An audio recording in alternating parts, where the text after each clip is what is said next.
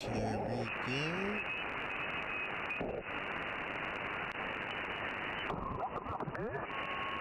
These guys are pissing me off, they are. They're right on the SSTV frequency, a bit like the other night. There's some SSTV coming through here. And yet they're on the fucking frequency.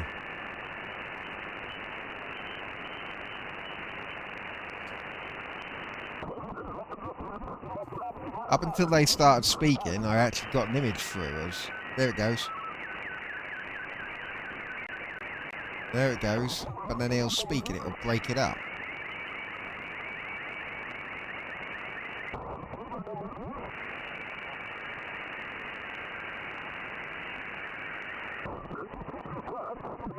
Yeah, stop fucking speaking.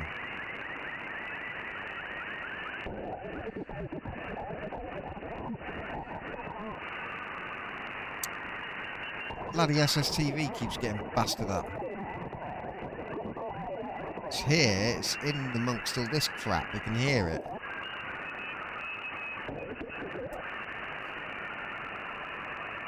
It's there, I would say, just coming down. It's very faint, because these knobheads are fucking talking over the top of it, exactly like they did the other night, but it was English guys speaking over German trying to do SSTV. Again, surely they must realise when they can hear the going over their fucking...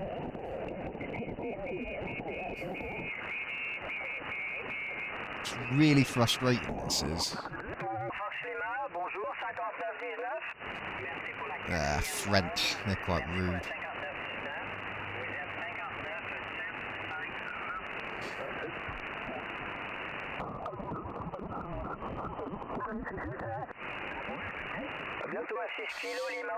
They're on 228 500.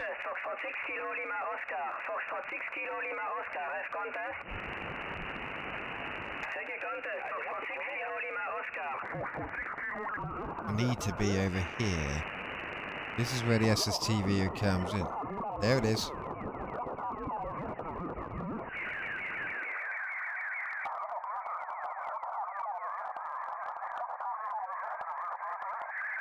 Have I narrowed it down enough?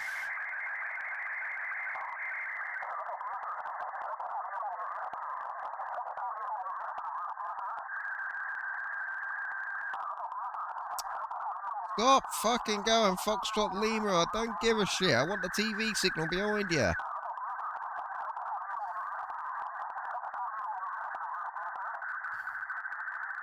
You inconsiderate cunt.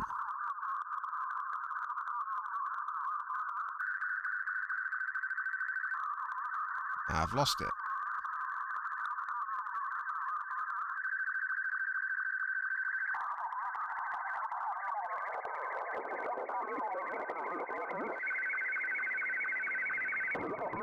See, if they stop speaking, you get pictures. Look, something's coming through. Shut up giving it Foxtrot Lima. Look, pictures, man.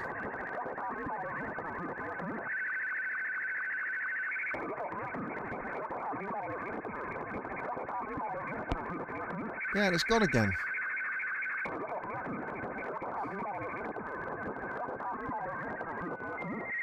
Ah, god damn it. There's twice now I've finally found SSTV, and twice some dickheads have been speaking over the fucking top of it.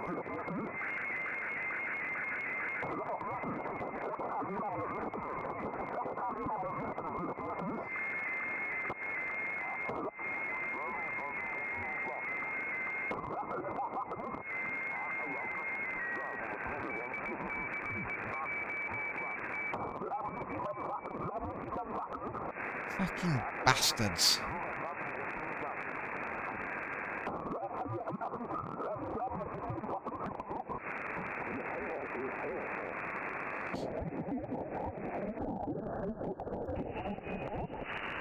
Hang around up here at 500. See if I'm just far enough out.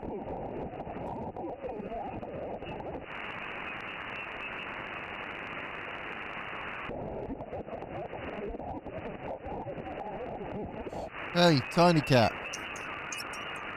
There it is.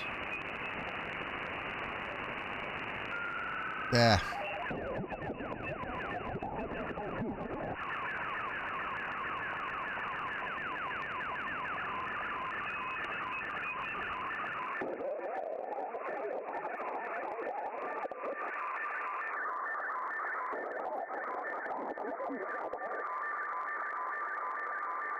It's fucking frustrating. I need to be on 300.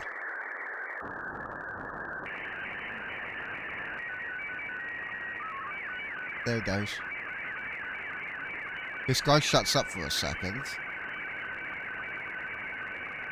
You can get some TV coming. Oh, stop talking! Move frequency! There's a nice big chunk here at 242 that no cunt's using.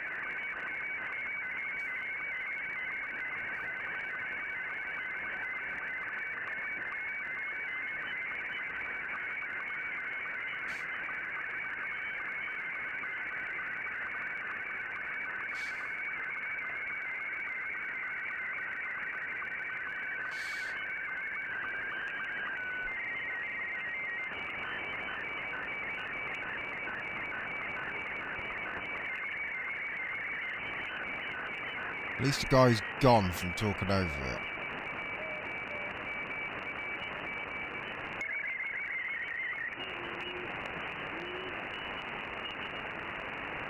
Try 200.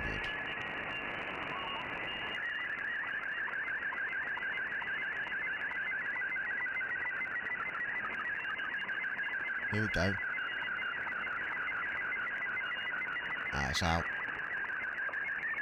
Try that. There we go, so it is right on the 00.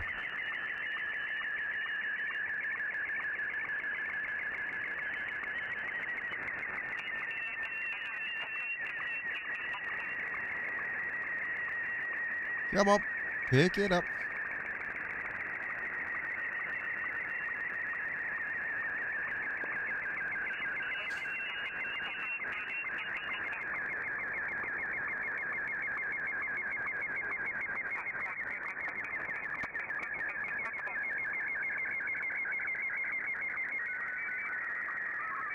Yeah, I've seen stuff.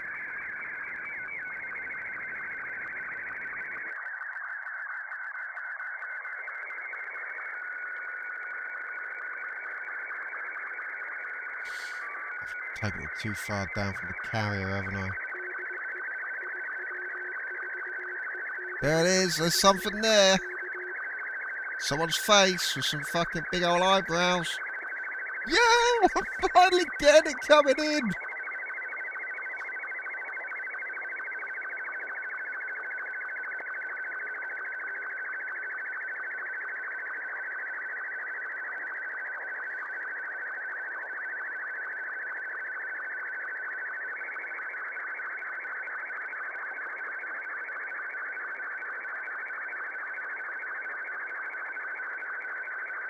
Are you free, MEY?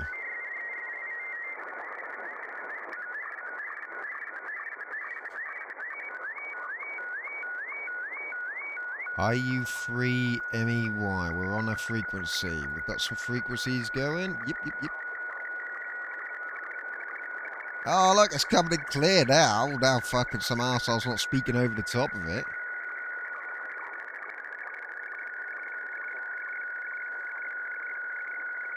Italy.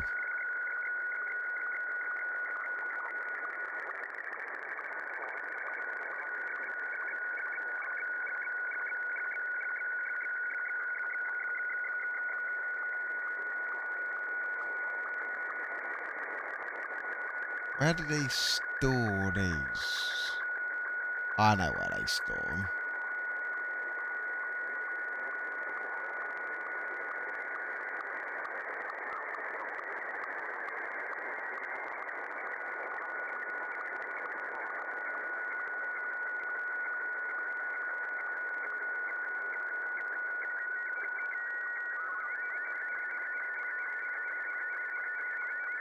Maybe not.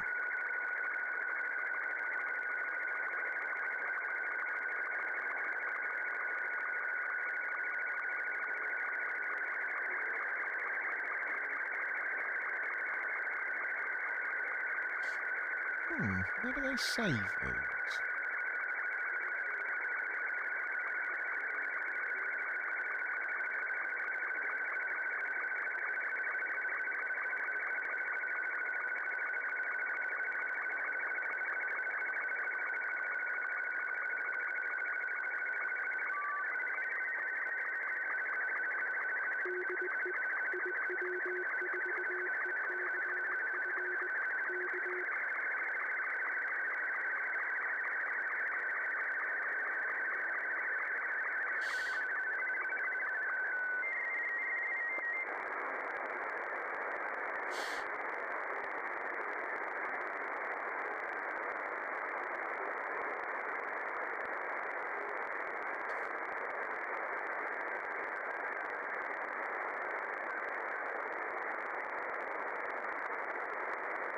Where does that save them to?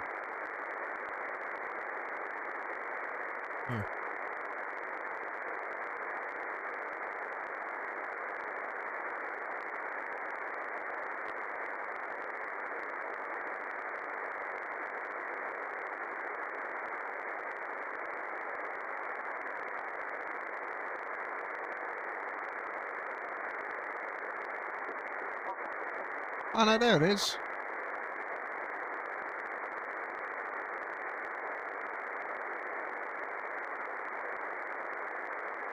For some reason, the naming convention of the files is a bit off. So I've got 32 in the history, and but they're saved. Here we go. Here we go.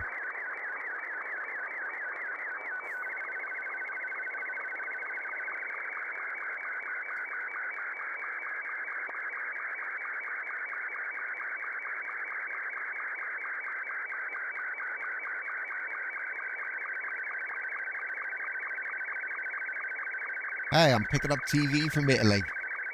The old analog way. Oh, what's it doing that for? What did it reset it?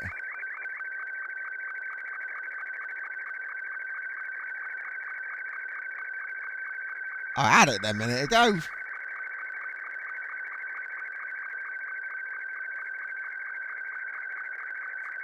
Oh, there's another one down a bit lower down. It is. There's two of them. Ooh. Might have to have a look at that one in a minute as well. That's a much stronger signal. Might get it. 14230 is working. Well, that might actually be RTTY. I don't know.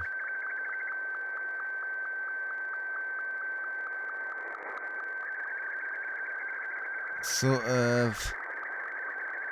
Oh, what's the call sign for this one? IW4ECF. That's another Italian guy. IW4ECF.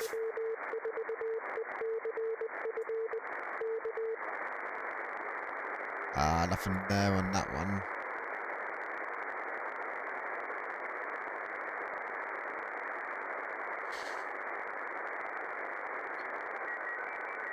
Oh, this SSTV's working great now. Now nobody's talking over it.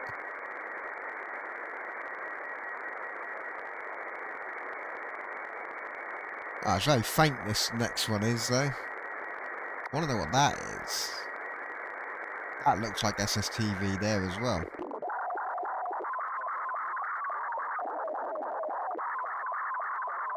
Well, that looks like it's come through the same kind of setup as the weather facts.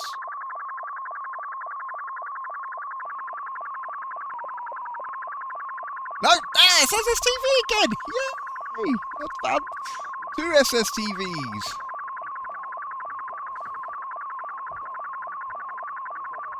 This was coming through lovely and strong.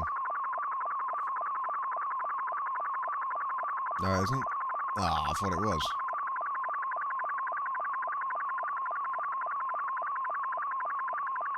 It's definitely SSTV because this app is working with it. I thought it might have been a fucking weather fax or something. So who's sending faxes? I think because I missed the initial setup call. There it is! Stop talking over it, you other geezer.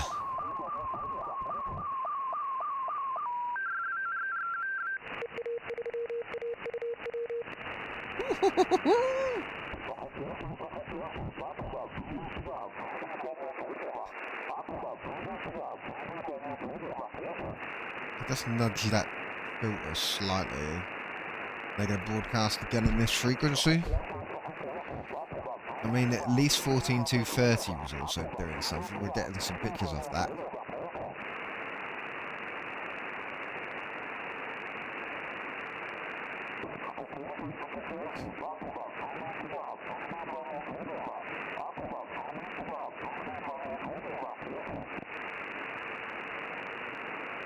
Yeah, mate.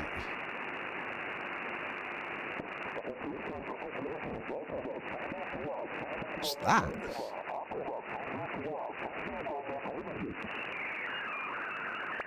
I'll go back to the weaker signal then.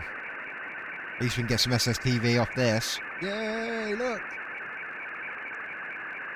FA1 IMW. Stay on this one then, that other one was... Oh, EA1. EA1 IMW. Yay, old school pictures, man.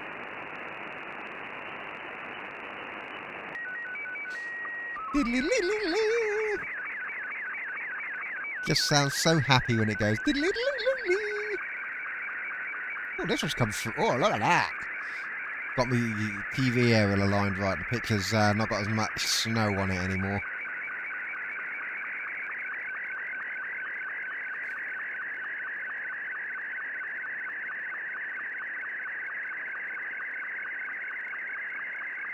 Just waiting for a big old pair of tits to be on there or something. That'd be good, wouldn't it? CQSS TV. Big fucking titties. This is the new way of doing OnlyFans. Send them some PayPal and they give you a $5. They give you a picture on SSTV.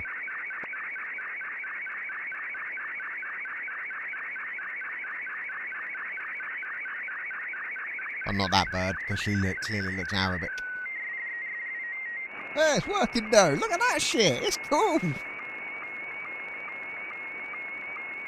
It's the only way to watch TV. 1 frame an hour. Maybe not quite that much. What's that? Oh. The 595. Oh, isn't that nice?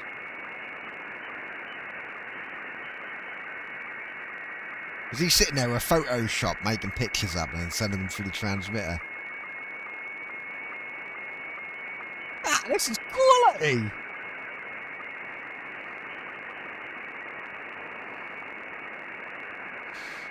I'm glad I put the... It seemed pointless for ages having the SSTV window next to my ugly mug at the bottom.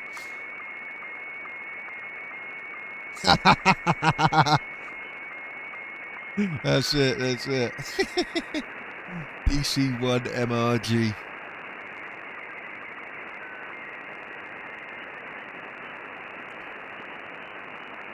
Ah, Germany.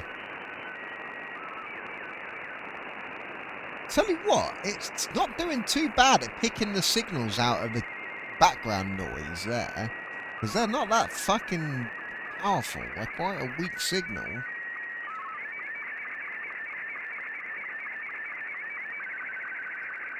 Alright, Tim, how's it going? If you've got an iPhone, download, I think it costs about £3. Download the Black Cat SSTV app, and then tune your radio to 14230 upper sideband, and then hold your phone microphone up to the speaker.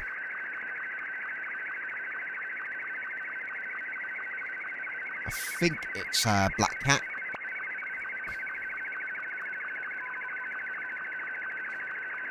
Yeah, there you go. It is $3.99, so it'll be whatever your local. $3.99. But yeah, basically, get this on your if you've got an iPhone. If you're using Android, let's see. You might be able to get a freebie. SSTV decoder. Android. This one only does Robot 36. I'm assuming. Oh no. SSTV image decoder. Oh no, it does do all of them. Yeah, there you go. It appears to. Does it say it has in-app purchases? There you go. Robot 36 seems to get good reviews. 4.2 stars, 1.6 thousand reviews. But yeah, if you basically download that, hold it up to your speaker of your Malahite, and you should be able to get the images from it.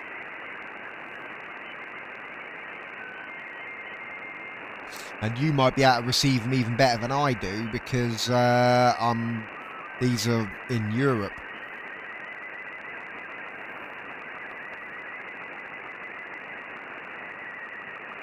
But you need to be in a quiet room to do it. It's not going to work if, say, you've got me on speakers or whatever. I don't know if Android phones let you do a line in or something on it. Obviously, I'm using line in from one laptop to the other, one laptop to the PC, so... Oh, this dude's signal's coming in good. Oh, look, P1 DSA. This is quality. I've never been so happy to get some fucking... Oh, this guy's from the Netherlands. He's in your neck of the woods, Tim.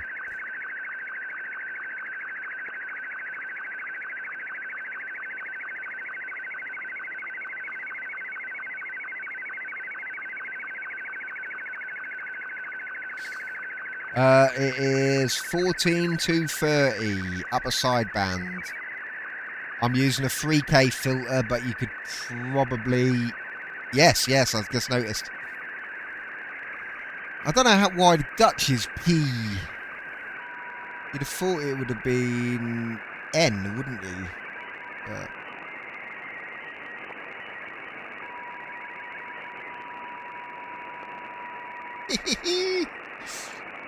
Yeah, 14230 upper sideband. I'm using a 3K filter, but I'm sure 2.8 or 2.7 will do it.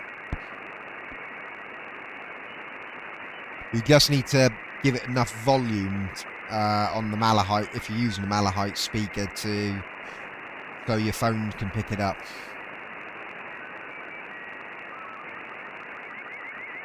The other cool thing about the Black Cat one on the iPhone is if I was able to transmit, I could actually basically put a picture into that and then hold it up to the microphone, and it would make all the tones for me, and it would transmit it.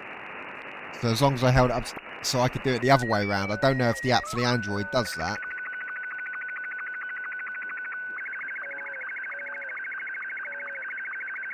But we did have problems with this one when I first started receiving it. We had a fucking another person speaking over the damn frequency. But I think he got the hint and decided he was going to fuck off.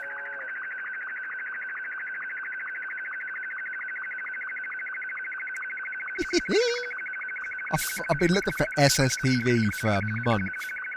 Since I started playing with since I got my own SDR, I've been looking to decode SSTV for ages. And I've finally got some. Quite happy with that.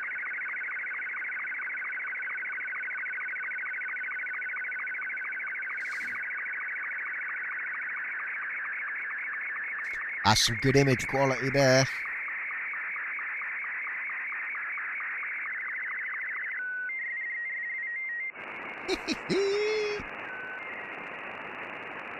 Let me know how you get on if you do get that app on your phone, if it works all right.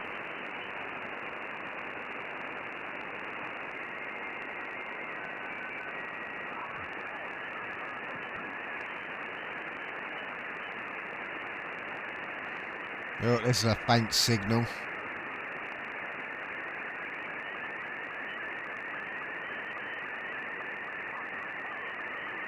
Okay.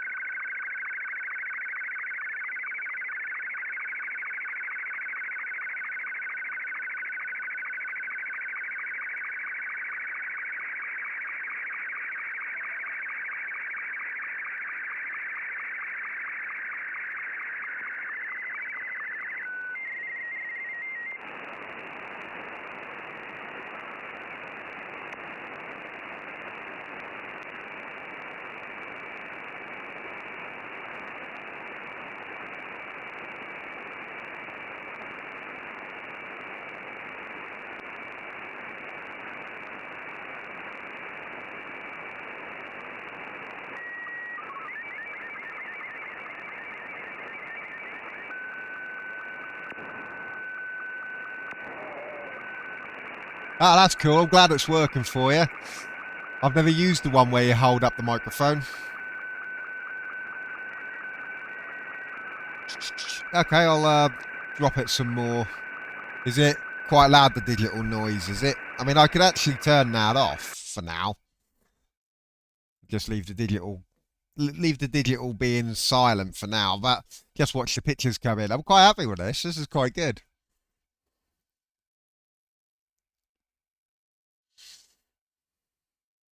It's amazing, isn't it, what can be broadcast over the airwaves like this? You know, as I said, it just reminds me of the old Commodore 64 or ZX Spectrum loading or whatnot. You know what I mean? PD7 BDN. He's quite weak. PD7 BDN.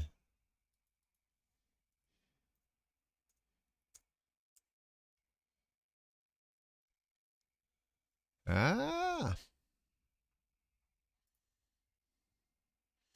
Oh, fucking hell. Someone's obliterating it with AM.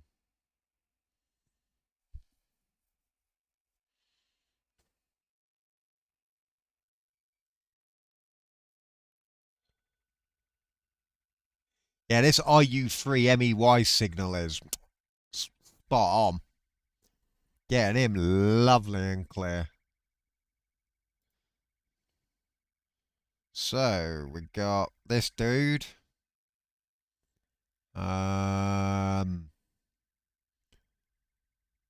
That's a fucking cool setup. It's got like a studio with all his radio equipment. It looks like it's a proper. Ah, it's for the scouts. Okay, that's cool. And because it's a scout art, you can find a huge fucking. Ah, brilliant, brilliant. So you've decoded it from my signal. Have you done it with your Malahite speaker yet?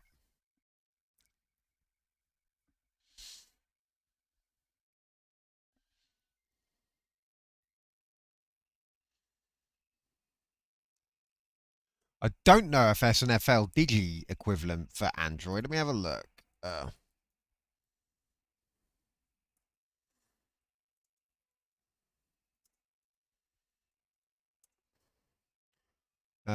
Weather factor coders for Android and so there you go. Ah, it's $9.99. Oh no, it's not even there. Look, Black Cat. So this is it for the iPhone. Same kind of deal. Hold it up to. Yeah, that's cool. So you can get. So this is for the iPhone. Oh no, he's got an Android version as well. So basically, same kind of deal. You download the app and install it. Android Market. There you go. But this one's £4.39. This Black Cat dude that makes loads of ham radio apps. Same kind of thing though. You basically install it on your phone and then literally hold it up to the speaker and let it let it just come in. Obviously, that one takes about 12 minutes to receive, but same kind of deal. Yeah, you'd be able to receive it on your phone as well.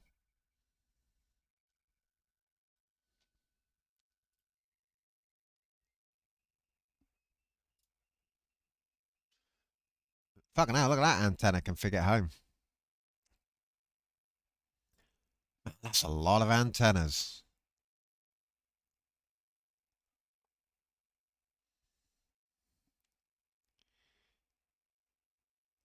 As I said, for weeks I've been looking for consistent SSTV. I managed to find it once before and managed to get like one image down, and then that was it.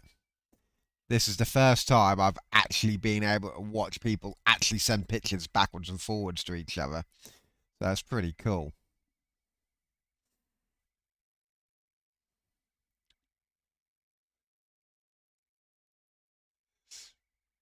If that's the girl with the clown next to it, that'd be fucking hilarious because that'd be the BBC's test signal for years. Ah, it's not.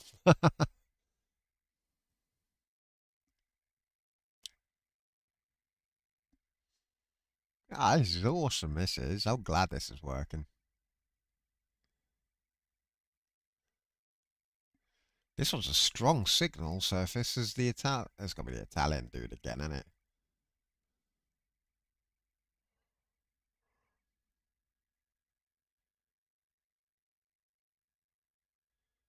You can tell this one's taking a bit longer. There's all different encoding standards, you see. Luckily, this auto picks them. But there's all the different standards there, and certain ones do it quicker than others.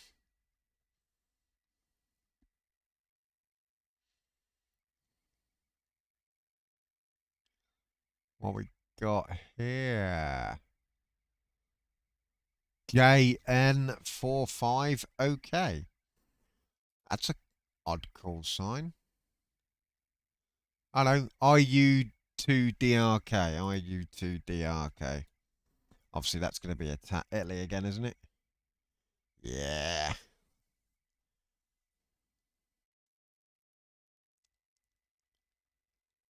This is awesome.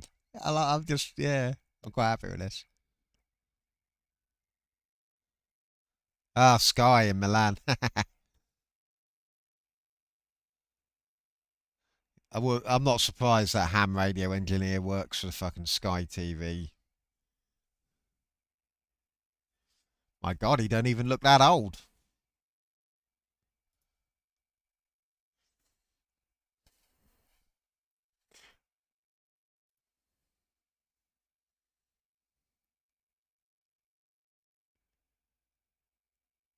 It's a very faint signal, this one is.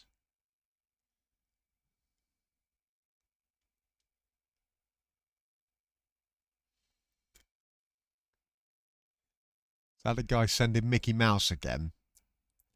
Yeah. I mean, it's faint, but you can still make out what it is.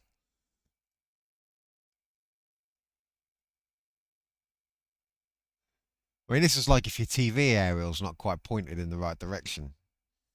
Back in the old days of analog.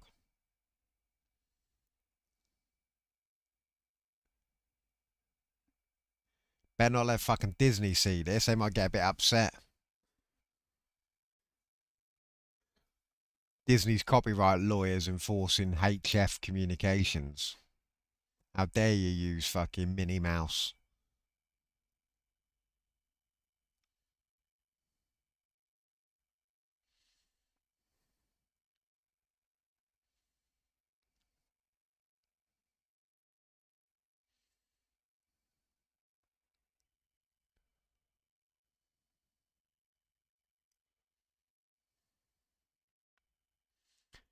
I'm curious if that's someone talking at 14236 or whether it's someone broadcasting S.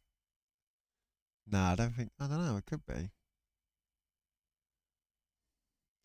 It's some very short, sharp bursts on that.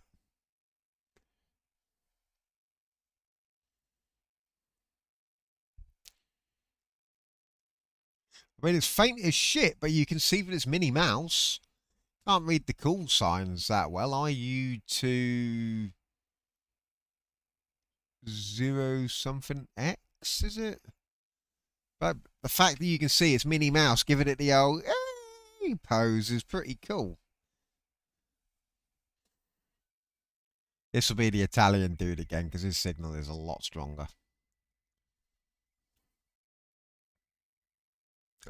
Yeah. That's the other Italian dude, and the one in Rome.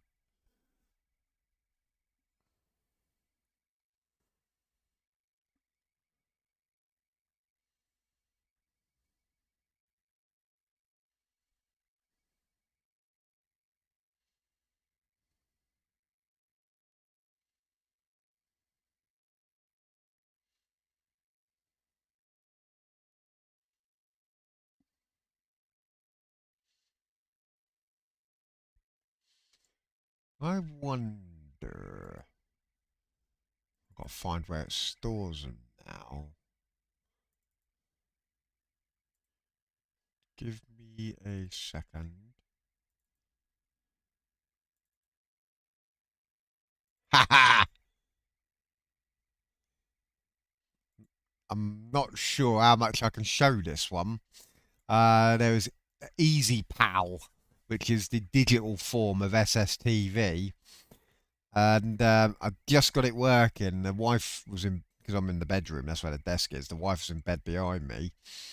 And fucking got it working. Someone sent a fucking topless picture of some topless bird on the beach through it. I was like, oh, for fuck's sake. Luckily, I weren't streaming, because I might have got a fucking. Someone might have complained.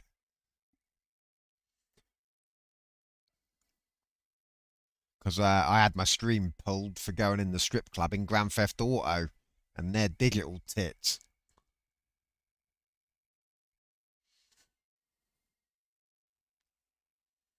I'm enjoying the SSTV coming in. It's pretty cool. This is.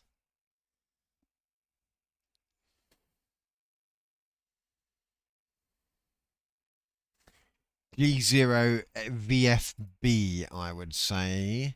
That Minnie Mouse one is. Oh, it's over here. I've got that switch. That's what I used to switch between the Scan King and the speaker wire antenna. CX201. That's what I have. Big fucking beefy thing. Makes a lovely satisfying click on the wall behind me. He's got fucking loads of them.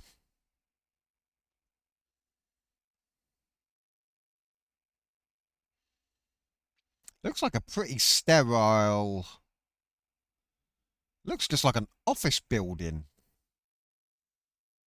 There he's got... It doesn't look as homely as some of the other guys' Radio Shacks.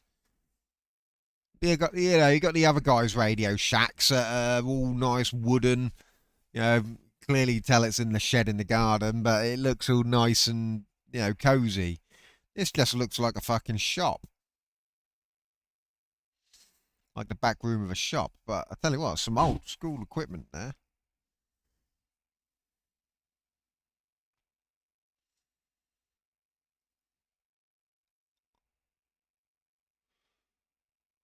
Ah, see, look, British guy goes modest with his antennas. See? Got vertical like I have, but mine's not as big as that. And what appears to be a wire antenna. I assume that little donut there is a UHF potentially. If that antenna's pointing that way and that one's that way, I suspect one of those has been repurposed to be a amateur radio antenna as well, rather than just a TV antenna.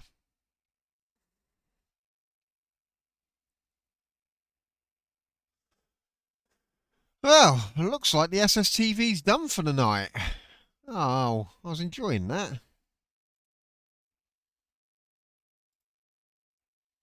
Let's see what's... Oh, let me unmute it and then let's see what's going on a bit further up.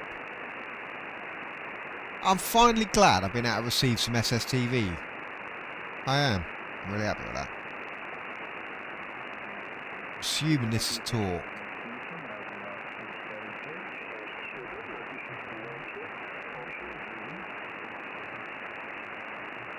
I suspect this means because it's the 20-meter band is shutting down for me over here, isn't it?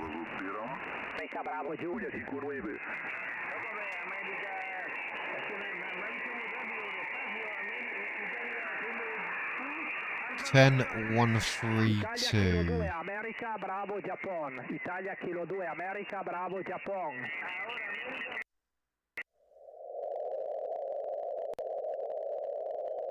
Yeah, nothing there. That's the PBB RTTY. 20 meters we've had a look at. 40 meters. 70, 33. Okay.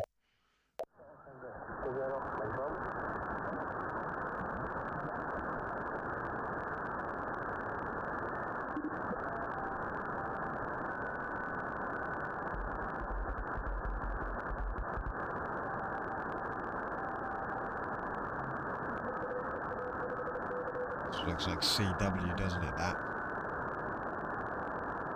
No? I didn't. Oh, yeah, I saw the email from Reddit. I was like, wait a minute, I don't have a Reddit account.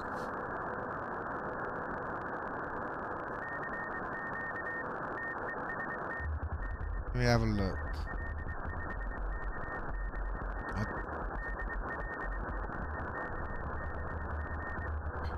We've had a new introductory TLDR section.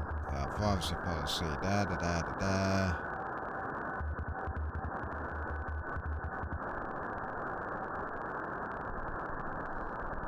It's just them going on about privacy policy. I haven't even read it, to be honest with you. There's not even a link to the privacy policy on there.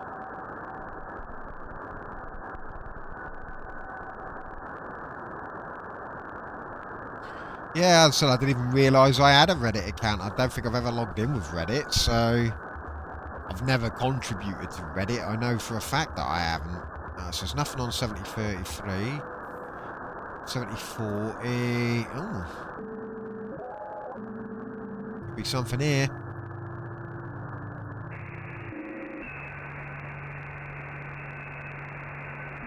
Or it could just be noise.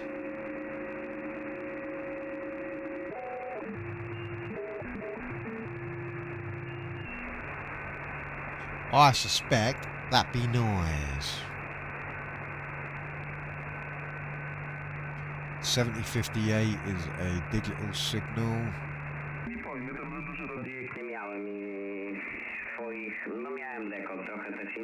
Oh, there's just some dudes chatting in a language I don't understand. 7165.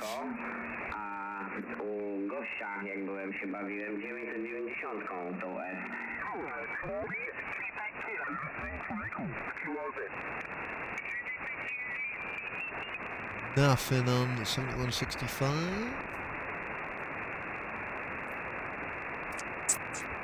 7171.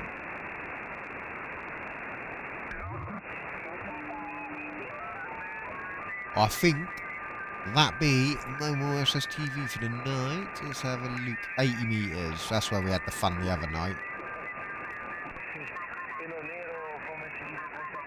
3730.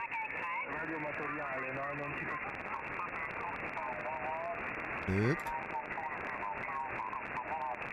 3733. Nope. And 3845.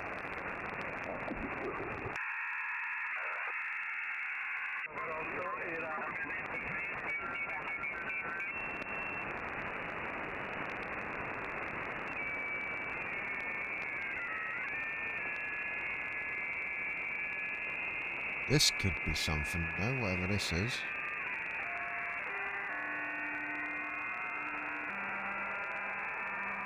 This could be easy, pal.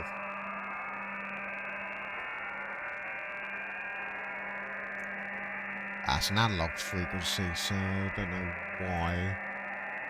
But it could be easy, pal.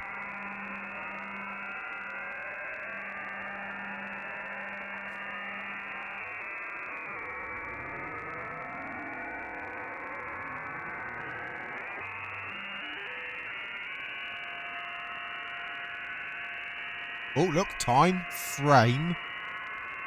Just getting the time locked, so it could be easy, pal.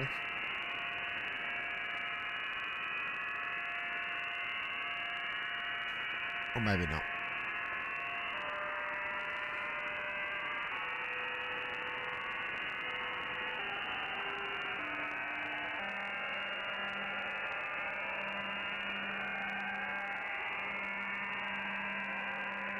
Yeah.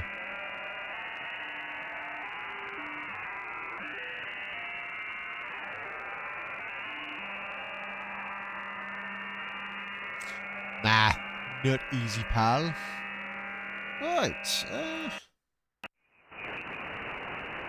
Let's have a look around the band. So again, 160's got some action on it.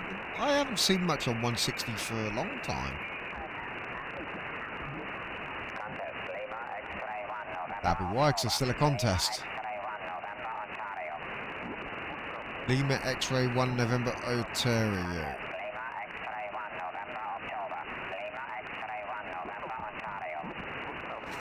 Lima X-Ray 1 November Oscar. Luxembourg. Never had a guy from Luxembourg before. I've seen a couple of Belgians, loads of Dutch.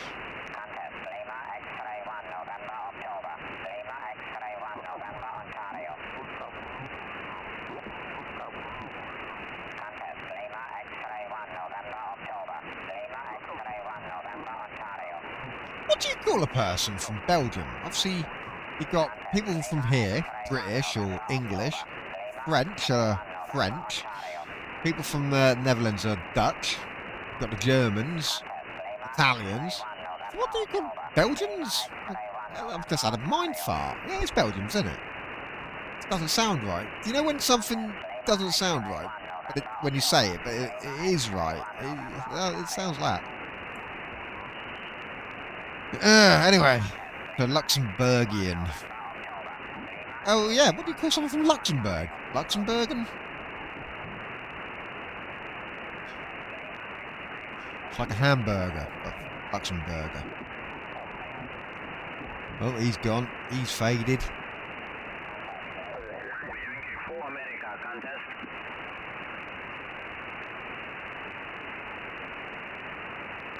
Lima Yankee 4 America. Lima Yankee 4 America. Contest.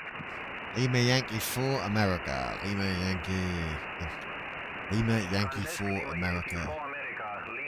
Ah, Lithuania. Ah, Belgians. Yeah, that's what I thought it was. It didn't sound right. Oh, I've seen this dude, yesterday. I remember seeing this dude because it's like a comment on how many monitors he's got. I said, yeah, because Belgian. I've seen this guy before though, this Lithuanian, because I commented on how many monitors he had. I joked because I said live streamers only have like 3. Man, there's some fucking antennas. He's giving that American dude a run for his money.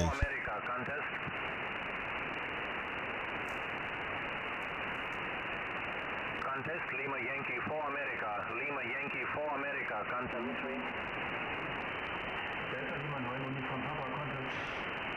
All having their contest.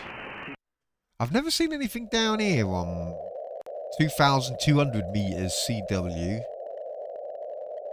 or 630 meters either. Never seen anything on those ham lower bands. Never.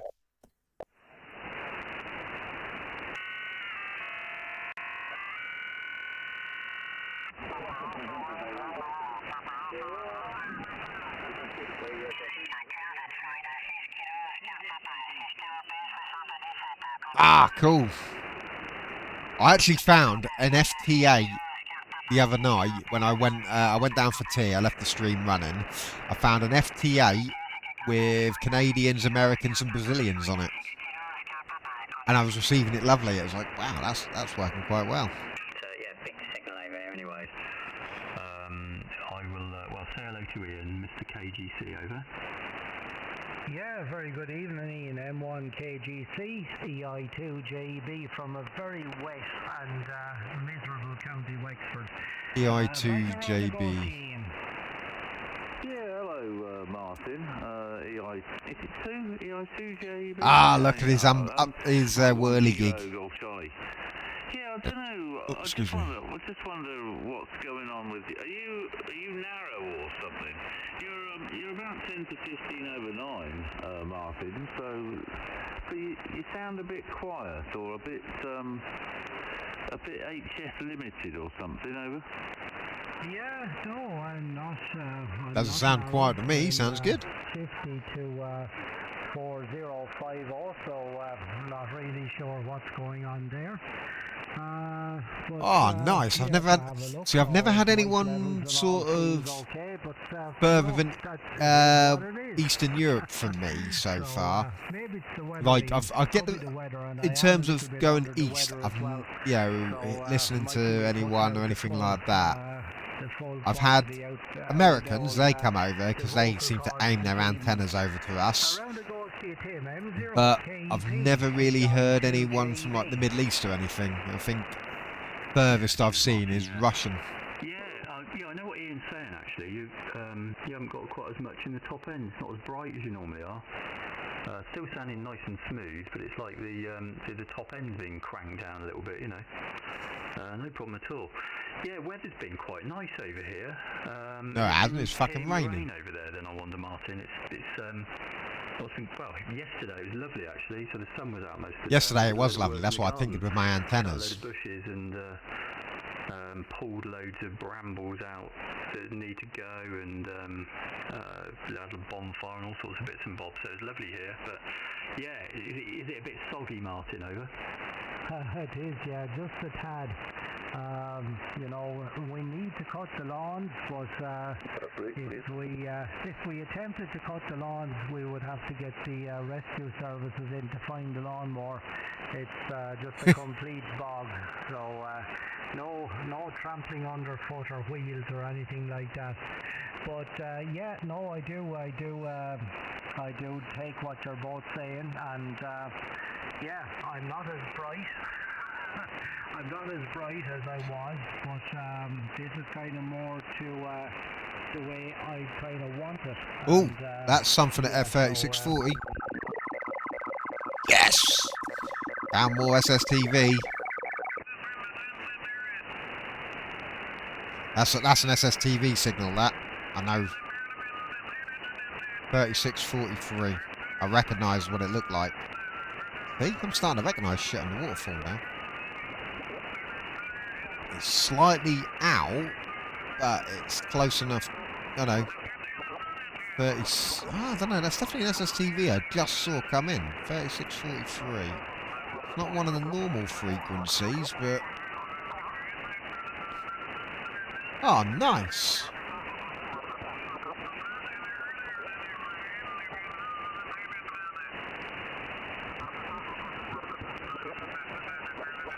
Ah, the SSTV's not coming in now. I moved to it and it's like, yeah, no.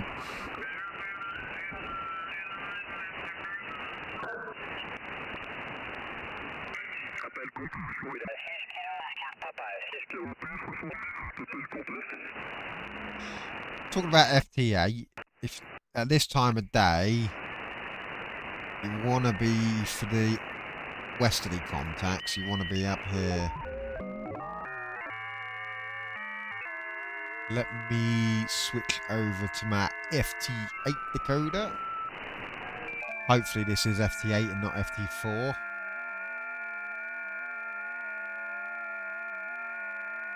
Here we go. Just waiting for it to populate.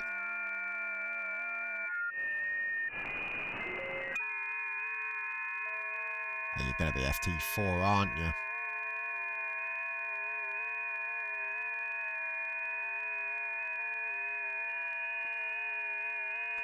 Fucking Volstrom. Ah, there you go. I've got Estonia, Poland, Germany, Italy, Slovenia, Germany, Belarus. Probably on the same one you're on, aren't you? I know you're 40 metres, I'm 20 metres. Let's go higher.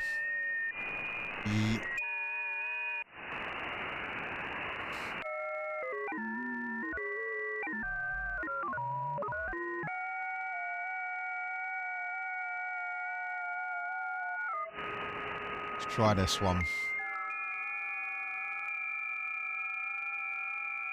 Sorry about this. Let me I'll mute the audio so you're not having to hear it.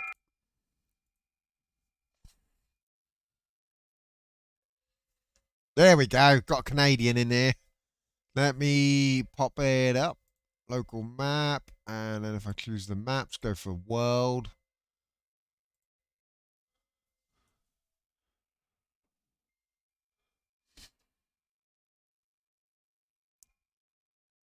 That's all distorted, that is. Let's try that one. There we go. Just saw a couple pop up in America.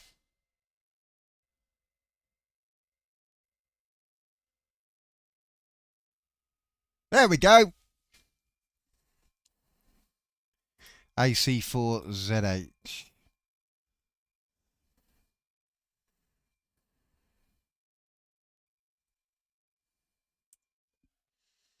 USA, but no profile. WB9DNZ.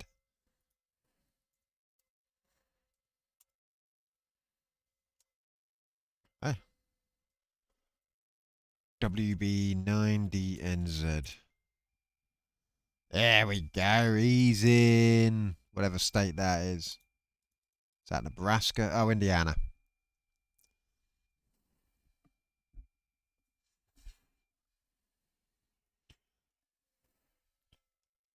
So we've got the transatlantic FT8 on 21074.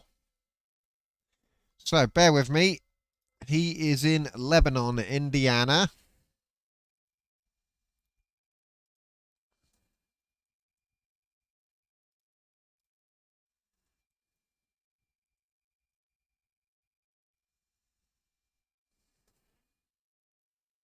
Lebanon, Indiana.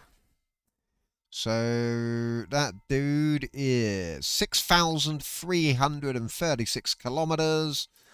Or for people who use the old-fashioned system, 3,937 miles.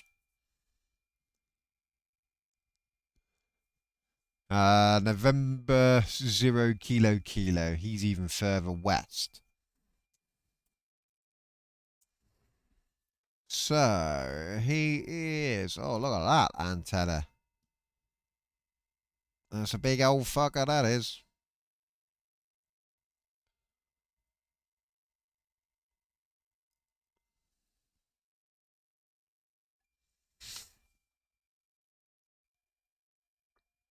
Where is he?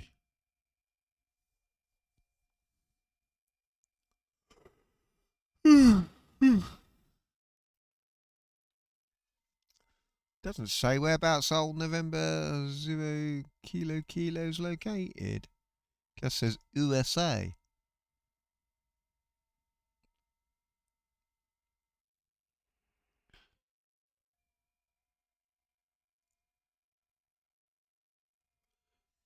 Nah, I don't know where. Oh, well, Minnesota.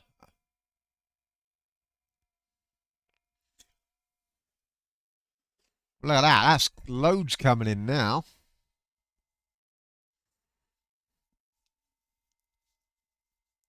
FT8's weird. I guess it must just... Because to me, the signal is coming in lovely and strong, but I don't know how it works, whether, like, one person's FT8 relays someone else's over with it, or what. I don't understand how it works, because obviously there's multiple different call signs on the same frequency here.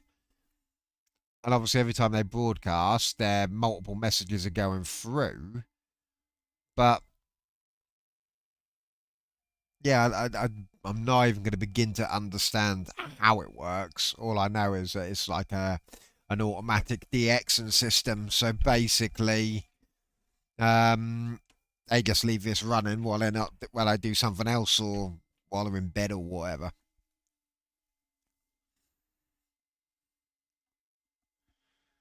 So we've got quite a few. We've got quite a few in the States now.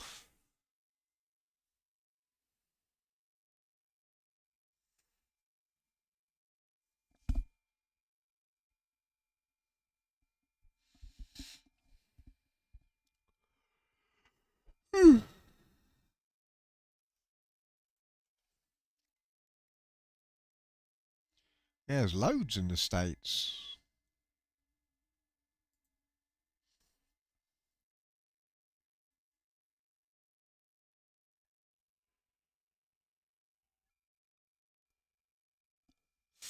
Let's go even higher up.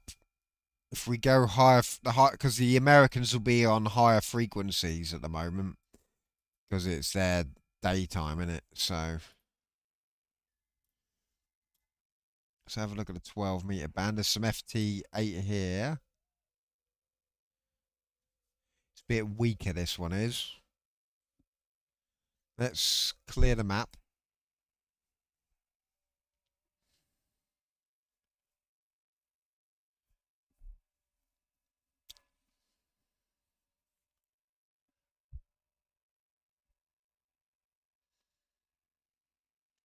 Oh, look at that one right on the west coast there. W6KAP. W6KAP. That's got to be the furthest one I've had so far. Wait a minute. There's a dude at the North fucking Pole.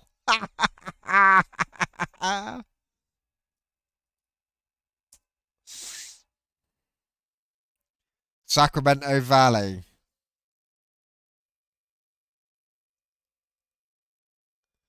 Right. Oh, shit. Fucking hell, this one's a good frequency, this one is. I'm just amazed at that dude in the North Pole. Just need one to pop up in Antarctica now. That'd be funny. So Sacramento Valley. So let's go for the how far then. Right.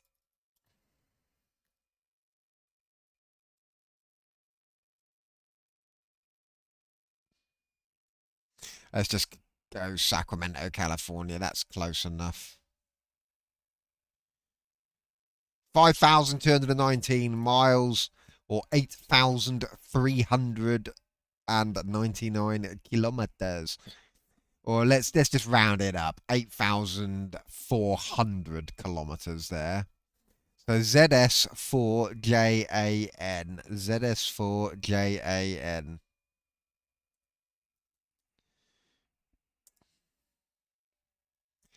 South Africa.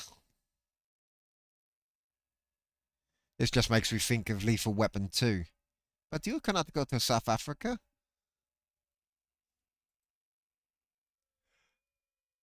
Yeah, I've left it off because I figured you didn't want to hear the horrible fucking digital squeal. You cannot go to South Africa. Why? Because you is black. Fucking Lethal Weapon 2, man. Fucking quality movie.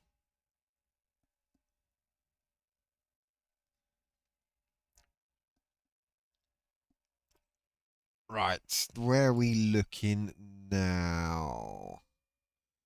See South Africa, the central South Africa. So let's just, I'll put Johannesburg in. That's one of the cities I know.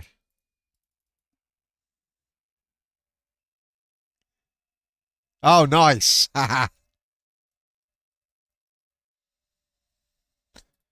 Let's see how far that one is. Okay, now that's even further. 9,169 kilometers or 5,697 miles. And I'm intrigued by this dude up in the North Pole. R10SP. That's obviously a Russian one. So R10SP. Ah, bloody hell. I was hoping he'd have a profile. I know, that's impressive, that. Oh, I got one in fucking South America now. Don't get many from down that neck of the woods. CP6CL. Bolivia. We got some Bolivians on the go.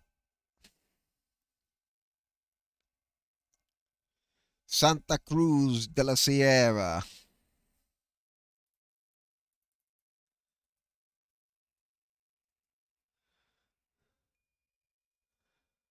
Santa Cruz de la Sierra, Bolivia. Here we go. That is. Is it going to be more or is it going to be less than South Africa? Because you've got a bit more of a. It's almost directly down South Africa, but that's. Let's have a look. Are we going higher or lower than South Africa for Bolivia? Place bets now. Betting now. Man, I remember Banzai. That used to be a quality TV show.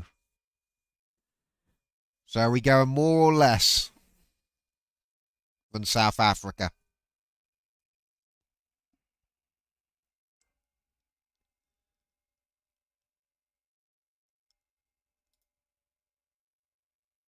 (9,824 kilometers or 6,104 miles. Nice. That's quite a distance, actually.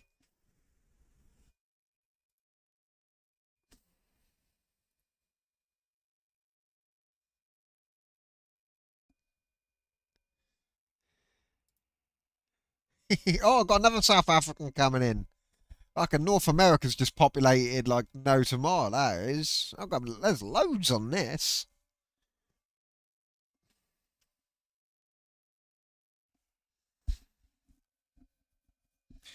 I wonder if you on your Malahite on 24915 upper sideband, if you can pick up the Americans and the South Africans. Because I don't know how it works. The signal all just looks like one signal strength to me. It doesn't look like it's multiple transmitters altogether.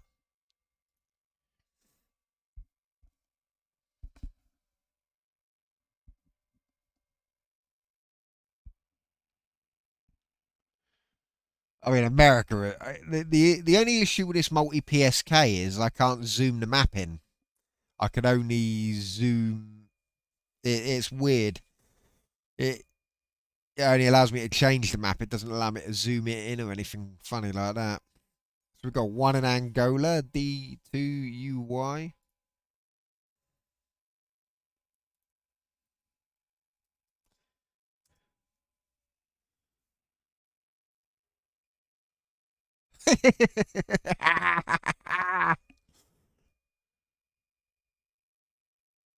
I was expecting to find like a wooden hut with a fuck up great big antenna on the roof. Not too far off, to be honest with you.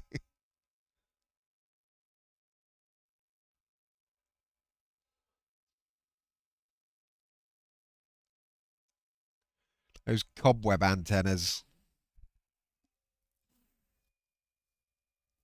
I still can't believe there's a dude in the North Pole.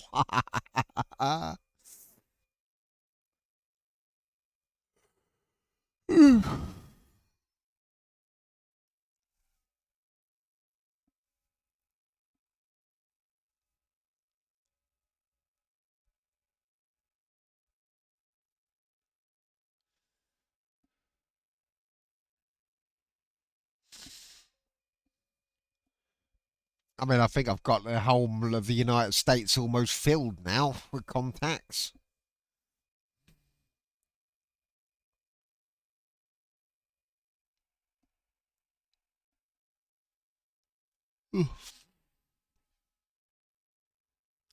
That 4X5PB must be the Israel guy.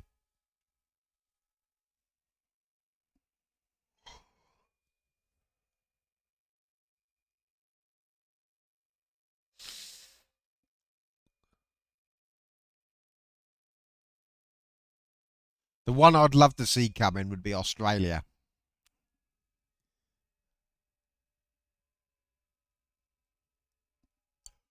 I don't think I ever will, but I would love to see an Australian contact coming. I mean, speaker wire antenna does have a good view to the southeast, but not that good, I don't think.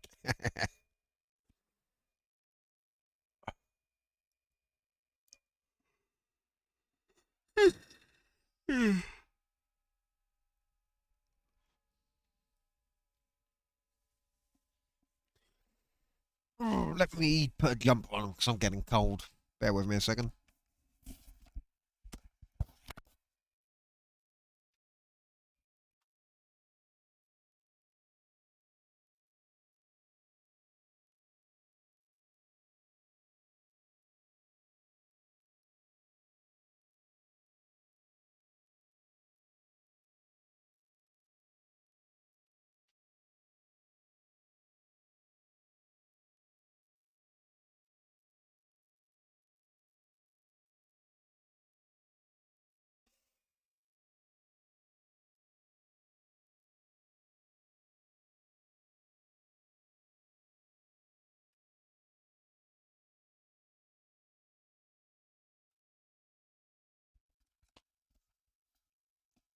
Got my jumper on. Oh, hello. What's that? Argentina or Brazil? PY2GG.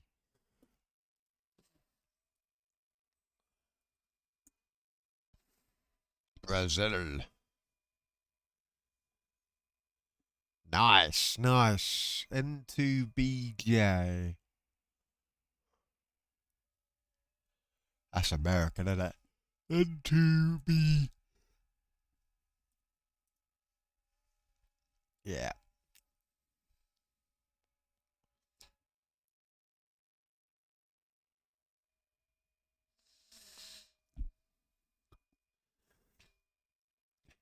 I mean, Americans and their big antennas.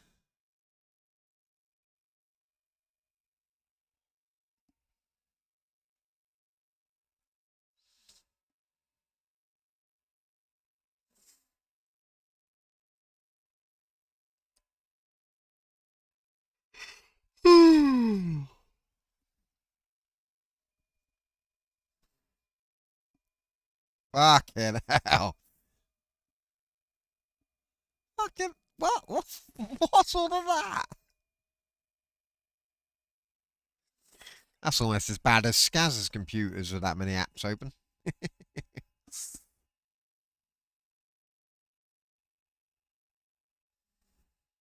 Fucking hell. It's a lot of equipment.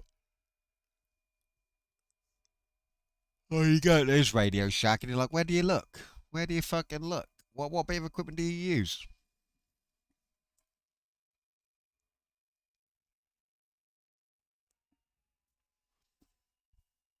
4x5PB.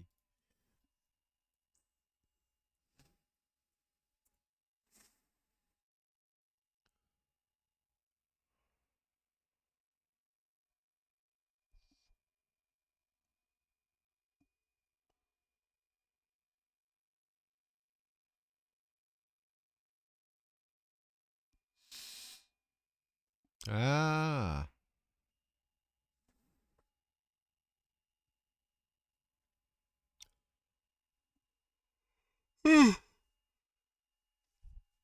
God, I got 3 down in South Africa now. LA1KUA.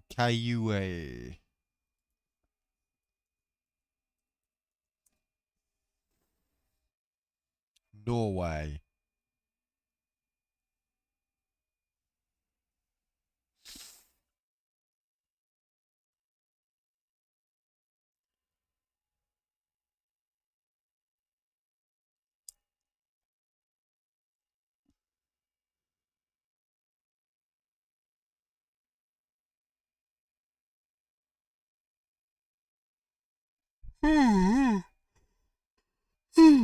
Good. Tired.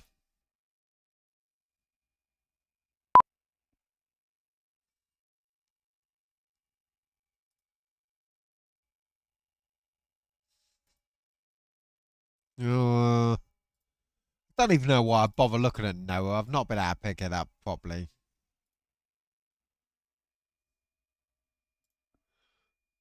Keep looking on the hope that I may be able to do it.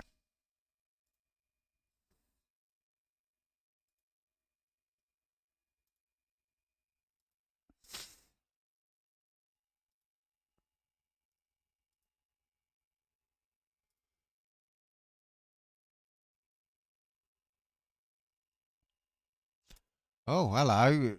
Noah's past the start, and now I'm going to switch over. So bear with me. Noah 15, that was. That's going to be a good visible pass. I don't think we're going to get anything off it, but it'll be worth a go. Right, get that playing. Apt.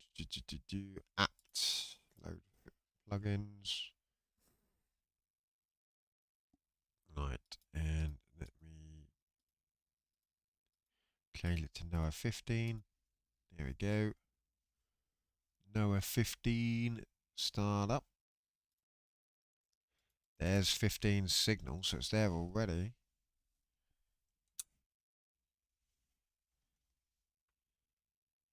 Again, speaker wire antenna and Scan King get it about the same at the moment.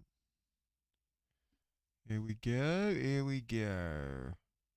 Is FL Digi in WeatherFax mode still? Again, not going to get anything, but you know, let's increase the volume to it.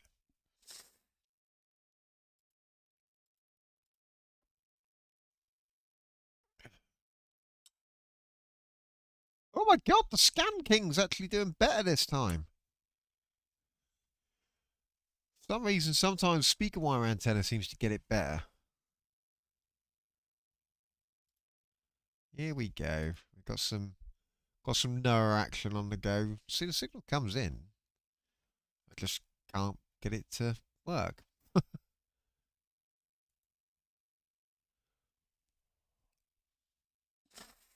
Come on, go green. Go green. So we're looking at 1751 is maximum elevation. So it's going to be passing over the land of the Germans.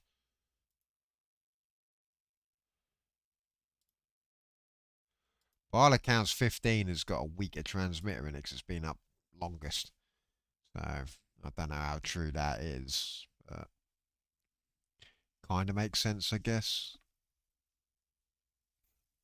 I need to water these plants.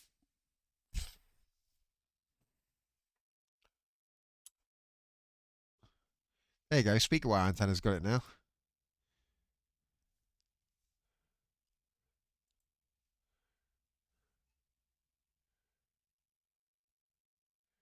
You gonna do it, FL Digi? Yeah, look, FL Digi's trying.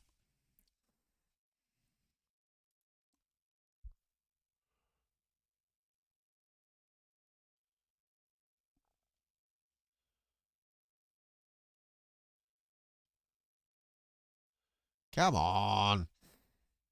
You're the apt decoder. I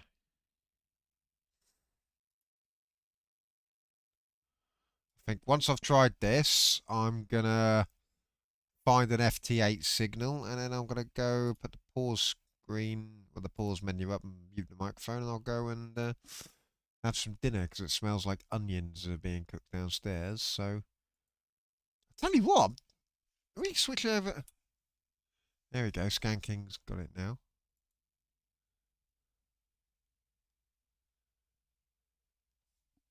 Come on, do it, do it.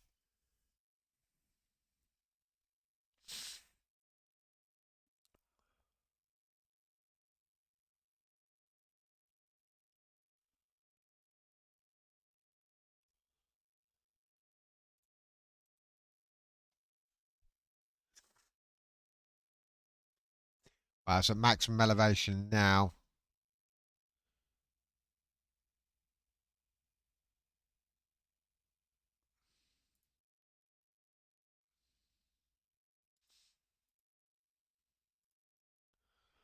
Let's change the speaker wire. Let's see if that does it. Fucking speaker wire, man. I don't know why that's better than a proper antenna.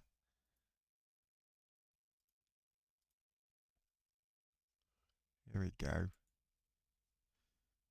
Yeah, it's just not even lighting up. And this is meant to be a good visible pass.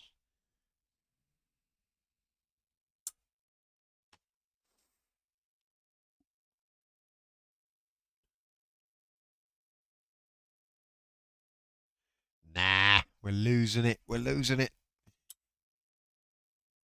No, we're not. Got it back again.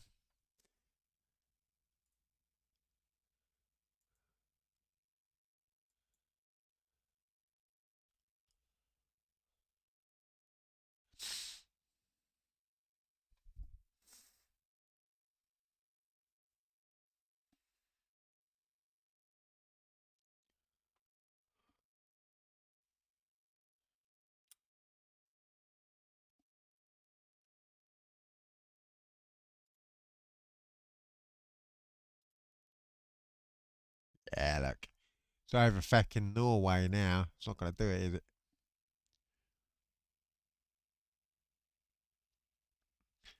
Again, I don't know why I bother with Noah. I've been trying to get Noah for ages and I just never have. And I'm not going to spend stupid monies on a QFH antenna to get it. Just a little bit disappointed. I thought with all the gain I've got and the fucking antenna in a much higher, better position, it might have done it, but nope. Noah's like, nah. Unless you can spend lots of money on a proper antenna, you're not having me. Alright, that's Scan King on. Yeah, that Scan King's just picking it up a little bit better now from distance.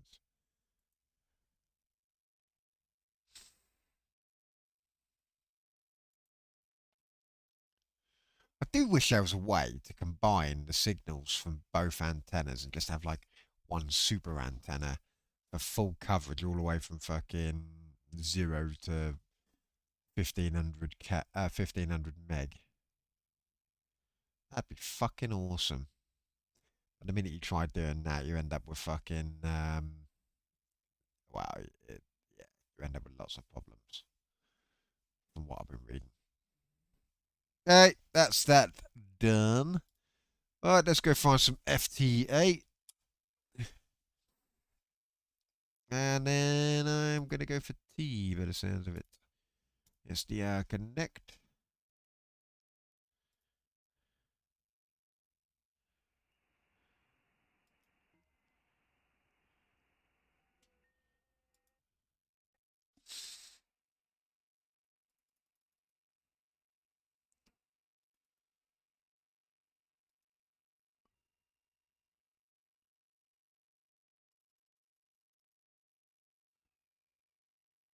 Nope, that's just noise, not FT8.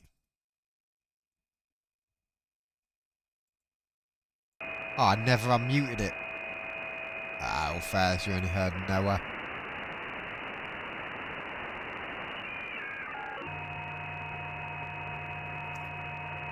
No FT8 in the 10-meter band.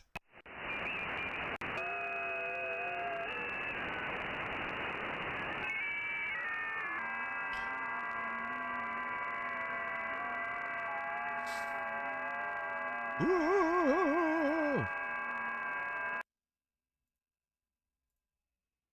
Right, here we go. Oh no, I've already got. Oh no, there's multi PSK.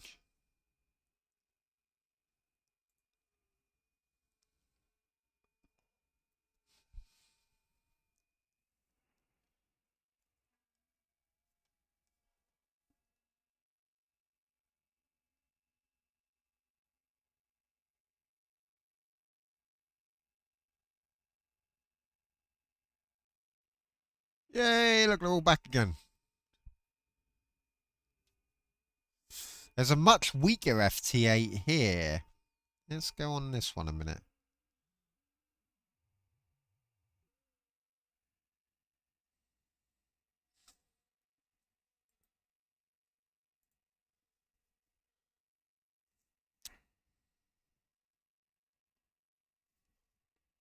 It's coming in right on a noise spike, so it might not do it.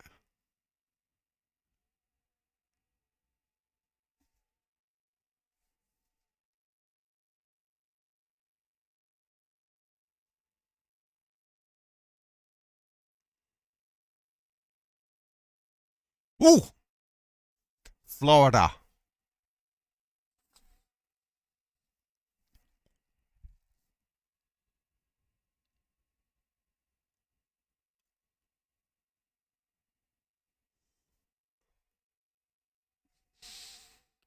Yeah, sounds like my dinner's ready. Right. Is that FT8 there as well?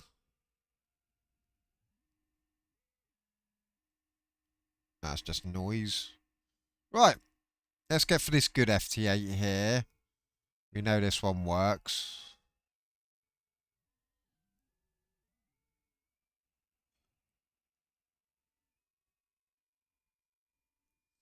Right. We know we're getting some contacts on this one.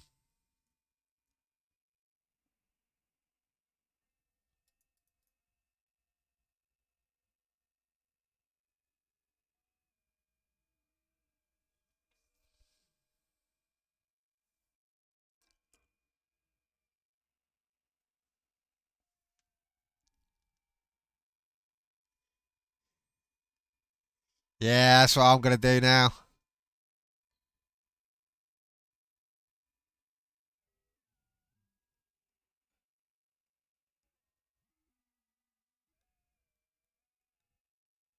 Yeah, leave it on 15. 24,915.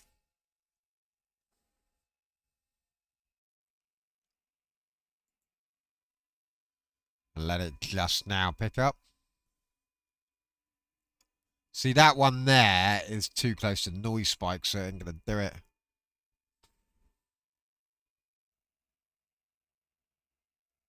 It's slowly picking them up.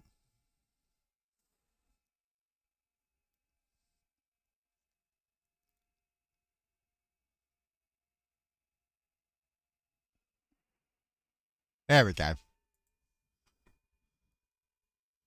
Right. I'm going to disappear for tea. And I will be back probably about half that sort of thing. But I will leave the FT8 decoder running. If you want to watch the map populate, then fair play. And yeah, so bear with me. Let me just... Where is it? There. Actually, I'm going to need to put it... There we go. Right. I will be back in a little bit. So, camera off.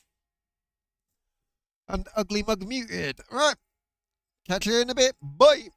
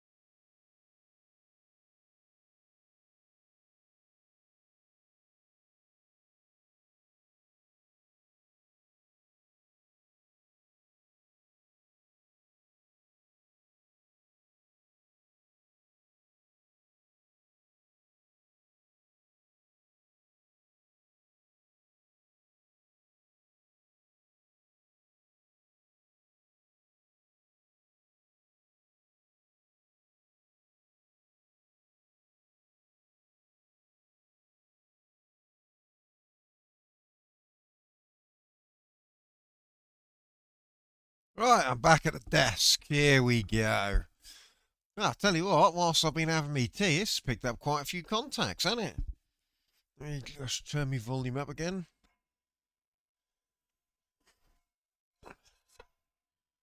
Right, ugly mug's back on. Oh, what's that one? LU8EKC. That's Argentina, isn't it? It's got to be.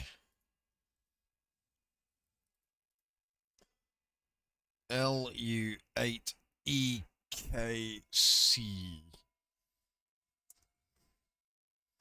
Yeah, the argy bargies.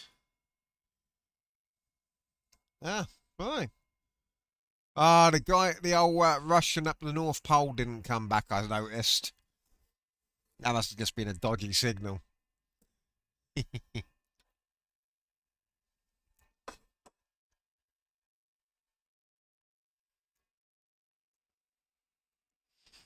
Absolute crap ton in America. There was loads there. Wonder if I do that, what'll happen? Oh, yeah, it just clears them down. Rather than overlapping them, it just clears them out. See one from Venezuela on there. Oh, weird. It just does one or two at a time.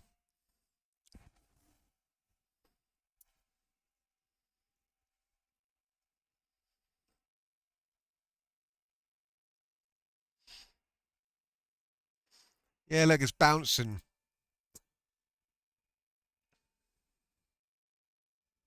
Ah. No, that's the only downside. If there is, I don't know how to do it. I'm trying to zoom in with the wheel, but you got map definition, but I haven't got a clue what all of this is.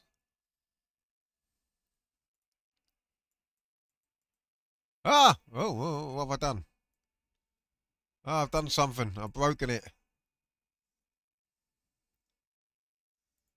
Oh, no. I've lost it. Ha ha.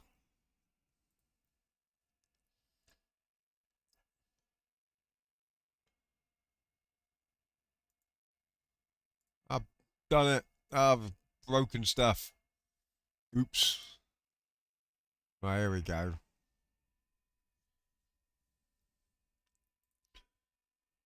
Ah, there we go. Back into FT8.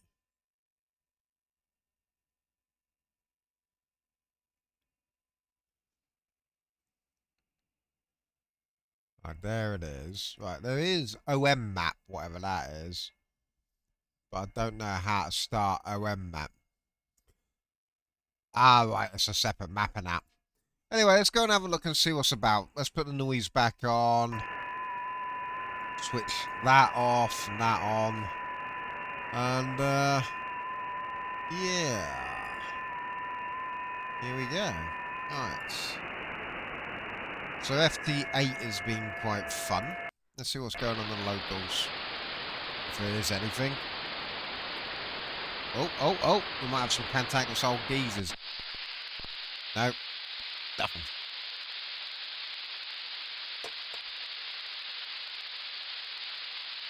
Oh, this one needs to be expended. That. There we go. Oh.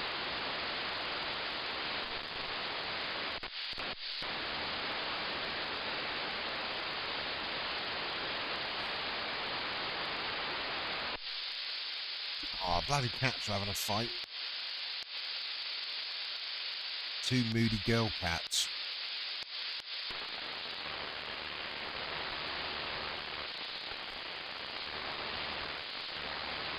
Nothing there. Those, I suspect, are water meters, because they operate on 433 megahertz as well. So all of these little pulsars, I suspect, are water meters. Oh, hello. That's just a beacon.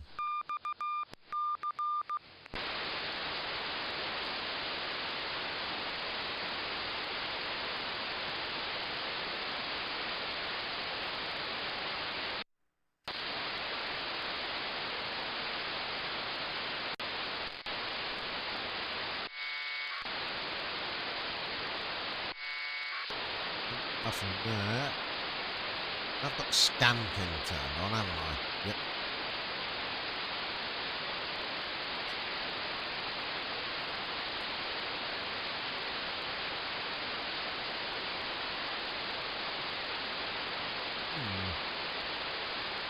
Wow.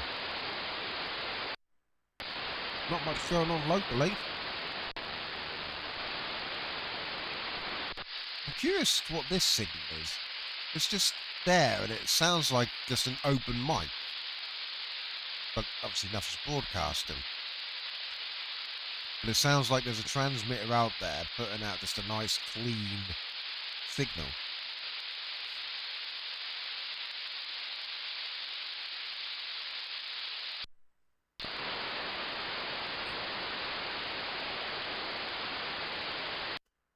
Nothing on the 446.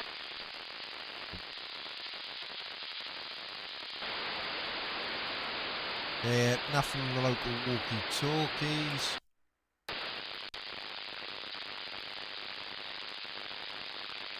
Hello, what's that on the CB?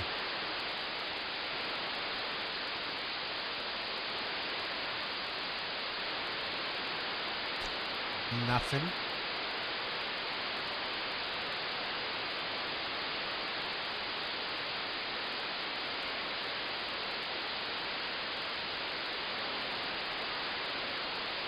Yeah, nothing there.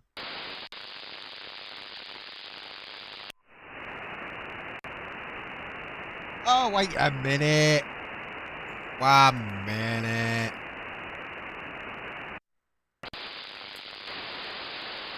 Speaker wire antenna for this frequency. Ooh.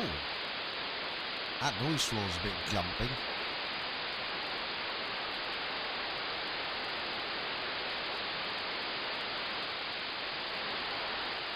Ah. Even switching over to the good antenna, there's nothing on CB. In fact, the only thing I've found on the CB frequency is that it appears to be overspill from the 10 meter band.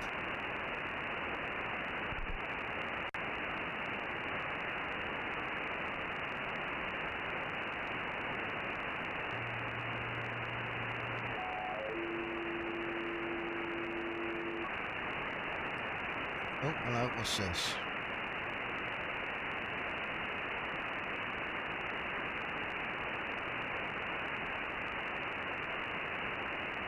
Nope.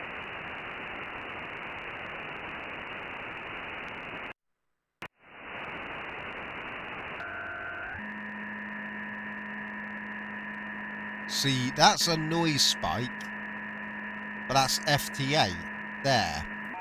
But if you look at it, and look at how the waterfall presents, and look at how that presents in the waterfall, and how they both sound, I mean, that's noise next to it. But that's FT8 there. But the noise looks almost the same.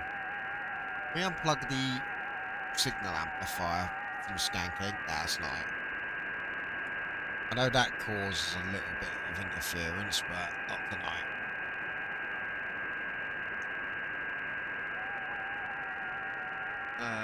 Right, 15 meter. We might see some Americans somewhere. Here we go.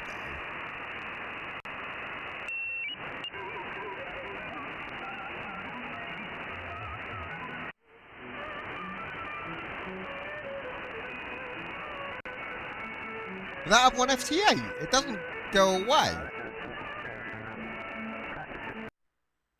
That one just looks like a noise spike to me, because FT8 normally goes woo and then down again, doesn't it? Like that. So are you saying 24920 you can decode on your Malahite as well? That's FT8 and all? I think there's FT8 there that is probably behind that noise.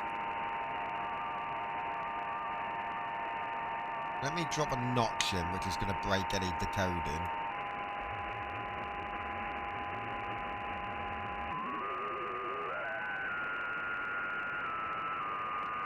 Yeah, I suspect, yeah, you could be right. There could be an FT8 just hidden behind it.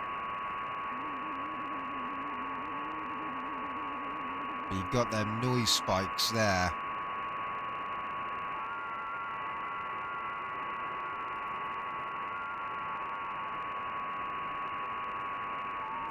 See, for me, from about 20 meters upwards, I get noise.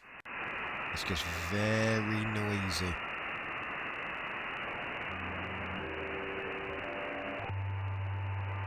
That's a broadcast station.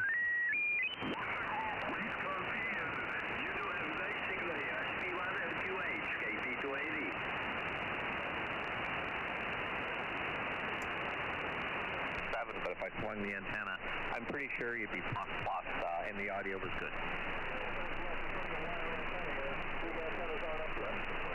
Doing fine, doing fine. So exactly what are you running, a dipole? Oh, fantastic. No, you're doing great. Doing great. Fantastic. Yeah, I just pointed it over to Spain to work a couple of the Alpha November stations, and I heard you in there. Thought I'd say hello. Oh, appreciate it. Thanks a lot. Have fun.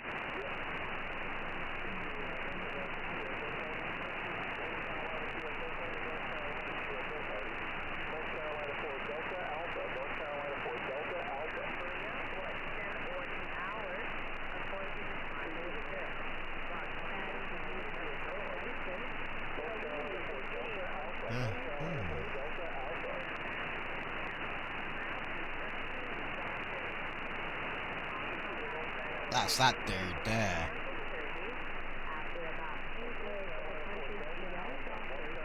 Got overlap with an AM station by the looks of it.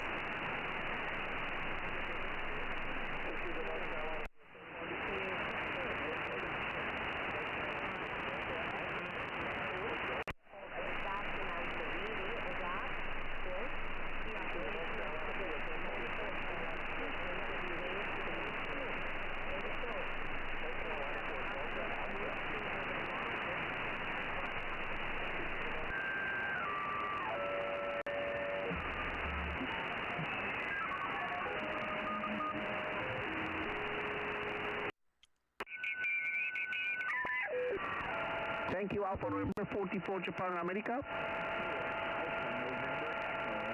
Golf 4, station Golf 4. Station Golf 4.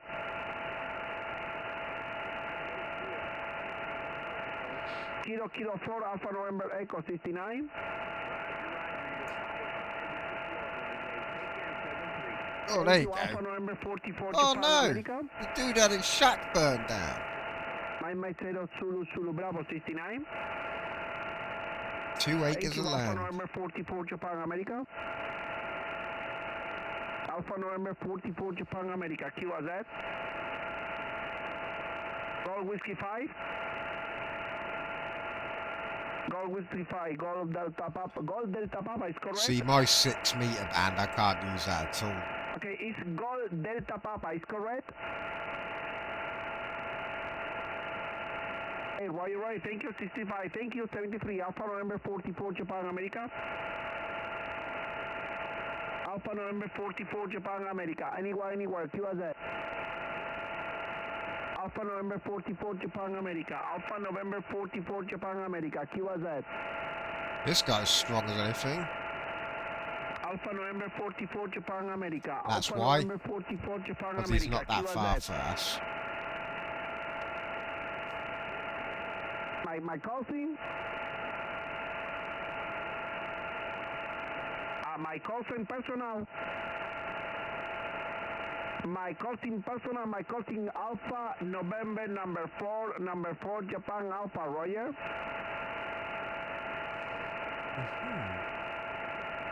Okay, my country, I'm sorry, you still senior 1, senior 2, my country is my Alpha Lima Alpha Gold Alpha, Spain.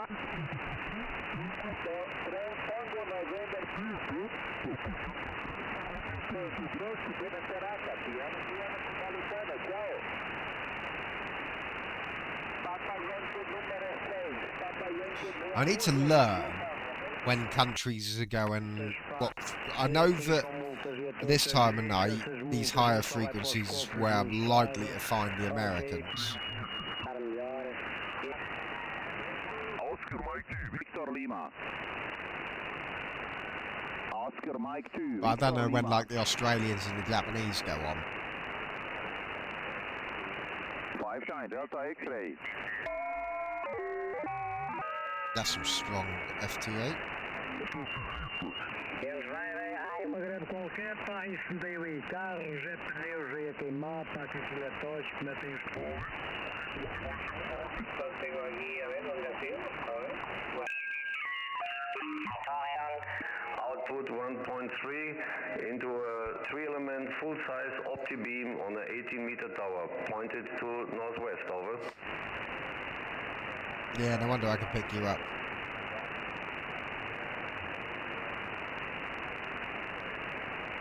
Yes, I bought this amplifier 34 years ago, and 35 years ago, and it's still working, perfect machine, and the problem here is the power line in Albania. So this amplifier could even bring more output, but so he's only pointing at it 205 northwest, volts in the moment, and my antenna picks so up quite well at the voltage for southeast. the No wonder I'm anodes hearing him clear as day. not enough. So okay, Anthony, thank you. All the best to Cardiff.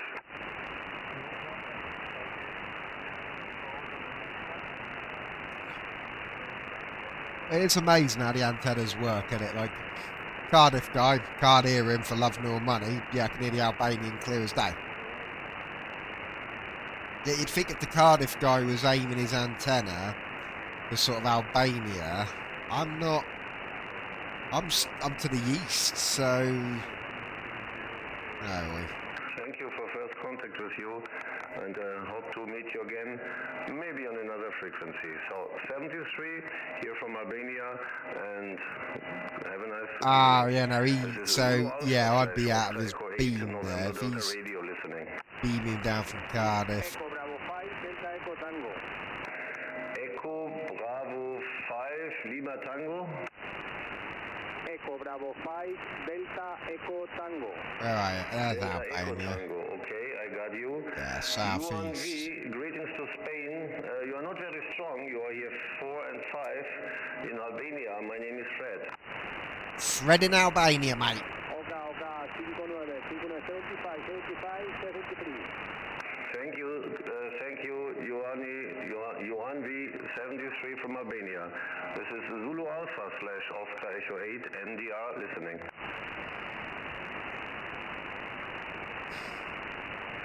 Secure on 20 meter band, secure on 20 meter band. This is Zulu Alpha / Oscar Echo 8, November Delta Radio, calling 20. Whiskey Alpha 1, Whiskey Zulu Echo, is that a Roger? Oh, license expired. Whiskey Zulu Yankee, sorry about that. Hello Craig in Blandford, Massachusetts, you are 5'7". It's our first contact, you and me on shortwave. Mike, back to you.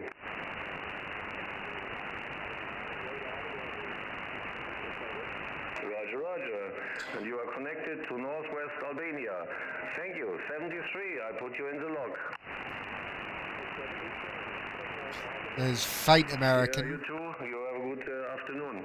73. This is Zulu Alpha / Oscar Echo 8, November Delta Radio. Wie läuft denn, Freddy? Oh, very loud in the background. Oscar Kilo 7 Bravo November Delta. Oh look, there's Albania. So he's got the 2 call signs. Oh, everything is wrong. Bravo Delta November, and this is Oscar Kilo, this is Papa Delta. My God, you are very noisy in the background. Hello, Bas. First contact with you. You are strong, over.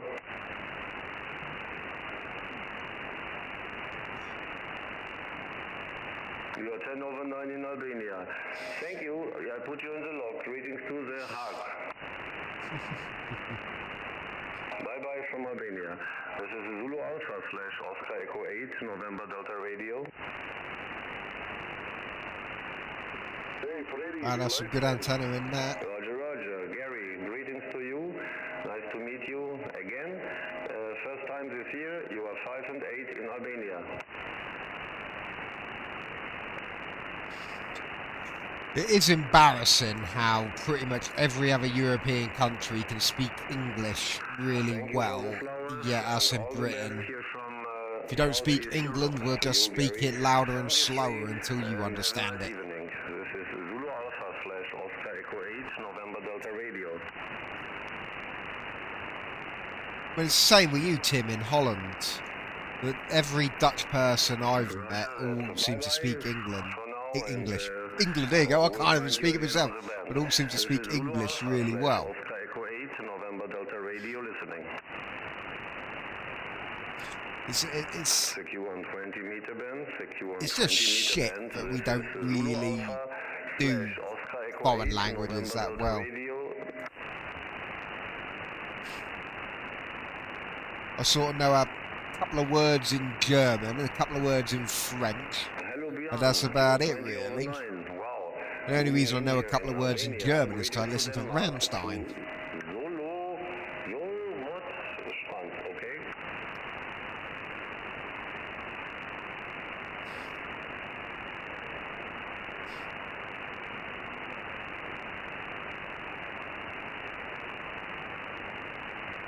No, that's not a Becco. Becco don't make HF amplifiers, do they? I thought Becco just made cheap and nasty washing machines. I say cheap and nasty, I had a Becco washing machine, it lasted about 8 years, so it was quite good in the end. High Sense, don't bother with them, they're shite. Yes, beautiful, you are strong, very strong. Yeah, nice to hear you here on the band. And first time contact with you, Björn. It is a Becco. No way. Holy fuck! 7 grand's worth of amplifier.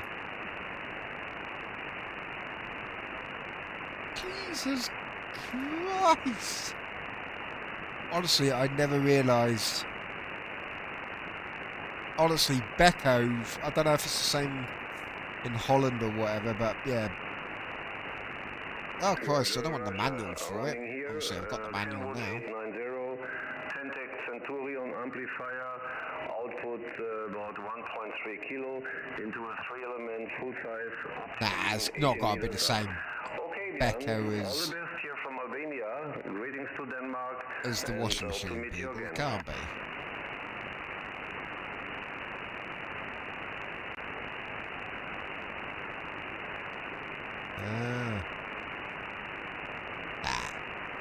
I was going to say, fucking hell. Bye-bye to Denmark, and thank you. This is Zulu Alpha / He is clear as day. I cannot hear anyone else, but I can hear him clear as day. Hello, Piotr in Sweden. Greetings to you. First time contact, you are 5 and 9.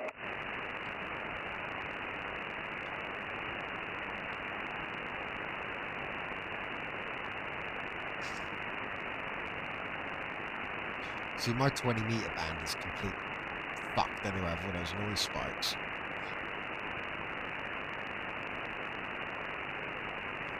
QSL. Thank you, Peter, 73 from Albania. Sierra Alpha 0, Papa Romeo Juliet. This is Zulu Alpha / Oscar Echo 8, November Delta Radio. Bye-bye for now. Hotel 8, Romeo X-ray.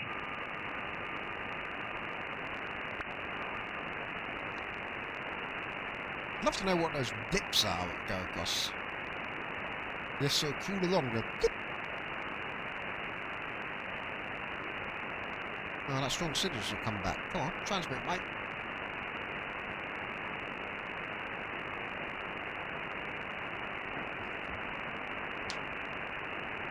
I won't be on overly late tonight because I need to have a shower and an early night because I start my new job tomorrow.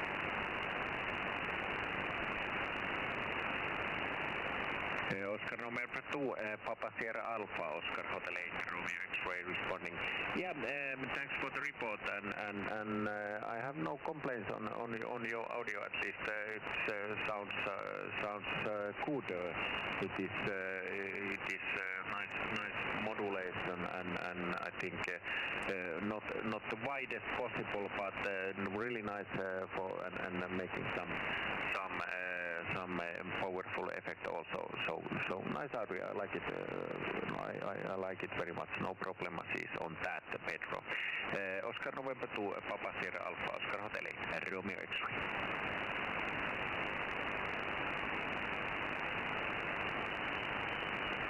Oh, missed it.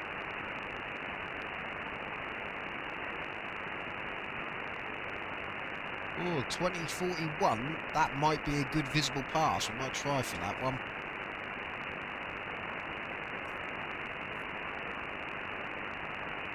I'm still live then. I will try for...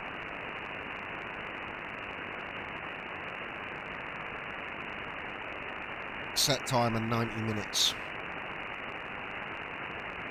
There we go.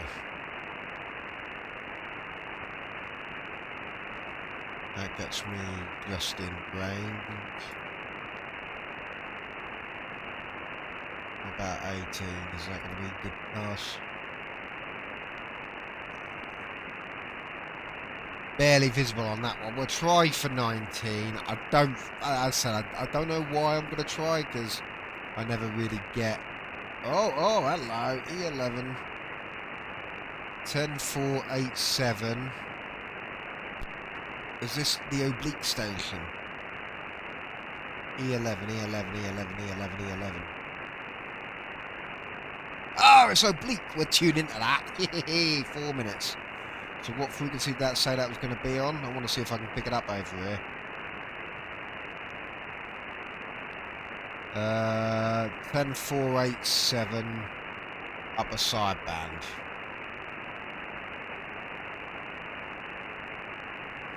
Oh, yeah, come out of band mode. 10487 upper sideband. I highly doubt I'm going to be able to receive that, because I think the band is looking a bit shit.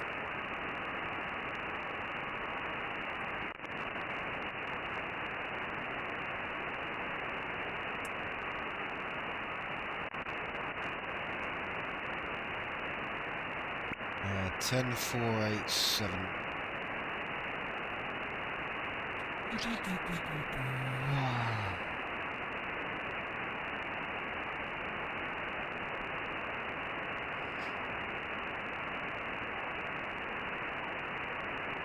That provides a handy link to the web SDR as well.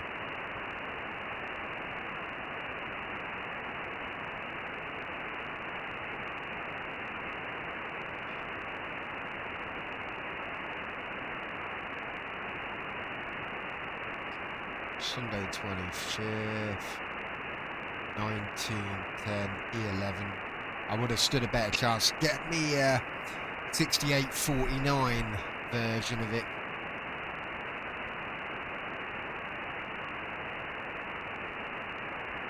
What's PO3? Still little mode.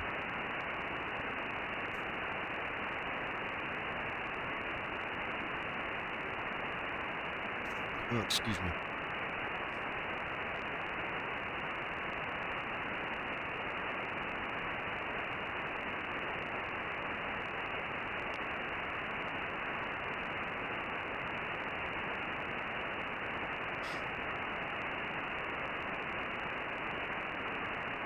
Oh, another go at E11 though, 58.2. So that might, if I don't receive it on 10, which I don't think I will, might stand a chance of getting it on 58.2. Not 58.2, whatever that one was. Oh no, 58.2. There we go.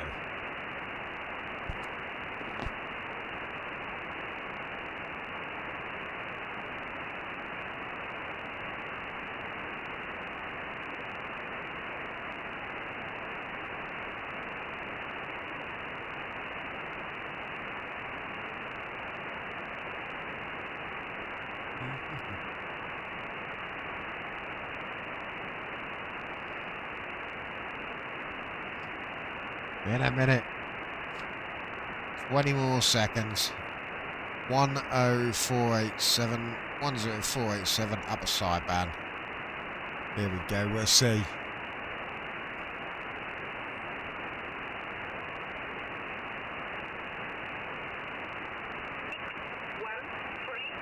Hey, it's got it!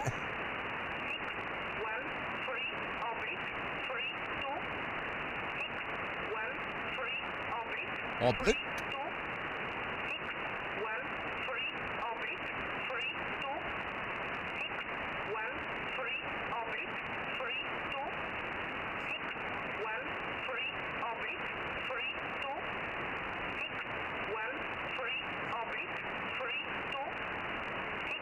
See, we can now listen into spy shit.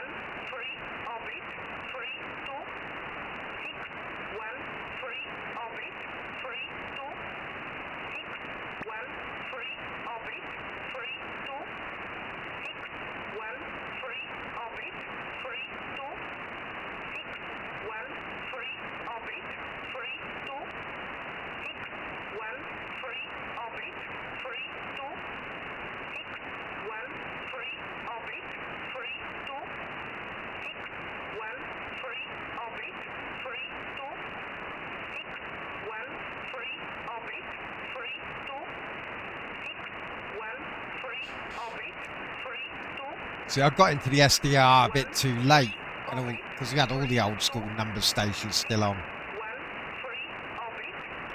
Old Lincolnshire Poacher. Yeah, that was 2008 for that one.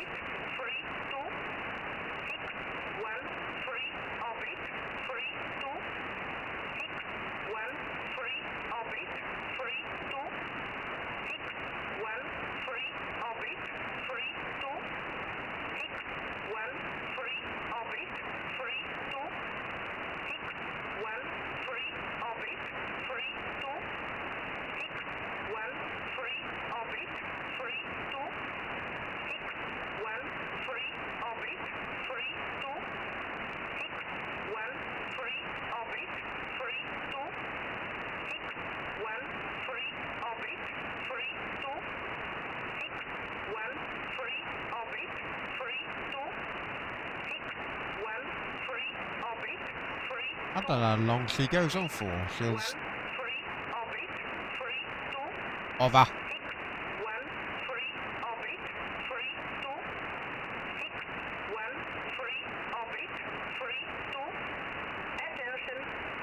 Ooh.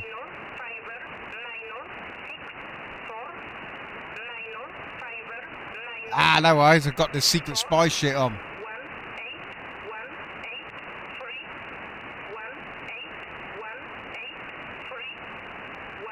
We're currently listening to E11. 10487 upper side band. This is the old secret spot, the old numbers stations.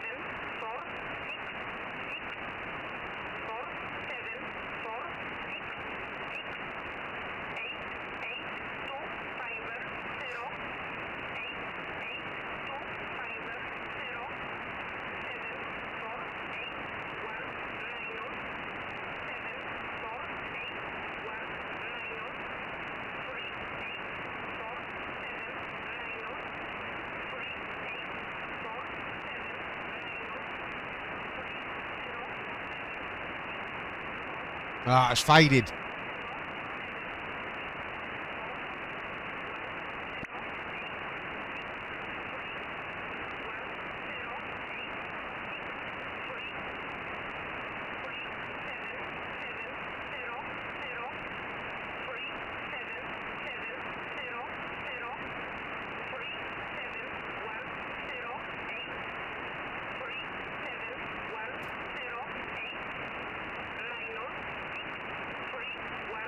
That's a lot of numbers.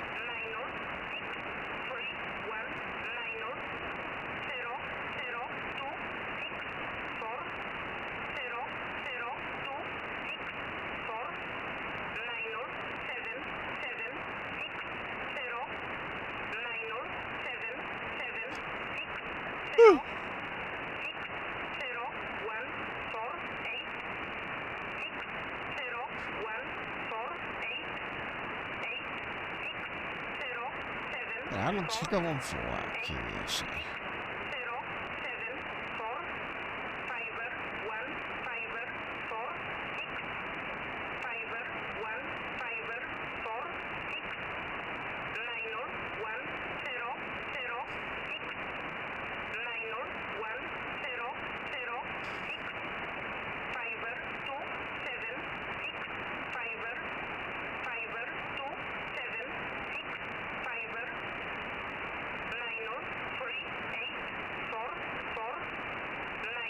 I just like the way they close the station down. I think he just goes out or over. I think he says out, but it's really aggressive.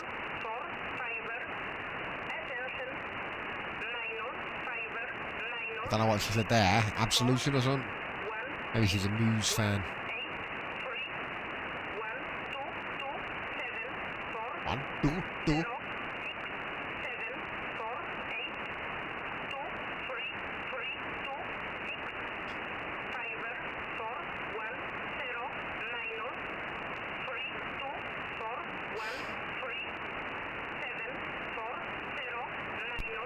Oh. That's PO3, that's data, isn't it?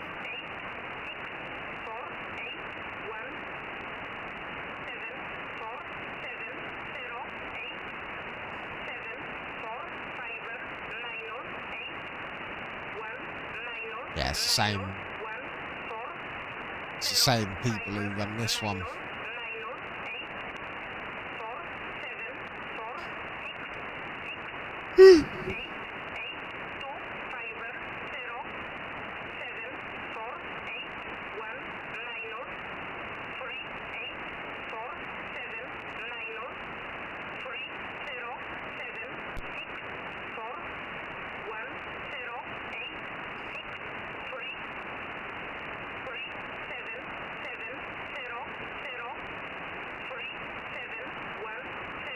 That's a lot of numbers.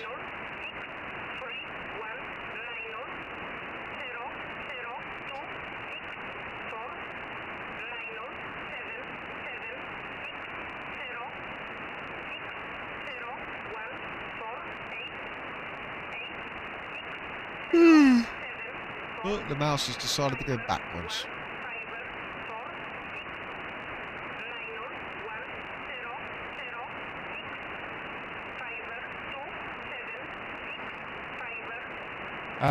EO1, no, E11 number station.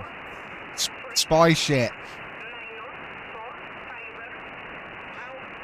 Out! There you go. Yeah, it's one of the old number stations. It's one of the few that are still active. So basically, it's usually consists of, they'll just come on, read a series of numbers, and then go off air. And it's widely believed that like secret agents in the field will have it, because they'll have like a one-time code book. And so basically they'll have orders to, they'll have a one-time code book, a little shortwave radio, and they'll be told, you know, when to expect to tune in before they obviously go out on the mission, and then literally they tune in with their shortwave radio, listen for the numbers and match it up to the book, the numbers in the book, and that basically that gives them like their next orders. Which is quite a clever way of doing it, because let's face it, two-way communication or fucking, you know, internet could easily be intercepted. And, you know, so this, you know, just, you know, broadcast it out from fucking Poland or wherever. You know, you got a secret agent in, I don't know, Russia or somewhere. And next thing you know, they're able to carry on with their mission and stuff. But yeah, it's pretty cool. I mean, there used to be a lot more way back in the day. They've all sort of, yeah, they've all sort of died off because obviously more modern technology is a thing nowadays. But you know, the internet is, I suppose, in this case, if you're in a country like China or whatever, where you got the Great Firewall, you know, I suppose this would be a good way of, you know, getting the missions out to someone. Oh, look, there's an audio sample here. Let me tune that off.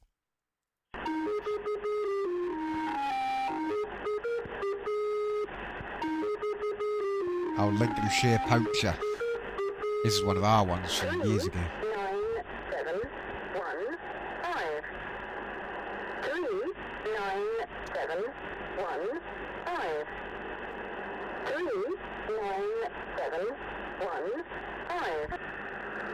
39715.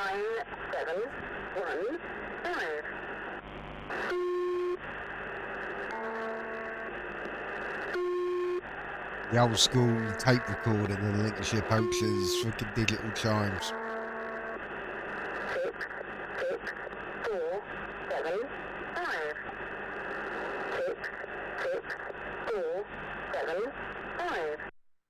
66475.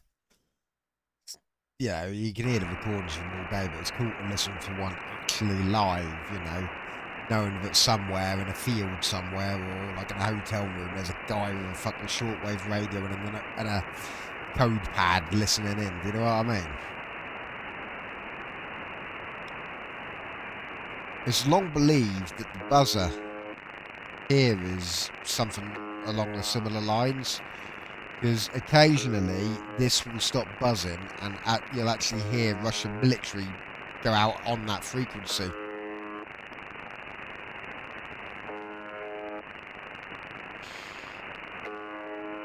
I've never heard it. I mean, I listen to the buzzer now and again. This was the benchmark test for when I was setting the antennas up. My goal was, if I could get the buzzer, I'd be quite happy, because that meant I could get other things.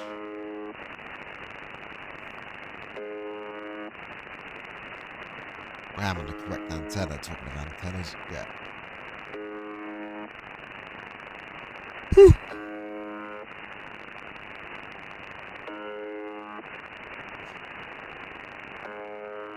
I don't know what that was there. I've seen that every now and again. There's a little blip or something.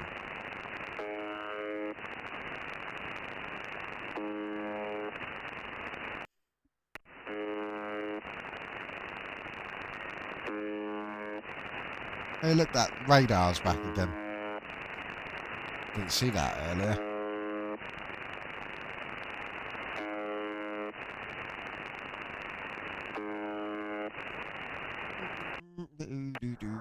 Oh, the 160's alive.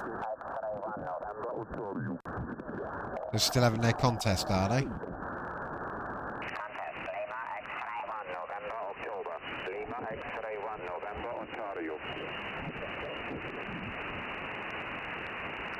Lima X-ray 1 November October. Lima X-ray 1 November Ontario.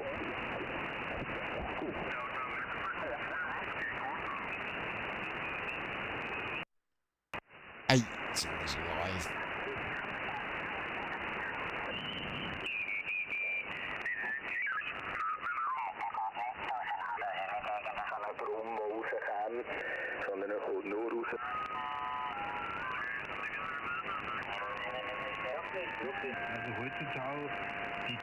Oh, my Irish guys are not there.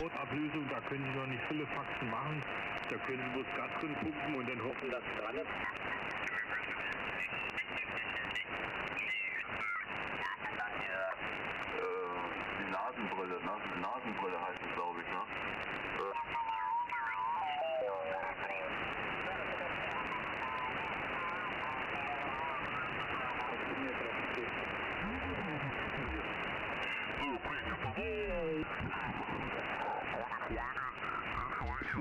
In Anführungsstrichen Erleichterungen.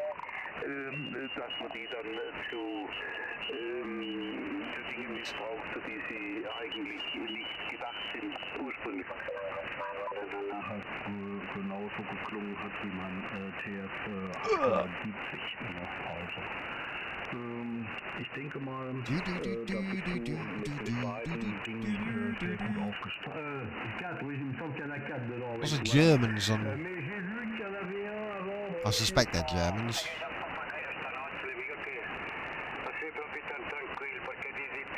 I think they're having their competition still.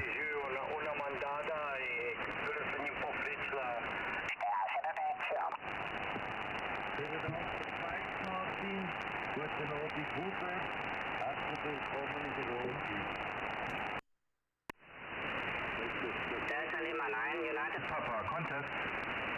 Contest. Take a contest.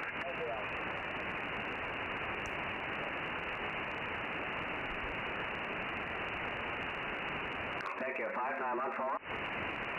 There's not much interesting going on at the moment. No people fighting over the same frequencies and no fucking trolling of Russia.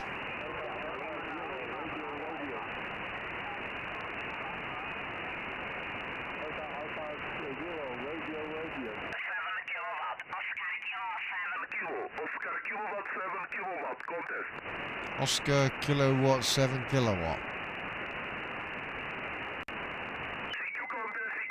Oh. Oscar kilowatt 7 kilowatt. Oscar kilo 7 kilo. Oscar kilowatt 7 kilowatt. Contest. Fucking how many fucking antennas, man? Oscar kilowatt 7 kilowatt. Oscar kilo 7 kilo. Jesus. Oscar kilowatt 7 kilowatt. Contest. At what point does having lots of antennas, like, what point is enough on over the antennas? Oscar kilowatt 7 kilowatt. Oscar kilo 7 kilo. Oscar kilowatt 7 kilowatt. Jesus. Holy fuck. Mike 2 Tango Sugar 5915. Good luck, bye-bye. Ocean kilowatt 7 kilowatt. No wonder I can hear him. I'd be gutted if I couldn't with that many antennas. Kilowatt 7 kilowatt.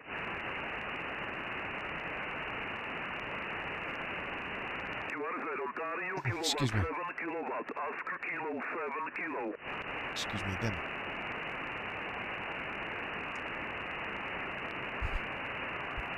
CQ contest. Oscar kilowatt 7 kilowatt. Oscar kilo 7 kilo. Oscar kilowatt 7 kilowatt. Contest. Yeah, he definitely is with that many fucking antennas. CQ contest. Oscar kilowatt 7 I mean, kilowatt. Oscar kilo 7 you wouldn't get that planning permission for them over here, I don't think. I mean, that's a lot of antennas. Oscar kilo 7 kilo. Jesus Christ.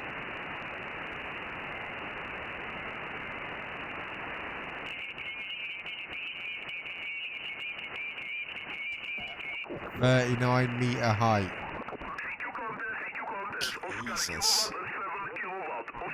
No wonder I'm hearing him loud and clear. 39-meter tower just for 160 meters. Hotel 5 November Tango 5915. With ground radials. Ocean kilowatt 7 Jesus. kilowatt. Oscar kilowatt 7 kilowatt. It really puts my speaker wire and my piddly Scan King into fucking perspective, doesn't it?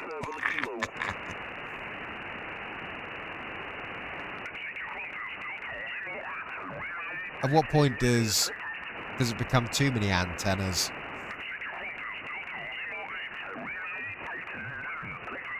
I wouldn't want any more antennas. I'm happy with the two that I've got. Delta Lima 8, Romeo Delta Lima. Germany. Oh man, like that. Proper fucking ghetto 3D printed stuff. That's cool. I don't even know what that's meant to be, but it's something. Is that a little transmitter? No.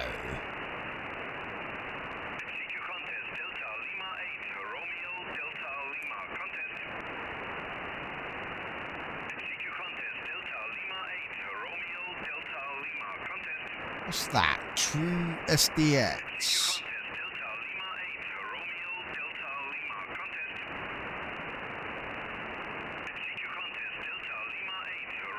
No way, it's a fucking transceiver. Jesus Christ. That thing's awesome.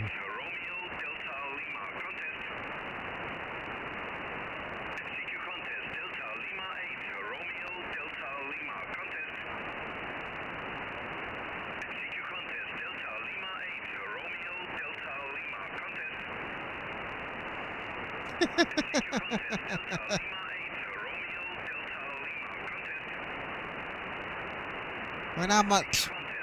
It can't broadcast to that much power, surely. I mean, it only draws 150. It only draws 500 milliamp hours.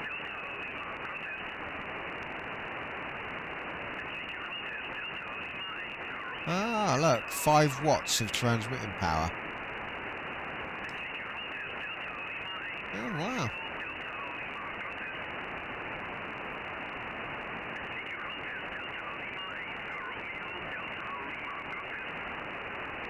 Man. That's cool, that is.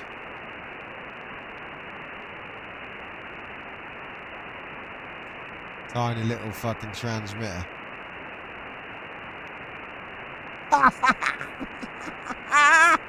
He's fucking installed a Morse code key next to his fucking window controls.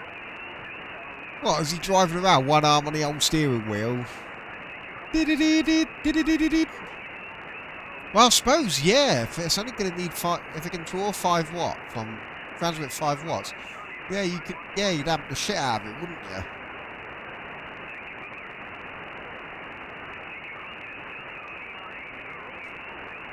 I can just imagine this dude driving around in his van, stereo tuned into someone doing CW, and him just driving around, beep, beep, beep, beep, beep, beep, beep, beep, beep, beep, beep, beep. What are you doing? Beep, beep, beep, beep, beep, beep, beep. I mean, I wonder if you'd get done for being on your phone if you're CWing with your fucking button on your where your window controls are. But technically, it's not a phone. Oh, this guy's dead. Let me speak back to him.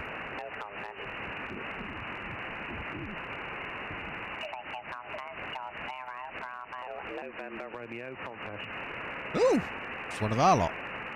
CQ contest, George 0 Bravo, November Romeo contest.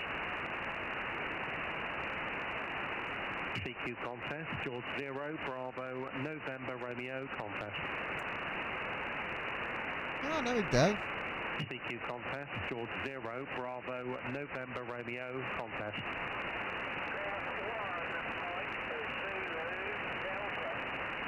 Golf 1, Mike Zulu Delta, good evening, thanks for the call, you're 5914, over.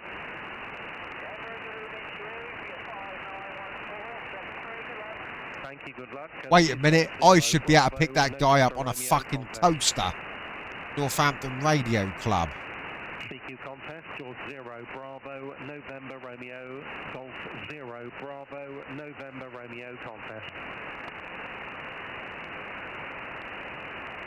CQ contest, George 0 Bravo, November Romeo, Germany 0 Bravo, Norway Radio contest.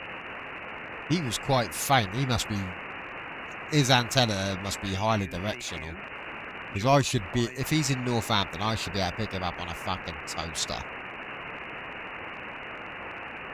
CQ, Golf 0 Bravo, November Romeo, George 0 Bravo, Norway Radio contest. Where's this guy from? CQ contest. George 0 Bravo November Oh, Romeo dude. contest. George 0 Bravo November Romeo contest. Doesn't say where he is. George 0 Bravo November Romeo contest. George 0 Bravo November Romeo CQ contest. George 0 Bravo November Well, he's Romeo, coming in CQ quite contest. clear.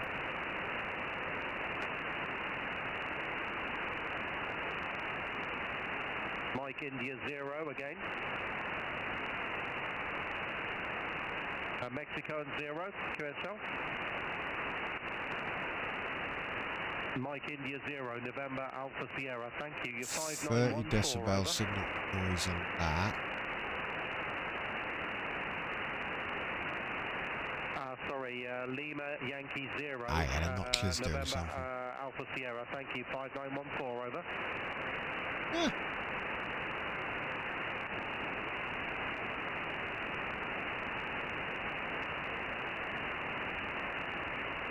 The 160 is where it's at tonight.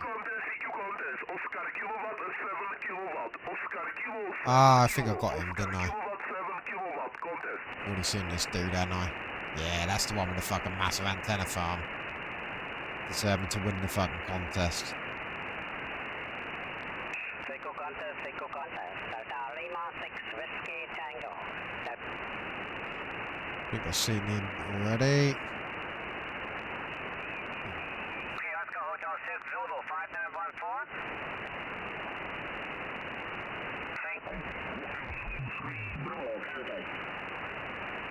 I want to see on the 40 metres, it's 40 metres is 71, isn't it?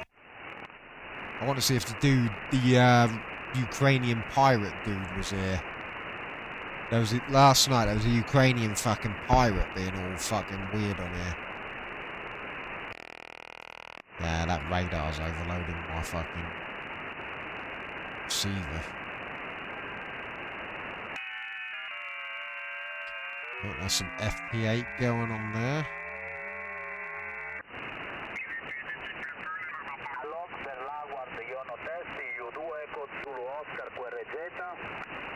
Why are people transmitting right next to that radar? Surely that must be blatting out them as much as it is me.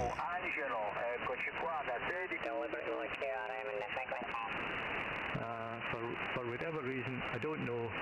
I can't understand what they're saying half the time, but I guess it's annoying some folk. But I just happened to come across them in a couple of bands the past couple of weeks.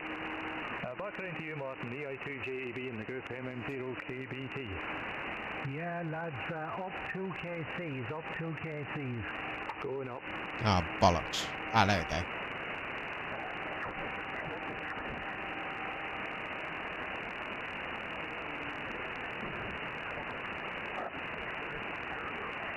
Kakubri. Oh, nice.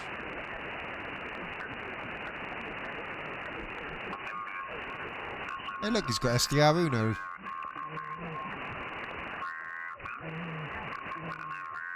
Again, that's a lot of equipment there. The old cobweb antenna. Oh, old 4 Capri. Man, that takes you back, doesn't it? I remember when those were all around in the fucking late 80s, early 90s. I'm old enough to remember them. Remember my old man had a Ford Escort. Constantly fucking break it down. I remember him having to do a lot of work on it in the fucking... parked outside the front of the house. Oh, that looks pretty cool. I ain't gonna lie. Ah, I remember those old antennas as well when you used to turn the key in the stereo and you used to turn the key in the ignition and the old antenna used to raise out the old front wing. Man, those were the days.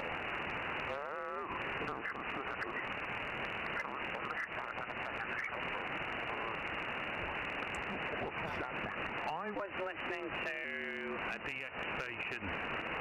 Might have been that 8. Mark II, Mark II. That might have been the one my old man had. An Italian guy for two days on the run, constantly. Oh no, my old man had must have been the Mark III. That's the one my dad had. 4-door version of that, Mark III. And then Dad had a Ford Sierra, and I'll never forget because we went to see family up in Grimsby, and it broke down, and he had to go to a scrapyard for a solenoid. I remember the days where you could actually just go into a car scrapyard, just off the street, just walk in and go, I need this specific part off this specific car, and they'll go, yeah, I'm pretty sure there's one over there. He had a diesel Ford Sierra, and there's a solenoid of some kind broke. I mean, this is way back in the 90s. I must have been only about 10 years old. Looks very interesting, Dave. Yeah, what are you like? What are you like? Man, they don't make them like that anymore. Those old square boxy cars were cool. Or anything like that. I'd say those lads could be losing licenses left, right and centre. Those old headlights, those old rear lights, they were on loads of cars, weren't they? Mercedes had them as well. Maybe censored speech at that. But yeah, this is the car I remember my old man having. Like a gold sea, Davey. My old man had a red Ford Sierra. And it was, as I said, it was a diesel one. Or a drag, or whatever you want. Oh yeah, that's when they started going a little bit more rounded. So that's after covering every. Yeah, the Escort was more boxy and the Sierra was rounder. JB in the group. That almost sounded non-transmittable when you just said that. There was a listening probably could have taken that the wrong way. I'm just going to the door to have a puff. It sounded more like a puff than. Man, I remember them. You were going on about drags and oh dear. Anyway, meanwhile, I can't remember which car it was. Our old man had a car back in the day. We're driving from. You're talking about the military. We'd take off on a side wind. Nice. I never forget. My old man had a car, and I think it must have been one of the Fords. And I remember we drove down to Toys R Us. It was in Ipswich. We went sort of a family day out because up in Lowestoft, where I come from originally, I'm in Northampton now. We didn't really have anything like that. Sort of Lowestoft was an okay-sized town. You had things like Woolworths and Summerfield or Gateway it was then in the town centre. But if you wanted any of the specific stores, you either had to go to Norwich or Ipswich. And Ipswich had a Toys R Us. And I remember we used to often go down there as like a family sort of special trip, you know. Now, it's things you take for granted nowadays. You know, I moved to a town with a Toys R Us and I was forever in there with a little one. But, you know, back in them days, you really had to plan to go down there and stuff. And Ipswich is only, what, on a good day, about 45 minutes an hour away from Lowestoft, something like that. It's not that long. It's, what, 40 miles, something like that. But it's all shitty back A roads. There's no dual carriageways. So it takes a lot longer to get down there than it should do, really.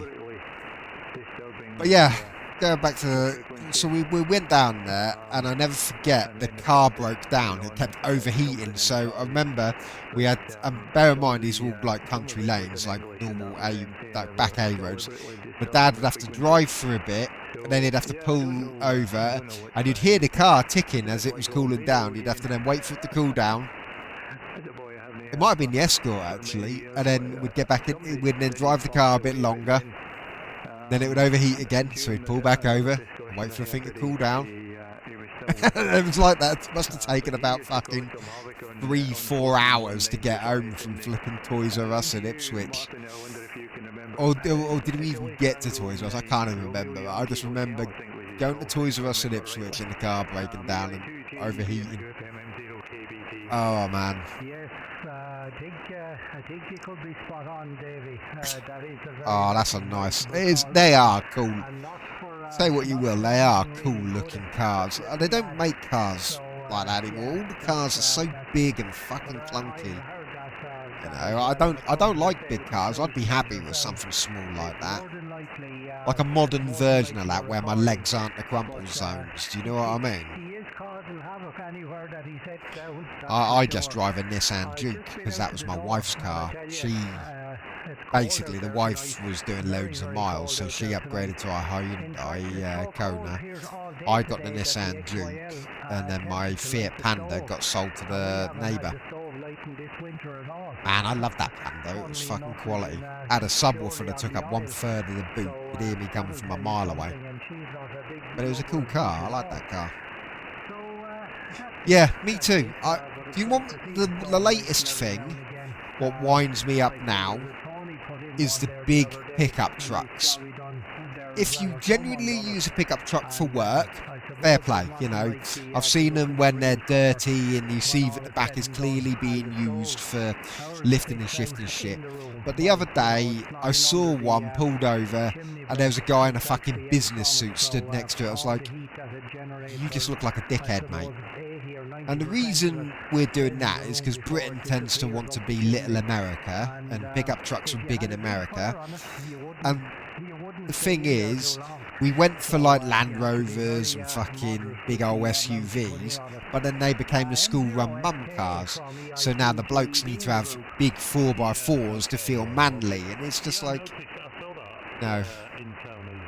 But the issue is, everyone else is getting bigger and bigger cars, so you have to get a bigger and bigger car because there's a whole like science of crash compatibility. You know, if I'm going to have a crash head-on with someone in a big pickup truck and say a Fiat Panda, I'm probably going to come off a lot worse than the geezer in the pickup truck. So I now have to buy a bigger and bigger car because matey boy down the road has got a bigger and bigger fucking car. Where does it stop? Are we all going to be driving articulated lorries in the next 20 years? Because, you know, and it makes you laugh because I'm starting a new job tomorrow, but I used to read meters, and you'd go down like a lot of these terrace streets, and these houses have got drives, but you cannot get a modern vehicle on them because they were designed for cars like this. If you parked a modern car on there, it wouldn't be wide enough. You couldn't get out with the doors. You'd have to climb out the sunroof or something. But yeah, I don't like the whole modern. Every car's got to be fucking huge. The Nissan Juke that I've got, whilst it is a bit, technically it's an SUV. Really, it's based on a Nissan Micra. It's just a Nissan Micra on stilts. That's probably the biggest I feel okay in driving because I don't drive it that much because I have a works van normally. But the Nissan, I would say, is, and I like my Nissan actually. It's a really comfortable car to drive. It's a 1.5 turbo diesel. It's not ULEZ compliant, and that's the one thing that would get rid of that car. Is if the local towns where we have to go, Milton Keynes, Northampton or whatever, if they decide to implement some form of ULEZ because they've seen other councils making a load of money off it, that would mean that car would have to go. Yeah, I'll tell you what, my Juke is not bad at all actually. It's a 1.5 turbo diesel, but it's got a lot of grunt from the line. I mean, technically, mine and my wife's car have the same horsepower. My Juke is about 115, 119. The wife's car is also about 115, 119, something like that. One of them's 115 and one of them's 119. But the horses are so close that effectively they're the same power output. But because the wife's is a 3-cylinder turbo petrol, 1 litre, hers isn't as, you have to be very conscious of what gear you're in. You need to keep it in a sweet spot, the rev band. Whereas my Juke, if you go round the roundabout or whatever and you forget to change down, you can pull away in it, in the wrong gear and it's fine. And it's just got a lot of pull. It pulls like a train no matter what you're doing with it. Whereas the wife's car, you have to be very conscious, otherwise you could find yourself trying to go and it is just not, it's hesitating. It's like, oh, hello. And the one thing with the wife's car, and you can tell that hers is the smallest engine out of them all. Is it's on the country roads around here, it's very bouncy. So in my wife's car, I don't feel comfortable going over 50 really, otherwise, because it's proper wallowy. Whereas my car, because it's got a big heavy diesel engine in it and the suspension's quite firm, I'll happily drive at 60 along here, and it feels great on a country B road. My car feels fucking brilliant to drive, really tight, whereas the wife's is a bit wallowy. But then on the flip side, the wife's has got all the modern cool tech in it. It's got, you know, it's got the warning where if you drift over the line, it'll beep at you and it'll actively steer you back into the lane. It's got all of that stuff in it, and it's a good car. I like my wife's car, but I also just, you know, I would be happy to have my wife's car, because eventually what will happen is when the wife feels the need to trade in for her car, basically my car will be the one that'll go. I'll inherit hers and she'll get the new one. Because I have a works van, so I don't need a new car, you see. Basically, my car has done, I think it did in between MOTs, I think it did 3,500, 4,000 miles, something like that. It's done next to nothing. But my car's starting to show its age now. It's got some electrical gremlins that are sort of rearing their ugly head. Nothing that affects it fully in day-to-day use. I noticed with the original stock stereo, if you go to pull away, if you pull away in a certain way, you'll hit the revs in a sweet spot, and the stereo used to flash off and on again. And at first I thought that must just be a loose wire, but then I got my own stereo put in it, so I wanted Apple CarPlay, because the wife's car had Apple CarPlay, new car's got CarPlay in it, and so I retrofitted it to my car. And it still has the same issue. The stereo will occasionally just go off for no apparent reason. And because this new one's got a protection mode, it will take a little while to come back on. But now a new gremlin has reared its head. No matter if you're pulling away fast or if you're just revving it on the driveway, if you go to almost near the rev limiter, the traction control light will come on and stay on. But if you turn the engine off and on again, it doesn't come on again, it works absolutely perfect.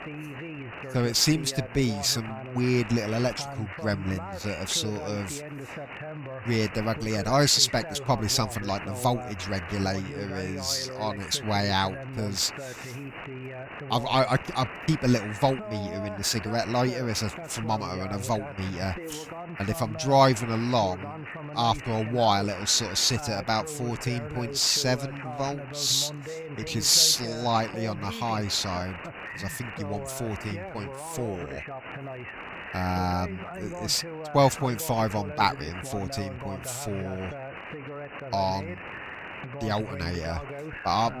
It'll sort of sit at 14.3, 14.4, but as you drive around, the longer you drive, it'll just creep up and sit at about 14.7. And I think the voltage regulator is probably seen better days, and I think that's probably what's the cause of my gremlins.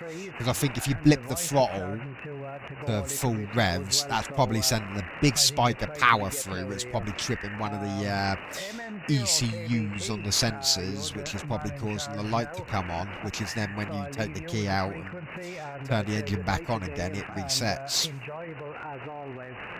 But that's the joys of modern cars, all computerised. This, on one of these, none of that. Yeah, thanks Martin, and great to hear you tonight, and sounding nice tonight, definitely. There's nothing wrong with a Skoda Octavia diesel. They're quite good cars from what I can see. I mean, I look back at these, that's the cool car. If I had to have one of them, out of all of his cars, I'd probably have the black Escort. That looks fucking awesome. Well, actually, I have got an amplifier. It's only a little Class D thing. So basically, my sound system set up in my car, I chose all the parts, but I paid a guy to install it, because I weren't going to install it on a modern vehicle like that. I say modern. Mine's the last kind of car where you'll be able to install a stereo. Like my wife's, the stereo is just a microchip somewhere. You can't replace any stereo in my wife's. Luckily, it's the fucking factory it's the factory upgraded stereo she's got, so it's bloody awesome. It sounds really good. And loud as well. My Apple Watch, if I turn my wife's up to full volume, hers will indicate 102 decibels on the Apple Watch. It gets painfully loud. My one is not quite as loud. Mine starts to distort around 98, 99 decibels. So, but my one, I wanted to keep the car looking like it came out of the factory, so all the steering wheel controls work perfect with the stereo. The factory fitted reversing camera works all perfect, and you know, when you put it in reverse, it'll automatically switch over. But I've got a Pioneer head unit with DAB and Apple CarPlay and all of that, and then because the Nissan Duke's boot is so piss poorly designed, it's a small boot, but if you lift up the floor, there's a huge, and I'm telling you, it is a fucking cavernous section underneath. There's a bit where a spare wheel's meant to be, which is a fucking inflation kit in my car. Then above that, there's a huge tray underneath there.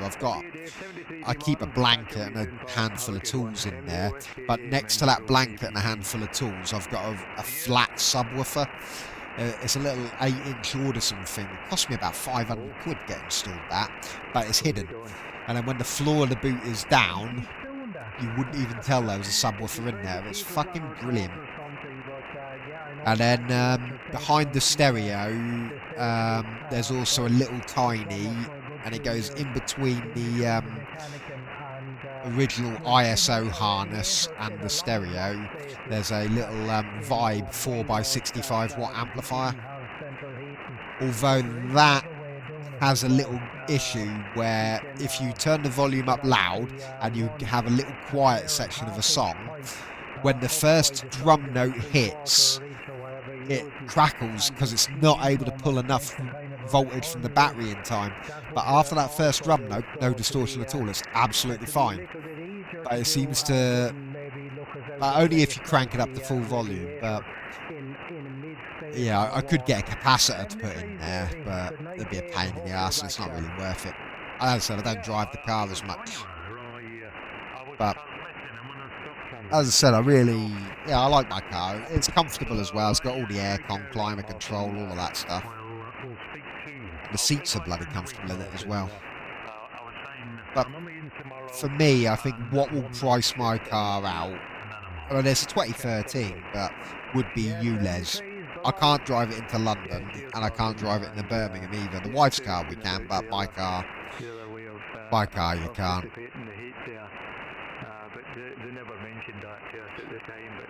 I have, though, got for the roof of it a Road King 3-metre antenna. I keep meaning to... realistically, I want to take the SDR on the road. I think as the summer comes around and it warms up, I was going to take the MacBook and plug that into the SDR and run it from the antenna on the roof. But I really want one of those Malahite DSP2s instead, which is what Tim has got if he's still watching. And by all accounts, they're very, very good. They're just 260 quid, which I don't have at the moment. But I'd be able to connect my external antenna to that and just sit in the car and tune into it, which would be cool as fuck. But here's the only time I've used the antenna. I did a test when I first got the SDR in the house. I was struggling with my antenna. Speaker wire antenna Mark 1 wasn't that good, and so I was getting really stressed out with it not working. So my mate Skaz went, "Why don't you go to your car and use your Road King antenna?" So I did, and this was at like 11 o'clock at night, midnight, -5, and yeah, 3-metre quarter wave CB antenna on the roof. I sat in there with a MacBook on my lap and the SDR playing. dongle on the passenger seat. And I'll tell you what, that worked really well actually. It surprised me. But if you're after a nice compact setup, you might want the setup I'm going to go for. So I'm after, obviously, Malahite DSP2. This is the one I want. This is the one that's on all the YouTube reviews. For some reason, it always gives me the mobile version of Banggood's website. And don't get it from AliExpress because you have to pay taxes on them. Whereas Banggood are registered in the UK, so you won't have to pay any import charges on that. But this is the one I want, and this is the one that's the Mac Daddy at the moment. Unless you can get the original Russian one. So there are much cheaper Malahites, but they've all got issues. Whereas this one is, yeah, it's been licensed with the Russians because obviously the Russians, with all the sanctions and stuff, couldn't sell their original one as easily. But what you want to go with it, and I saw a guy's video and it looks fucking awesome, is one of these bad boys, the MWA 30 antenna. But it's 55 euros. It's an active antenna. It's rechargeable. And let me show you. This is the video what sold me on this antenna and the Malahite combo. So give me a second. Right.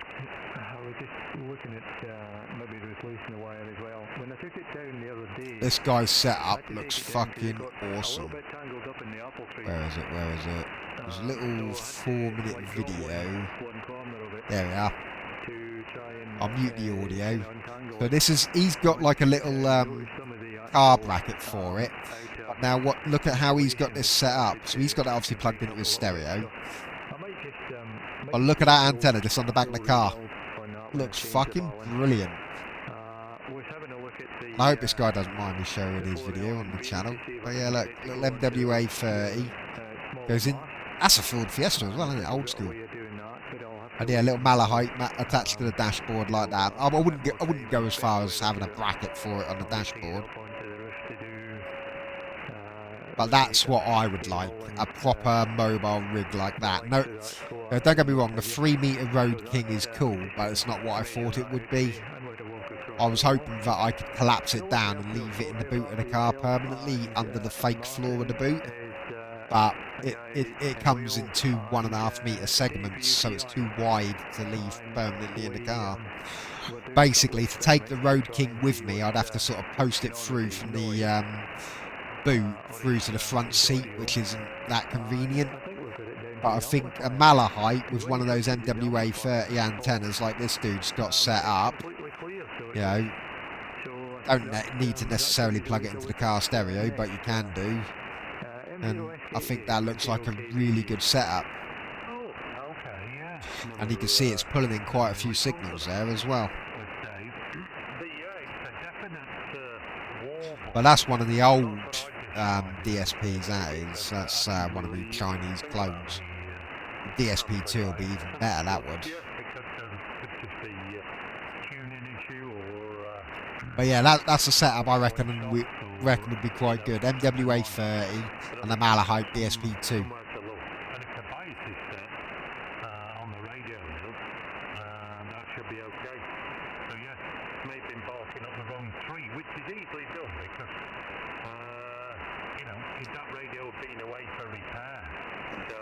I just think it looks really convenient as well, and the fact but it does say don't use it in built-up areas because it's an E-field. So it's an E-field active antenna. So subject to loads of RF noise in household buildings and stuff. It performs much better when you take it outside for a stroll or a hike in the mountains or whatever. But it'll do 10 kilohertz to 30 megahertz as well. So.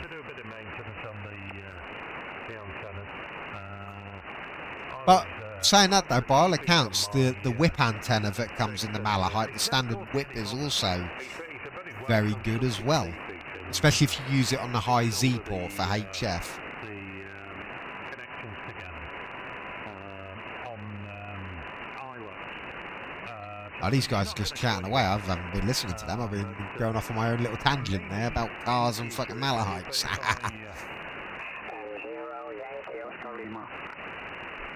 Yeah, okay, Papa Alpha 1, Alpha Delta Radio, Mike 0, Yankee Oscar Lima returning. Yeah, okay, I'm running around about 400 watts through an Icon 7300.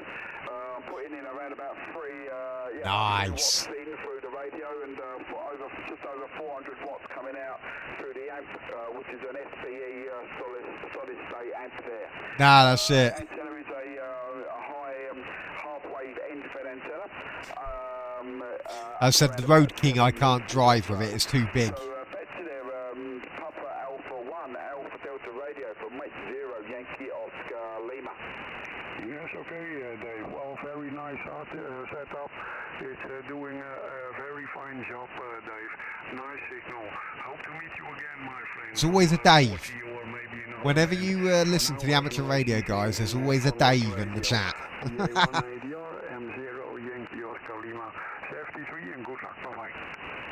Yeah, no problem there, 73s, and take care and enjoy the rest of your day. Evening from Mike 0, Yankee Oscar Lima. Bye-bye. Bye-bye. G0 Alpha Whiskey Victor. Oh. Yeah, I've got a little mag mount DAB antenna, but it's so small. It works really well actually, but it is so small that I can gun it and I'll have no issues with it. It's designed to be left permanently attached to the car. Yes, my name's Dave, Delta Alpha Victor Echo. QTH is 16 kilometres east of Oh, he's in Dagenham. a place called Dagenham, which is in the county of Essex. Your signal report is 59+20, no problem there. Back to the Golf 0 Alpha Whiskey Victor for Mike 0 Yankee Oscar Lima. Yeah, all right, Dave. Name is Rick, Romeo India Charlie Kilo, and we're located in Fetcham in Surrey. I used to live in Canning Town, mate. I've still got loads of mates that live in Dagenham and all around. I wonder what part of Dagenham you're in, because I know it well. And as I say, I used to live in Old Force Park Road. Oh. Okay, what road is that? Yeah, you know, sort of Old Force Park Road, sort of custom house. Oh, right, okay, yeah. I'm in Dagenham, down near Dagenham East there. Dagenham East, near the station there. That's where I am, near there. Yeah. So, do you know Dagenham East? Over there? Oh, hello, Cat. Yeah, no, I know all them names. Where are you going? I don't want to lean back and squish you. I'll come from that. Oh, I love you, you funny cat. I was born in Myland Hospital when it was there many years ago. And then it all changed all through Poplar and everything else. I lived on the Isle of Dogs. I grew up on the Isle of Dogs.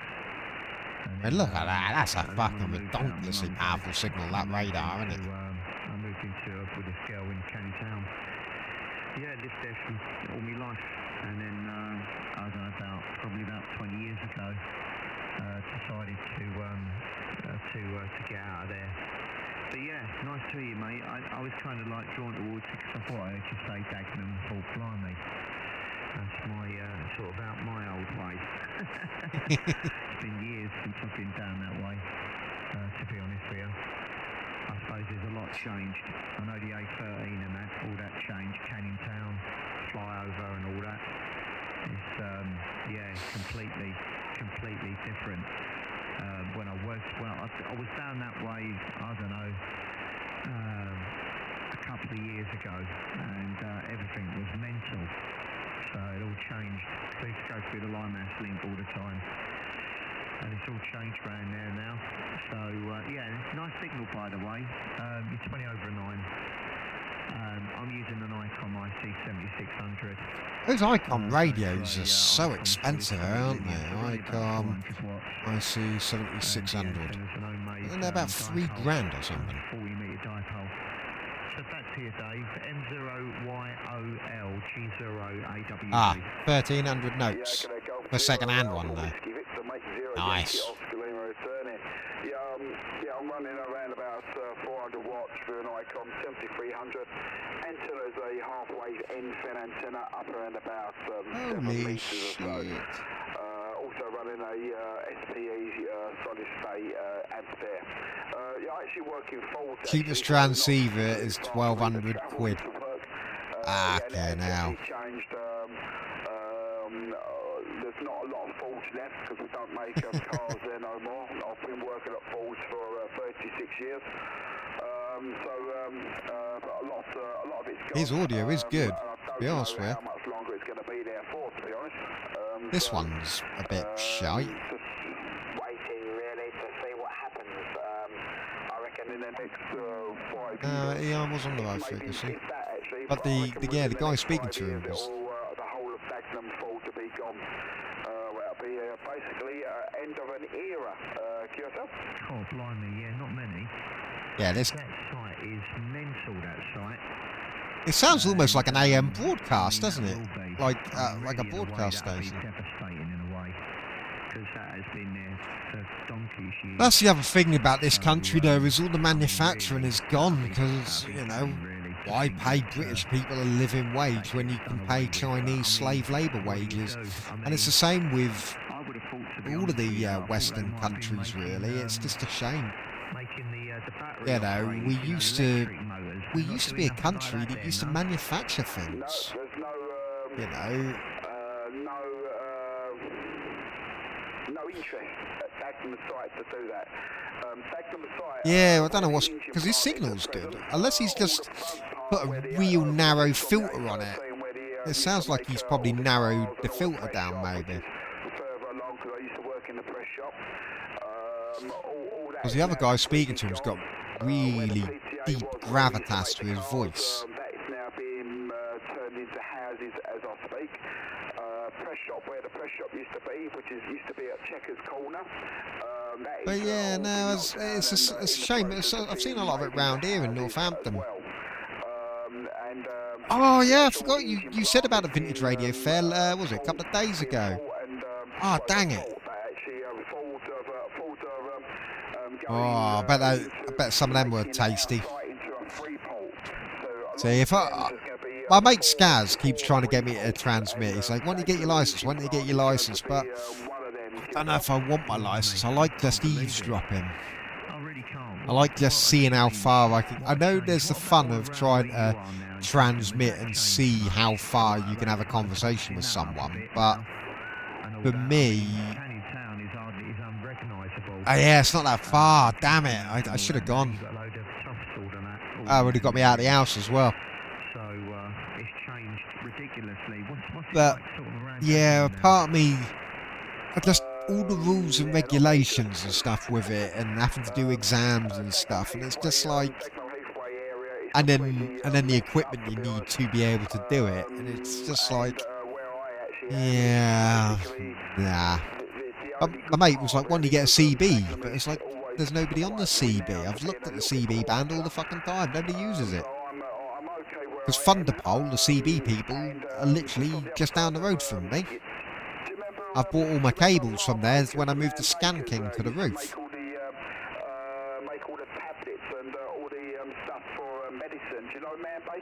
I'm just trying to think. But yeah, no, it's a shame really, because, you know, a few years ago we used to invent stuff, we used to have really good manufacturing, and, you know, now it's all just offloaded to Taiwan, China and all of that, and, you know, but the issue is, as I said, it's like the whole...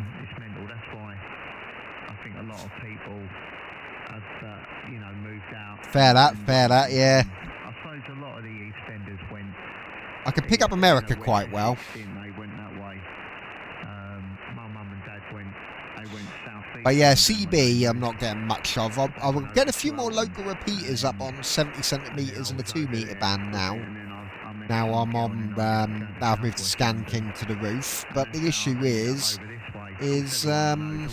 nobody uses them. There's a few old geezers on the like there was one guy on the Tring local repeater. Yeah, the Thunderpole warehouse is down in Crow Lane Industrial Estate, where I just literally 5 minutes from my house. That's where I got the Scan King from, and then all the bits to mount it to the roof and all that. Because the Scan King, I'll show you. I've accidentally nudged things about in. Yeah, okay, no problem there. Yeah, all right. Where the old Man Baker site used So to the be, Scan King used to be mounted up a broom handle up a tree. Station, and it's virtually right in front of you on the other Now side I've of the road. moved it to And they're making that into a big side of the house. film studio. And it's not bad. It gets quite decent coverage, yeah, especially to the east. The east on that is fantastic. In fact, I can show you the coverage on it without even having to. I'll fire up the virtual radar, and I just leave this running to pull in the aeroplanes. So that's the coverage of the Scan King at the moment. Northwest is blocked by my house roof, and southwest is sort of blocked by next door's house. But I haven't got the equipment to get up to the chimney, which is the only place now where that Scan King will pick up any better than it does now. But I've picked up an aeroplane there way past 200 nautical miles, so I'm quite happy with that. Obviously, lower frequencies and different stations and stuff you pick up better, but I'm quite happy with the old, the pickup pattern of that Scan King. So it gives me, and I know it's obviously completely different frequencies and stuff, but it does also give me a rough guide of where to expect better range for things like local repeaters. So I can hear the one in Tring down in Hertfordshire, but maybe not so much the Oxford one, if that makes sense. Yeah, that's what I'm hoping. Well, what I'm thinking is if when Sir Force goes, and obviously I've done all my years, and my wife decides to also retire, and whenever that will be. I'll tell you what though, I was listening to the Tring local repeater the other day, and there was a guy on there, I think he said he was 84. Now, and I feel for him actually. He said, he was saying, you know, his previous wife died, and he's got a girlfriend and whatnot, and he was saying, you know, ooh, you found some SSTV, have you, Tim?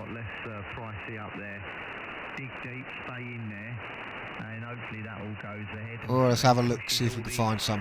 All the properties up, and when the time comes.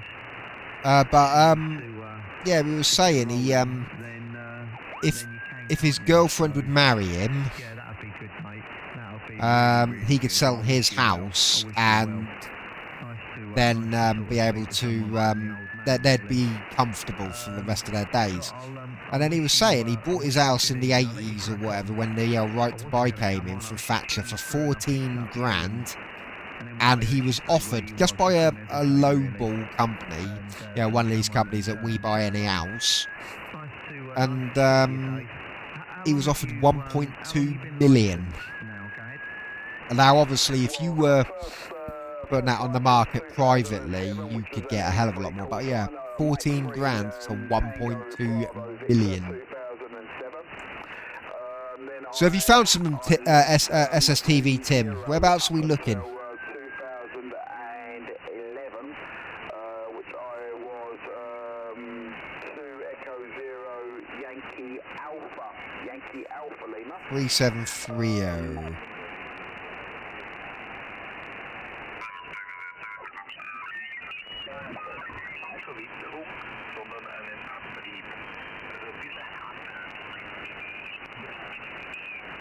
Nothing down 3730 or 3733. About 3845.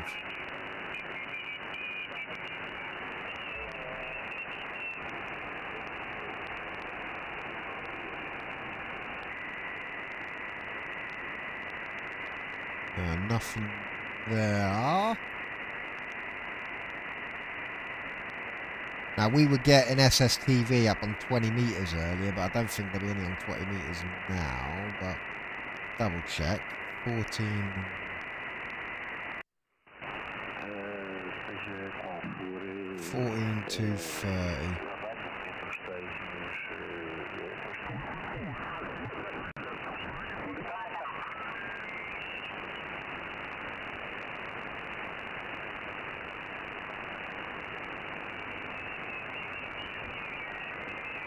Ah. Where have you found it, Tim? I'm looking, I can't find any. I want some SSTV. I like SSTV, it's fun.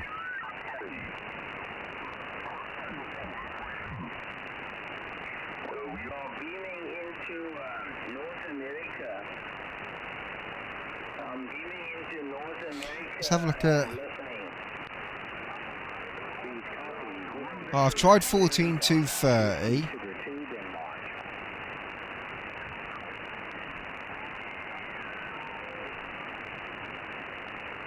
Yeah, I've got the SSTV frequency list up here. I can't find anything on 14 to 30. What about 28 680? My 10 meter band is absolutely fucked though, so...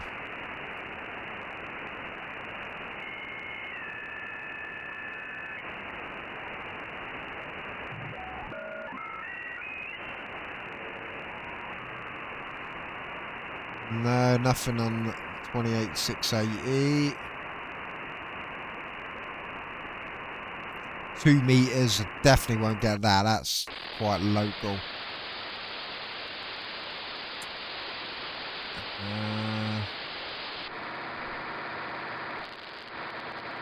Although,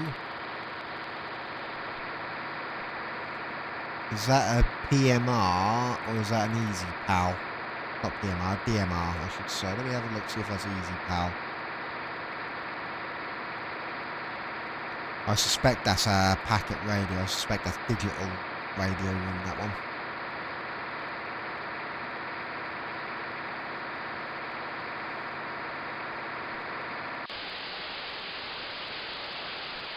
Yeah, I think that's a DMR.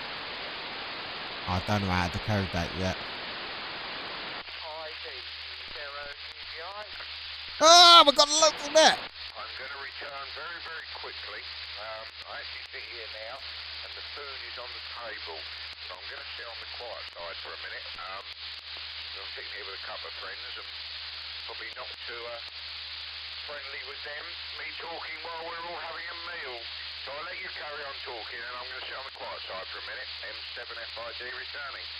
M7FID. Yes, okay there, fine. Yeah, I'm going to go through once more, then I'm going to go down and get... Damn it, why are you not getting... QLZ page is loaded, mate. M7RWL, 20 GBI.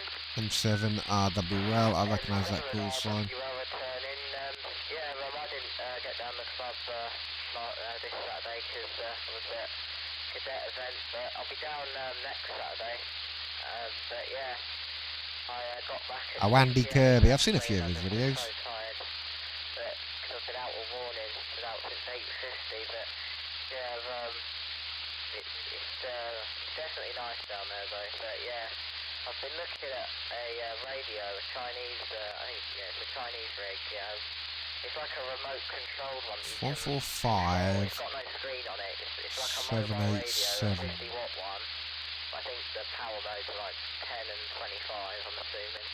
But yeah, it's a VHS and UHF, and you can like remote control it over the internet from like anywhere. No, that's not Wakefield. And you can control it from Bluetooth and whatnot. So Ain't no way that's a Wakefield one I'm picking up. program it from your phone, like over Bluetooth, so it does seem useful. Right, 2 meter sub band. Right, let's have a look. Where are we? I think I've been on this repeated before because I recognise a couple of the call signs.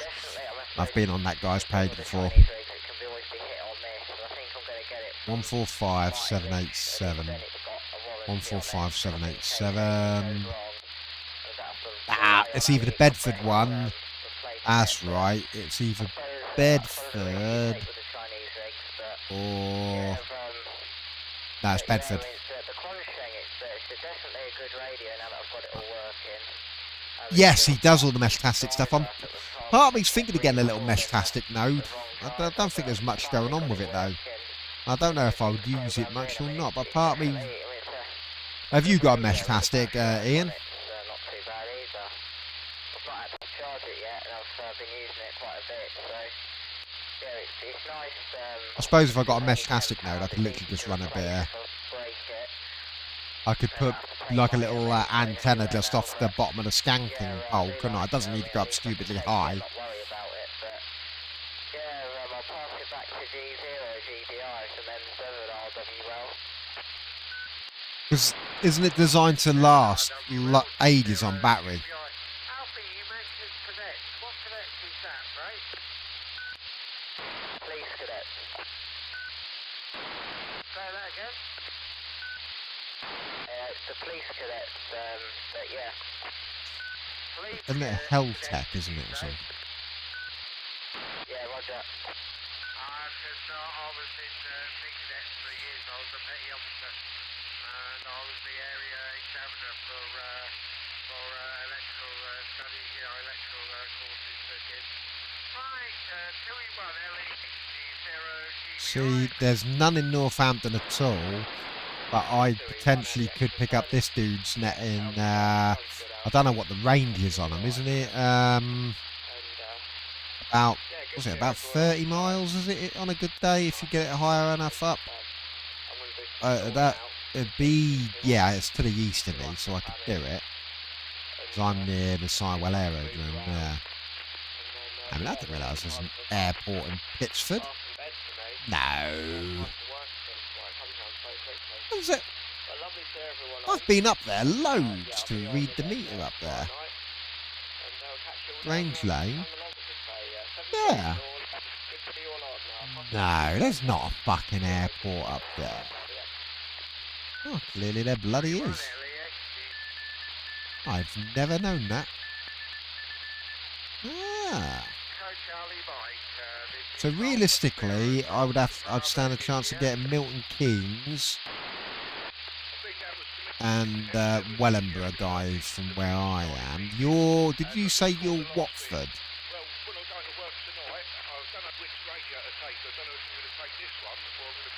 So for me, I'd have to go to get to Watford. I could probably go Bedford. So depending on what the range is, Milton Keynes or Bedford, and then hopefully, like Welwyn Garden City, St Albans, Watford, in North West London, isn't it? Watford, if I'm not mistaken. There it is. Yeah, in theory,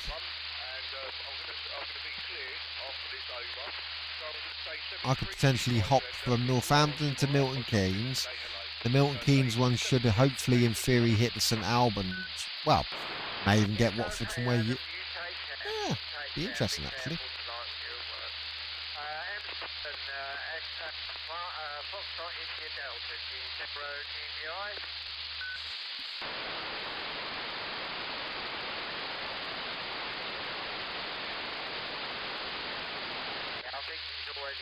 Okay, that's 730 GDI.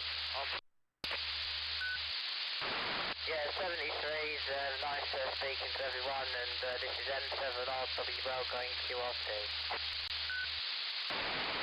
M7RWL, M7FID returning very quickly. I'll try and catch up with you next weekend, Elfie, with them two handhelds, if you want to have a play with them and see what you can do. But yeah, I'm still here, sort of eating evening tea. So 73's from me anyway, and we'll catch up either on PI Elfie or next Saturday. Is there not anything with a case? I'll listen out, but yeah, thanks. M7RWL going clear. 73's. That wouldn't it, I guess. I don't know. Yeah, 73's lads, and catch you again soon. And have a good evening, Adam. Listen to your DMR Okay. or whatever you end up doing or fusing. 73's 2E1 LEX off and clear.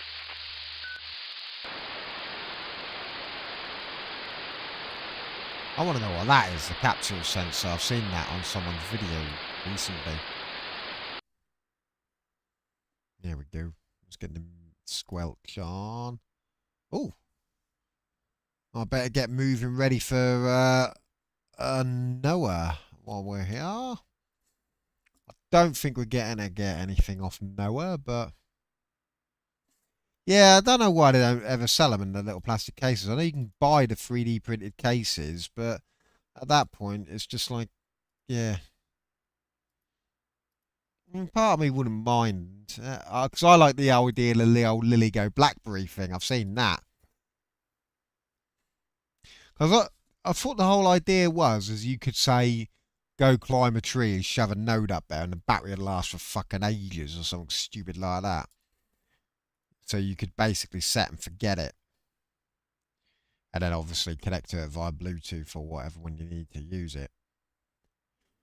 Right, Noah. I don't think we're going to get Noah, but we shall see. We shall see. We shall see. We shall see.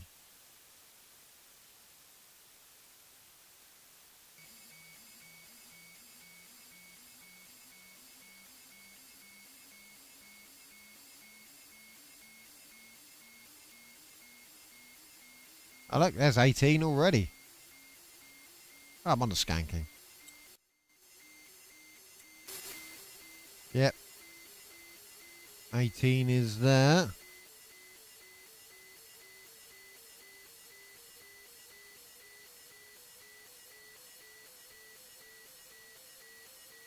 Hey, that's not bad at all. Is Noah 18 going to go east or west of us? So this is 2034. It's not a good pass for this one. Noah 19's having the better pass. Ah.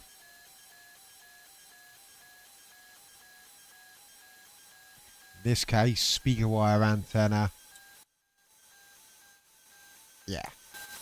See, for Noah 15, speaker wire antenna works better for some strange reason. But with 18 and 19s, the Scan King works better. Oh, hello. Look, I can see something on FL Digi. But nothing on the actual plugin.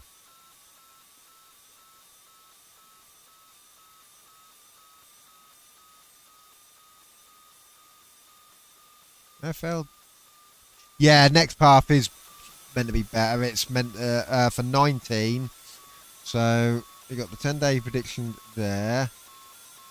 Although that's going to be a bit late for me because I'm going to be going to bed early because I'm starting a new job tomorrow. I want to be bright-eyed and bushy-tailed. But 19 in a minute is also going to have a good pass. So I'm actually going to switch over the 19's frequency in a minute because there you go. That is a good path for 19. Oh, fucking hell. Something. Hey, I'll stick it on AFC and see what happens.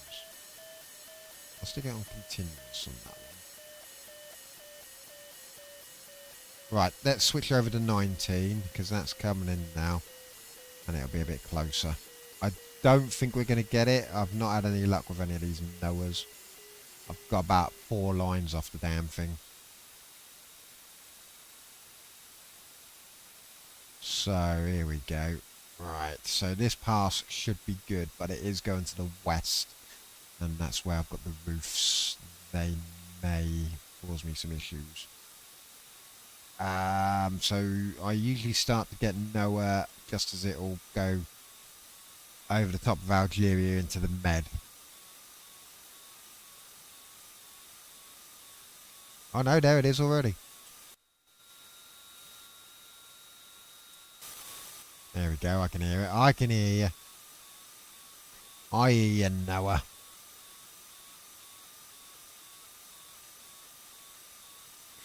Okay, Scan King with its 30 decibel LNA on it is clearly doing something.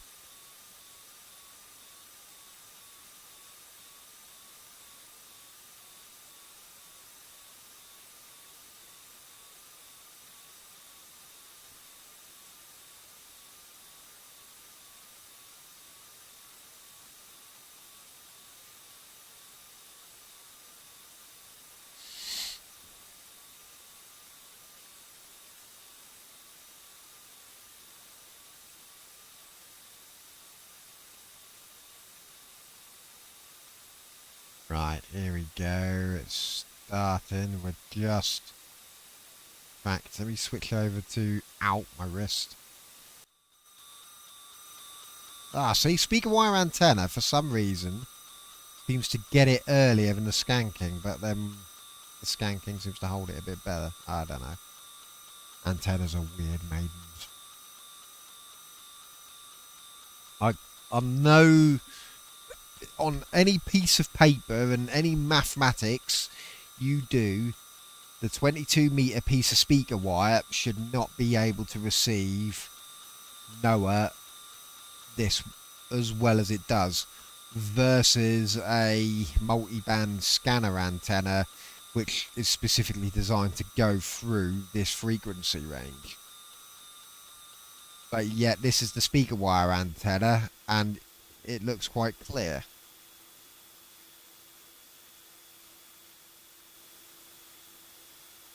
Whereas if I now... The Scan King should start to pick it up at some point.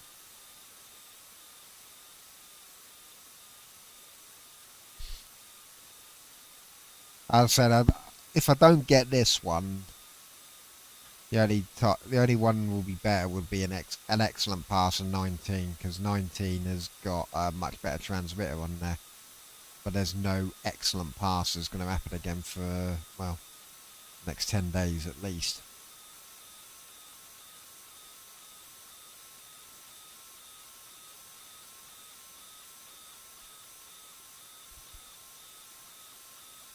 Yeah, and the wire points directly up because it's flat. So that also helps.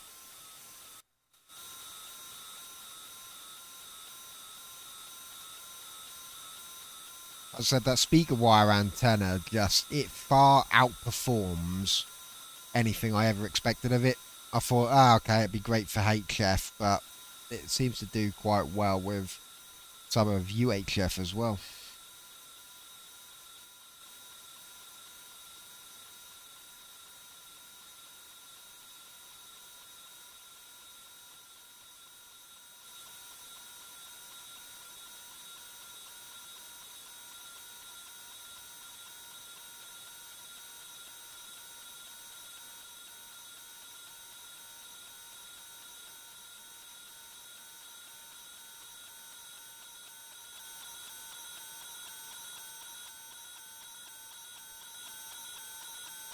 Oh, mate, enjoy.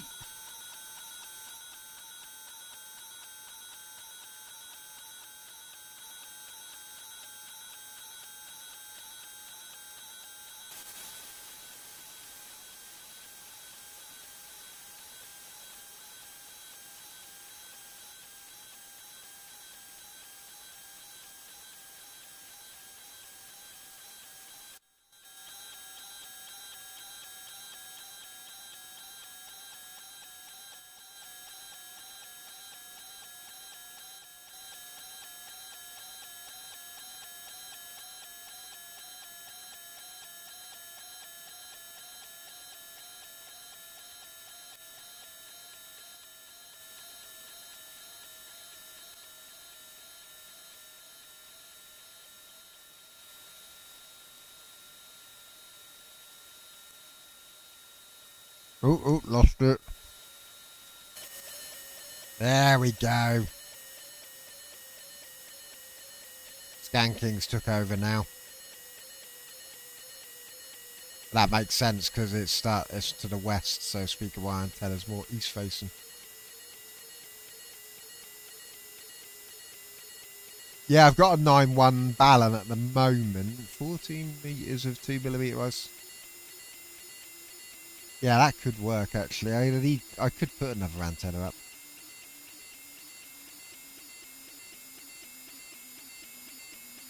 Here we go. Yeah, I went for 22.5 meters.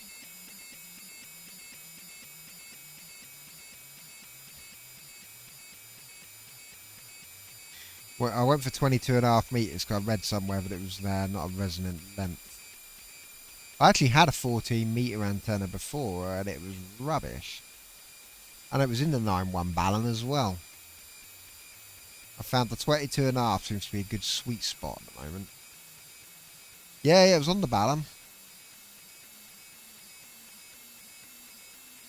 Saying that though, I was tempted to put an inverted V dipole in. But yeah, I don't know if that'd become extra direct. I want a good sort of multi-band antenna. I don't want specific antennas. And I know that that's not a thing.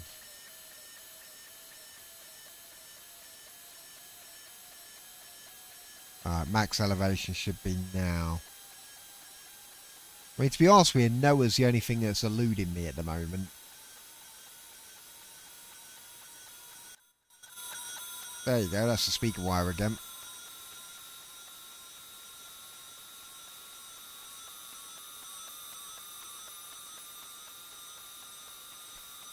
How good is the inverted V for multiband? Is that what you were? Is that what you've got? Which has probably got a better noise floor than my random wire. Because when on the old Russian buzzer frequency, your noise floor was significantly lower than mine, weren't it?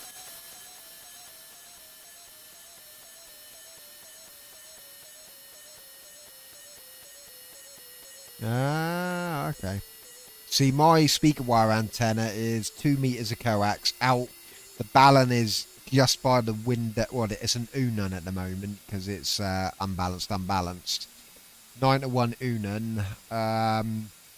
And it literally goes 22.5 meters down to the tree, across to another tree, and then down to another.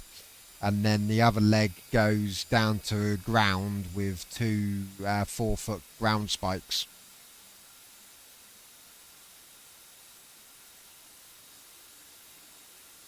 Oh, that's impressive. I've got 10 meters. I've actually got a 5 meter set of coax. I could just literally bloody put speaker wire onto.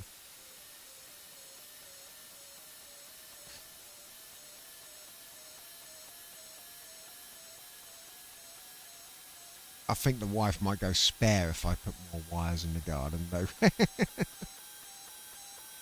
But I could actually get a 3-position antenna switch. I've got a 2-position one here, and then literally put an inverted V up. The only problem is it'd be in the front garden. I don't know if it'd be any better than the random wire that I've got at the moment, to be honest with you. Alright, Ian. Yeah, Noah's not giving me anything tonight. In all fairness, I've not even had, like...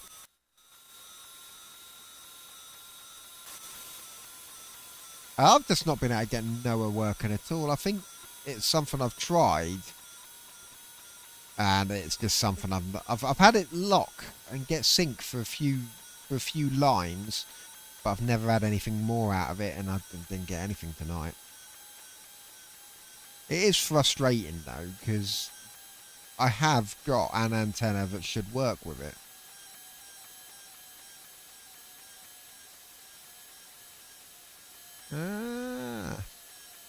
See, I spent a lot of time researching whether a because I was actually planning, because I did actually move up to the pole.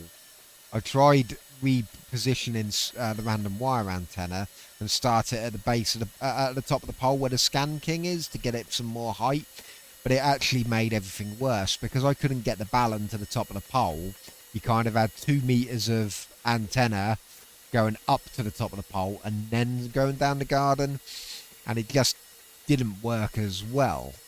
So I ended up putting it back where it was, but I've managed to get the random wire about an extra meter up the tree, so it's a lot taller now, so it's in a much better position, and it actually receives quite well. But it was more just to see if I could reduce the noise floor, but I started looking into dipoles and stuff, and I thought, well, if I put a dipole, one going to the front garden and one going to the back, that should give me sort of an east to west dipole without the house in the way. But the problem is the westerly leg would go right in between mine and my neighbour's houses.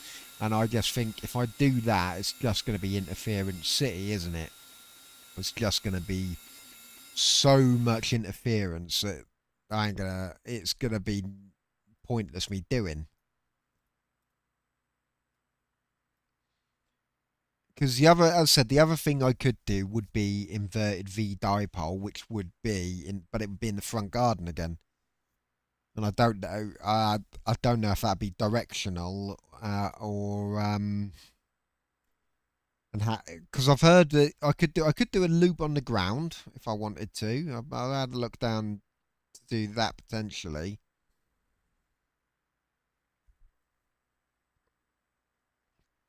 I mean, the fact that speaker wire antennas receiving the ADS-B beacons is quite cool. I mean, this is on speaker wire. I've had about 60 nautical miles out of that. But then if I fucking flick it over the Scan King, the old antenna picks up fucking loads. I mean, I'm out. See, this is the there you go, Ian. I showed people this earlier, but this is the ADS-B plot. I've just been leaving this to run overnight. This sort of gives you a rough idea of the sort of pickup pattern of the Scan King, where it's up on the side of the house and just peaking above the roof line. As I said, my roof blocks northwest and the neighbour's roof blocks southwest. Although southwest doesn't populate that much because it's not really a well-known flight path anyway. There's whenever I look on the old flight finder, there's not a huge amount, as you see, there's hardly anything going over Dorset and stuff.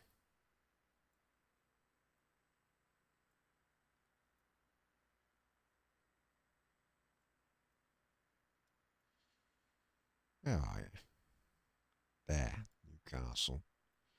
That puts the map at the same range as mine. So that's Bristol, so that's probably coming in a bit low. Yeah, 16 foul. I won't pick that up. And that one I should. Tenerife to Manchester should probably pick up around North Devon, I would say.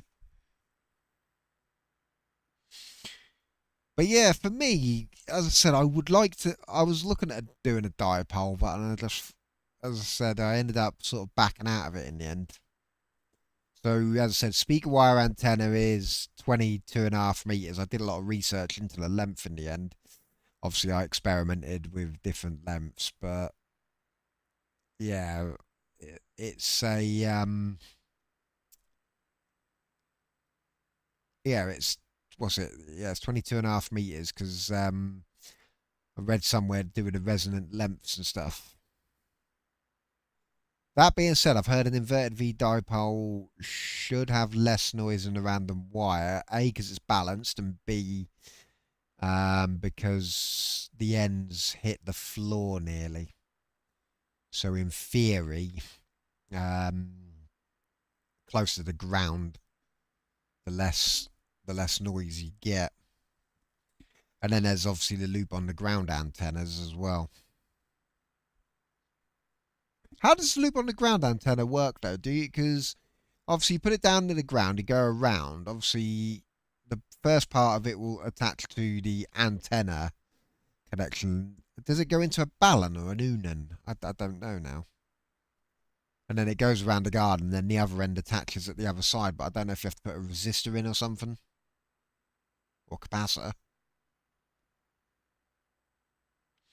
I need to watch DX Commander's videos where he goes on about building his loop on the ground, and I'll check it again.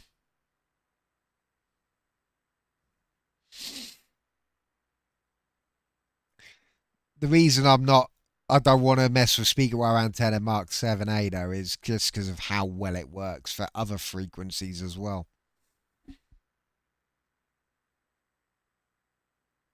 I mean, this is working great on the old ADS-B. And if I go on airband as well, you know, airband with the Scan King works pretty decently as well. Capacitor and ferrite, yeah.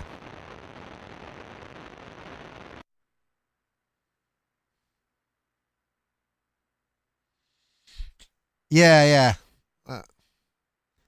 I'll have a look at that, because that could be some. I think inverted, for me, an inverted V dipole would actually be easier to build, because I could actually get new Electu.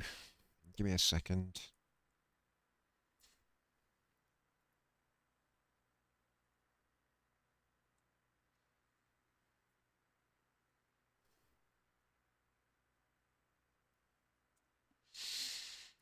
So I've got one of these, and then you slice. There's a resistor on the board. If you slice that, that becomes an Unan. But then you got this. So you got, that's basically the same thing, but without the case. So you can get one of them for 15 quid and 2 bits of speaker wire on it. Should work quite well. I suppose that would be ideal for an inverted V at that point. Although that says antenna and ground, but I assume if you're doing a dipole, you just want to put the other part of the ground.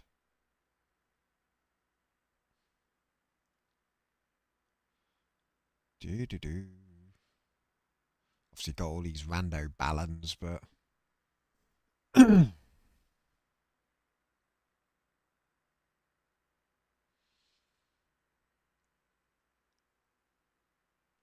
yeah, I'm just yeah, I'm thinking of, I don't know. As I said, I need to be careful because I can't put too many wires up because the wife might get a bit pissed off. Yeah, that's it.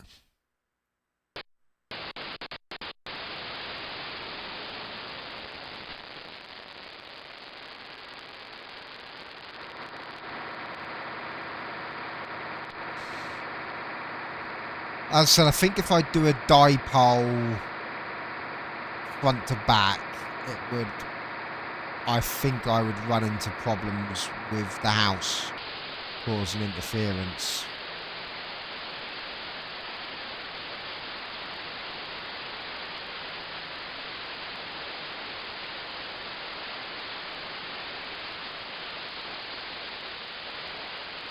The spikes of what should be in activity, but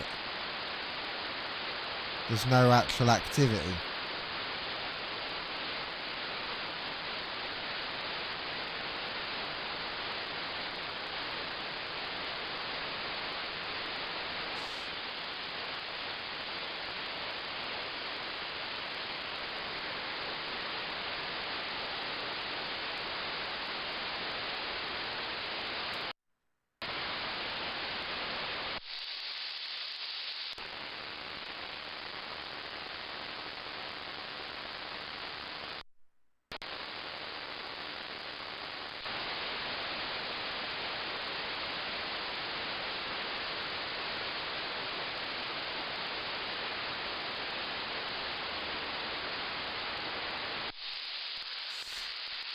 That, I do not know what this is. It's there constantly.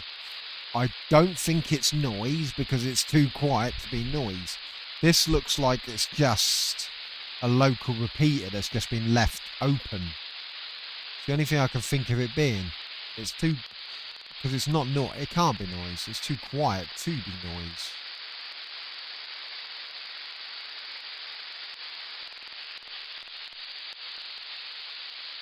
To me, that looks like an open. Is it an open carrier where there's nothing modulated in it? So it looks like it's there, just keeping the frequency clear.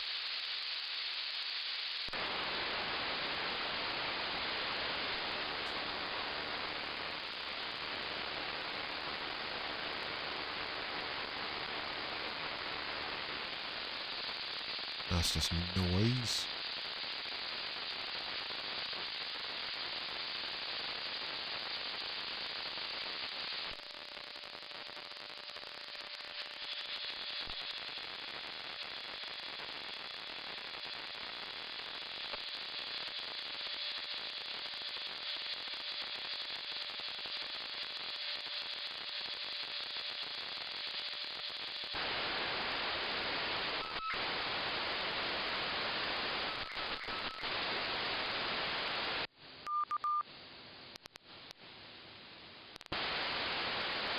That's a local repeater putting a beacon out, isn't it?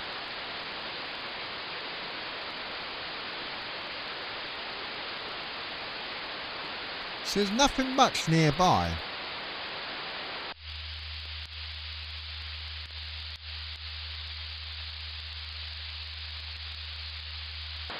Yeah.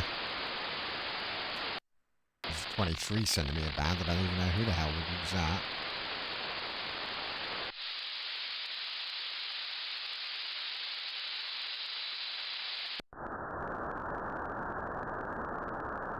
I've never seen anyone on 6 metres, but then as you can see, 6 metres for me is a complete write-off. It's what, S9 plus fucking 20 as a noise floor?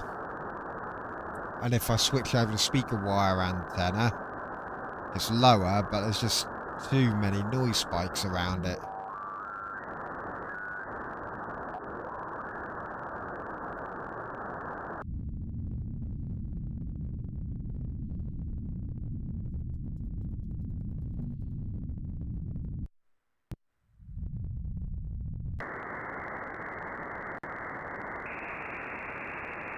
It's the same with CB. There's nobody here on CB either. I'll say that as I go and find someone. Ah.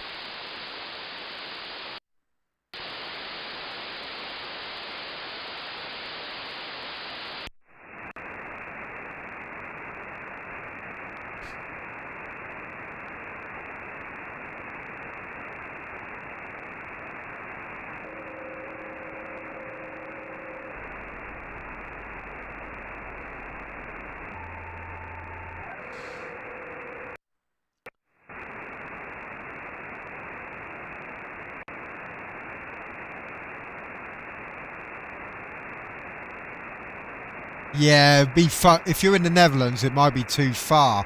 But go on, for shits and giggles, mate. Because you are to the east of me, it may work. What's the frequency? Open it up and make the CW. And what frequency am I looking for?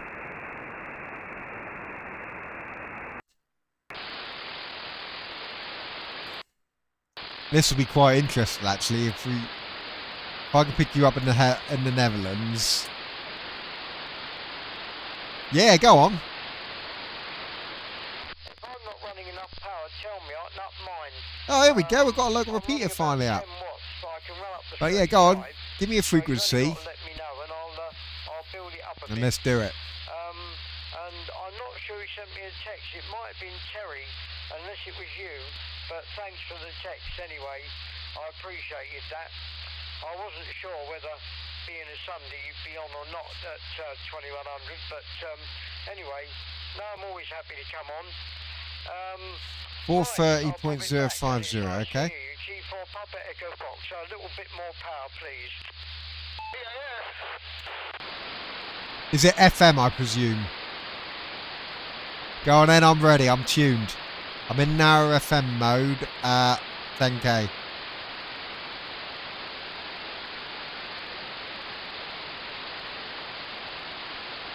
I mean, I'd be very surprised, but stranger things have happened.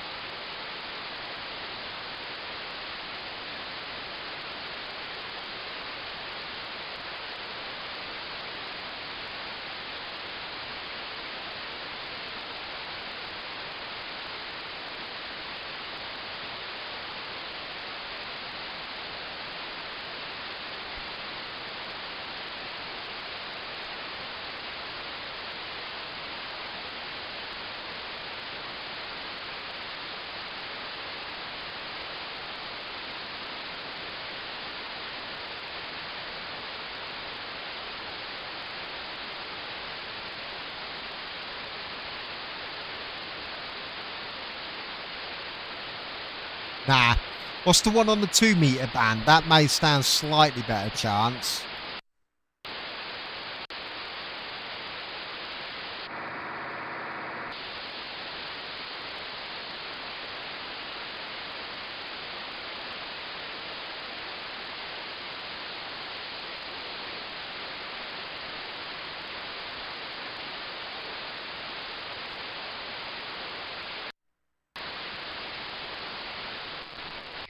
patients, well, it's brain and body scanning, but maybe, mainly rather, you know, looking at the brain for any, you know, problems, you know, or whatever, tumours and what have you, because one patient I had that I gave a brain scan to actually found a tumour, and of course they're getting hospital treatment now, but had I not done it, you know, it could have killed them. So you know, it's a good job I've got this equipment, and of course I do enjoy it. Right, I'll pop it to you, Phil, because you haven't had a go. G4 Papa Echo Fox. I wonder if... Oh crap. Returning, yes, okay. Yeah, it's very scratchy with you tonight there, Mick, but I did hear the... Yeah, very scratchy, absolutely terrible, that's right. Yeah. About you, it was me who sent the text, there, Winston. Yo, then what's the frequency for that one? I texted Mick when I got it as to where we would be tonight.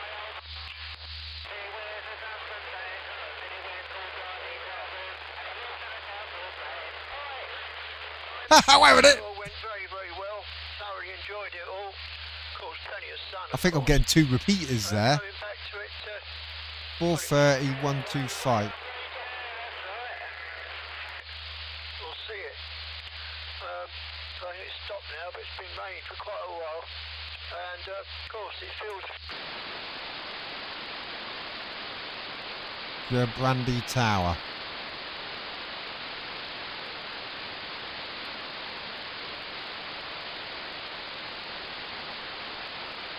Fucking hell.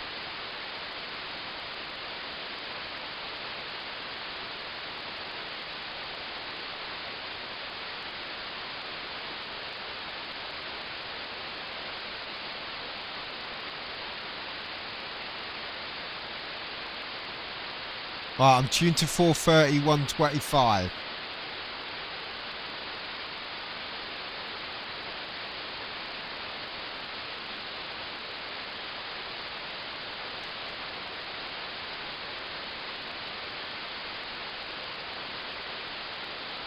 There's a very faint something there, but me doesn't think it's what we're after.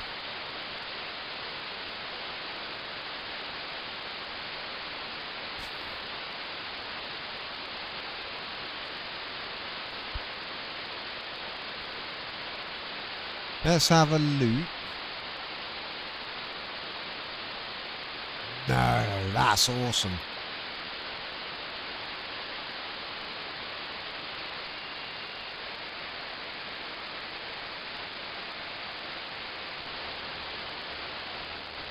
But, alright. I said that I worked at one point in extrusions, as in, yeah, that's okay, yeah, that's okay. Oh, this one's having some fucking... If you can't beat them, join them. What's still one? Looks like there's some pirates on this one. Let's see, what does he want? Anyway, so, yeah, if you can't beat them, join them, yeah. Yes, Phil. Yes, I'm aware. I hope...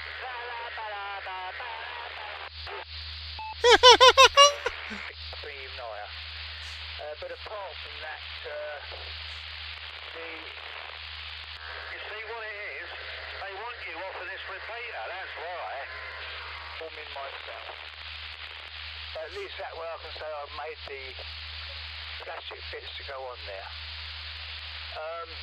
It's la la la la la la la la la la. Anyway, so apart from that, over to you. Oh, I love it when you get the people trolling, it's funny. Yeah, fine on that, G4 Papa. Got some lovely to you both. You're both end stop, no trouble at all. So there we are. And I'm running full power, so should be alright from me to you guys. So there we are. Yeah, well, we certainly missed you, Phil, for a day or so. Because on a Sunday I don't normally go into work, but I did get a phone call in the afternoon from Sarah saying that she had some shopping for me, which was very, very nice. So I popped over and picked that up. And tomorrow when I go in, I'll pay for it. About 40 quid, I think. She got a whole load of stuff for me, which was, you know, because she. You can tell this guy's pumping out more power. You know, because you know what women are like. They like going in. Well, most women like going in loads of different shops, and I only go to one place really, and that's it. You know, the supermarket in my. I think this is the Tring one in Hertfordshire. She goes all over Marks and Spencers and goodness knows where. I have looked for the call signs for them, but they don't have any QRZ pages. I dislike shopping, but I'm not mad on it. But anyway, you know, it's nice of it to do it for me, and it saved me a lot of bother. So I'll have to. I'm pretty sure this is the one the other night that was where they were talking about the house being worth £1 million. I just went in today to pick the shopping up and just saw for about 5 minutes. But they're always very, very busy. Yeah, I think it's that one in Tring. But I've got quite a big research. If you're about Ian, you've got an SDR, haven't you, or a radio set up? Can you tune in to the local repeaters, or does your SDR not cover as high as this? And I absolutely love it. Right, round it goes. Each to you, Phil, isn't it? G4 Papa Echo Fox. G4 Papa Echo Fox. 20 PAF. Returning, yeah. Okay, Winston? Yeah, just... Yeah, 100% there. Good man. Yeah, well, I'm glad you're busy, because I think you was a bit worried at one time that you weren't going to be... didn't have too many projects on, but now you seem to have... done that, seem to have filled that little gap there. Nothing that you thought was going to be a bit difficult there. Yeah, got all that, Mick. Yeah. I'm almost certain this is Tring. It's sort of. That's good. The green plastic. Okay. Well, the frequency is 433.225. Give me a second. Let me have a look at the web SDR. Barney is in Bedford and he's got an RSP 1A like I have. So if I can get access to that.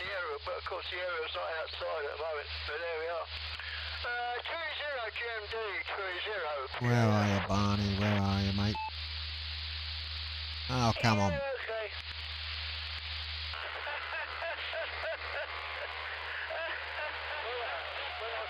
Reconstructing this aerial, Phil, as you know, I've already got the driven element and that already. Yeah.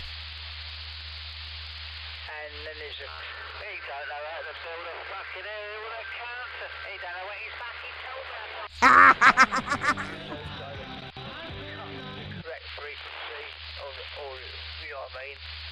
And I could just move them along to where we'll leave it like that. But I thought, well,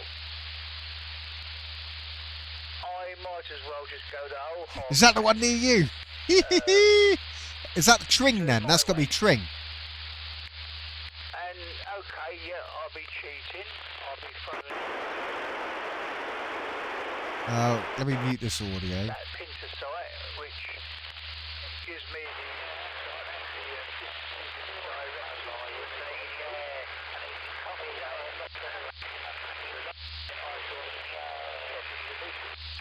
and see where it lays there.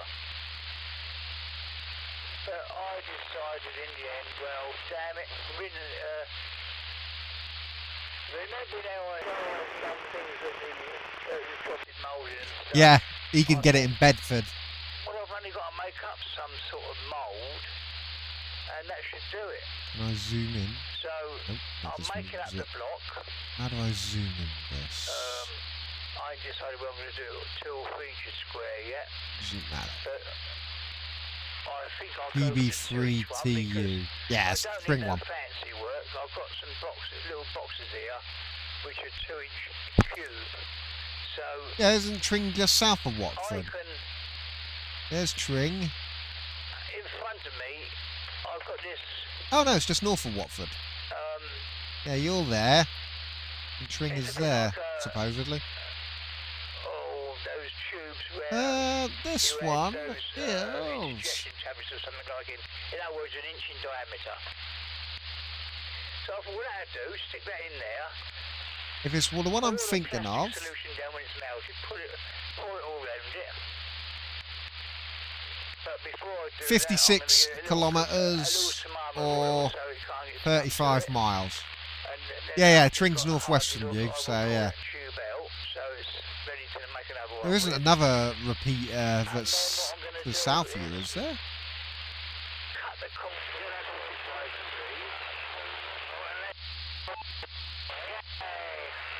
and I'm going to drill it out Oh. 3/8 inches width for the canes, and they should just push straight and like that. And for good measure, the underneath Where's ones, that? Two repeaters. It's this one, I'm going to isn't actually it? glue those in. Oh no, wrong one. But other than that, Output. I So see we why I want can't 4... make, perfect. Yeah, actually one station. Are you Yeah, I can't even find one for 433 on this, so I don't know. fine from everybody. This is the G4 Papa Echo Radio Volts, yep. Society of Great Britain's Well, page. it sounds great. I haven't, done anything with making it. Ah, that is right then. I'm very happy with what I've got. This is a dual band colinear for 2 and 70 up at about I've heard these 35 guys feet. before, And I must say it works so very, yeah. very well. You know, it's a diamond. And I've also got another one. And then you got the This is dickhead on the who's back of the trolling house, it. but I've got one on the side of the house. Give me a which is second, I need to go for a 60 slash. I'll be back so in a of minute. course, it is actually I'll a much put the bigger pause aerial screen up and design. you can listen to the And it's fun and games also on the up at repeater. 35 feet. So there we are. Then the only other area that I've got up is a doublet for the HF bands going over the top of the house, again in the inverted V at 35 feet. And I made that myself, that's home brew. But of course the VHF, UHF aerials are all shop bought normal colinears, you know. But I must admit they work well. And this 2 and 70 has been up for many, many years. I don't actually remember, believe it or not, how many years it's been up. And, you know, I've actually, this year, I realised I've been licensed now for 50 years, half a century. How about that? Oh, hasn't it gone quick? So, there we go. But I could hardly believe it. But, you know, I worked it out, and yeah, I've been licensed 50 years this year. Quite incredible. So, there we are. Right, round to you, Phil. G4 Papa Echo Fox. Yeah, keep that, man. You're getting over 2 of them. You can't get over Winston. 20 PAF returning. Yeah, okay. Yeah. Well, yeah, 50 years, that's pretty good, isn't it? And it's your, let me see, how old are you? 84, aren't you? Oh, pretty well 85, because that would tie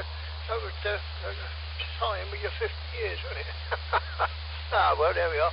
Yeah, that's good. I can't remember how long I've been licensed. I can never remember it. I'll have to look it up. Same time as Mick, I think. Something like that, anyway. There we are. Yeah, okay then, Mick. Oh, well, you've got a project on. Take a bit of time doing, obviously. Especially with the weather the way it is. And things, but you've got it pretty well tied up there. So it'll be interesting to see how it goes. And so there we are. Back over to you there, Mick. 30 GMD 30 PAF. Yeah. Well, it's a good experiment for me because I'm having to make something to fit this boom, which is 1 inch, by the way, of course. I reckon it could turn into a 7-element aerial, including the reflector and driver. Are they still trolling him? Wonder why you would troll. Would you do it just to be a dickhead, or are you doing it to really force him off the repeater so you can use it? I think everything's looking Because at the end of the day, why would you force them off the repeater so you could use it? Because wouldn't they just then be a dickhead to you back and block your chat? In Amazon, on the Amazon app today, because I went in every sort of chemist around within sort of 3 miles of me, and none of them sell one of the well, one uses acetone for removing nail polish or nail varnish, whatever. No. But because I've been in the industry, I know it has many other uses. So, for example, let's just say, for argument's sake, you bought this sit-on toy, someone, like a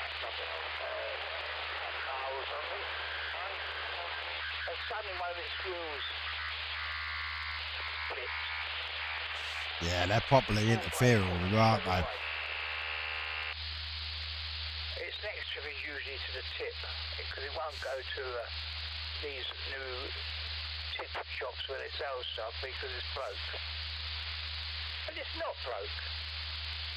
If you know what I know, it's easily mended. So,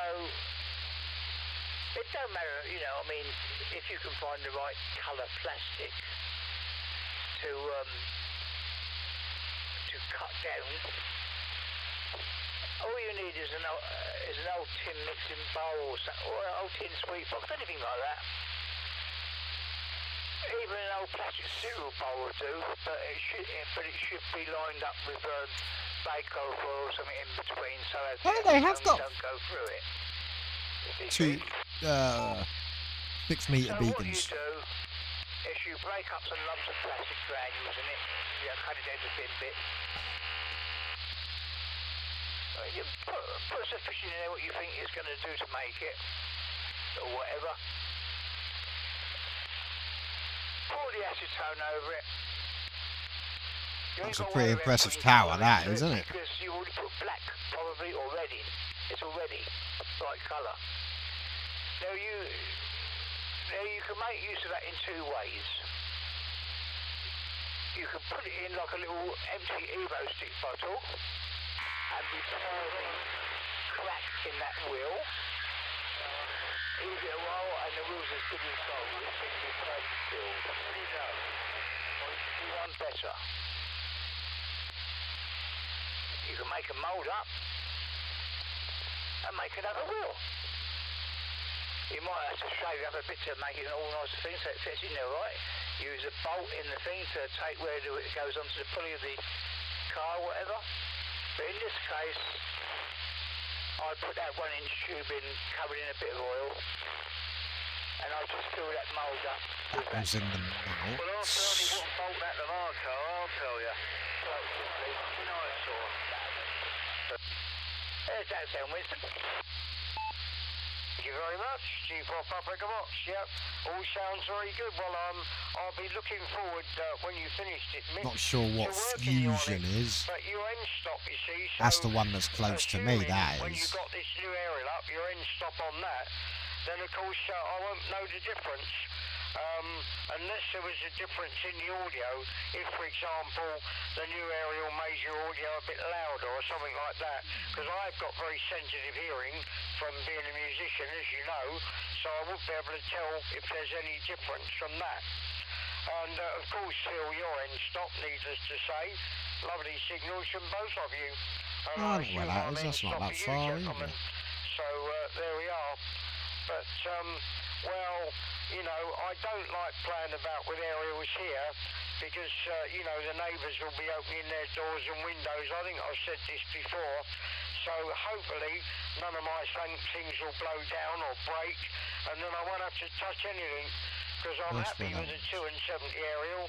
I have got 6 and 4 and I don't have a radio that does either of them bands and I've got HF and of course I've got an HF radio.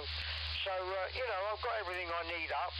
And there we are. I doubt if I'll ever bother with 6 and 4 again. In honesty, I don't Oh, have coming time for down. it. Even when I had it, I hardly had time to go on it. I mean, what we're coming on here and working you guys, which I thoroughly enjoy, of course. And again, thank you very much for the text. I appreciate that, no end, Phil. I always do appreciate it. But as I say, you know, I love coming on here every evening, especially when I get back from work. So I'm back at work tomorrow. I need to remember today, 433.225 then. That seems to be every evening this local one's going to be active. I'm on the radio every day. I go on HF in the morning for a bit on a local net.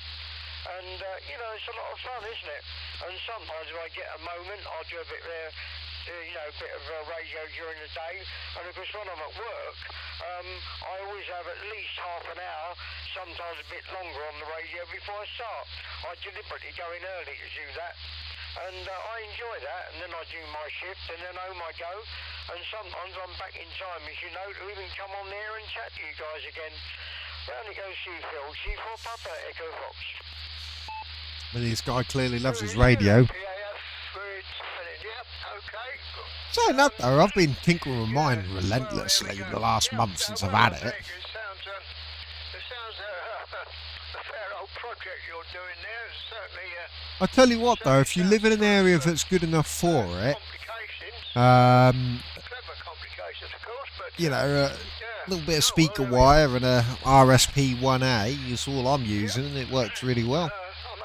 Obviously, in this case is the Scan King if you wanted to buy a proper antenna, but I happen to be quite lucky where I live. I'm set up off the road.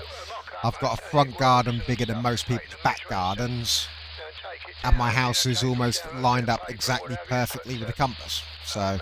not going outside. Not too much. I have to, you know, do once I've got them working, but making them that, how can you say, a bit Heath Robinson, you can, got room to, you know, alter things and make them slightly different and what have you, just to see what happens. So there we go. Well, yeah, what else was there? Oh, a lot really. It turns out that my daughter won it in Bognor. Her daughter has been working for a while. She actually goes to college, which is in a gap year, but she's earned. Looks like the troll's gone. I was enjoying that. It's quite funny. She's taken her mum for 4 days to Tenerife. More, you know, within the area that we 4 days? That's not long enough to get to Tenerife for. We don't know whether we're going 4 hour flight each way. month, but we wouldn't go out. Need to go there minimum for a week. To spoil their. I would say 10 days in Tenerife is the perfect amount of time. We went for a week back in 2019 before the pandemic hit. We were going to go back in 2021 and take the mother-in-law with us. But then obviously the pandemic hit, that all got cancelled and we got refunded for that. But we did a week and we could have gone for 10 days. It would have been a lot nicer. I will say, Winston, you're not in the stock with me. That was a bit of a... It was a good holiday, but it was also a bit of shit because that was when my wife found out her dad died. We were on holiday. So, yeah, that wasn't pleasant. They're trying to continue on with a holiday after knowing that news. See, Phil, when I was in this export packing service job. See, my father-in-law would have loved all of this. He never had a radio license, but he was interested in all things like this. And I think he would have liked to sit here and, you know, track the aeroplanes with the aerial and listen to the old geezers having a chat. He'd have probably even got himself a radio license and chatted along with them if he could.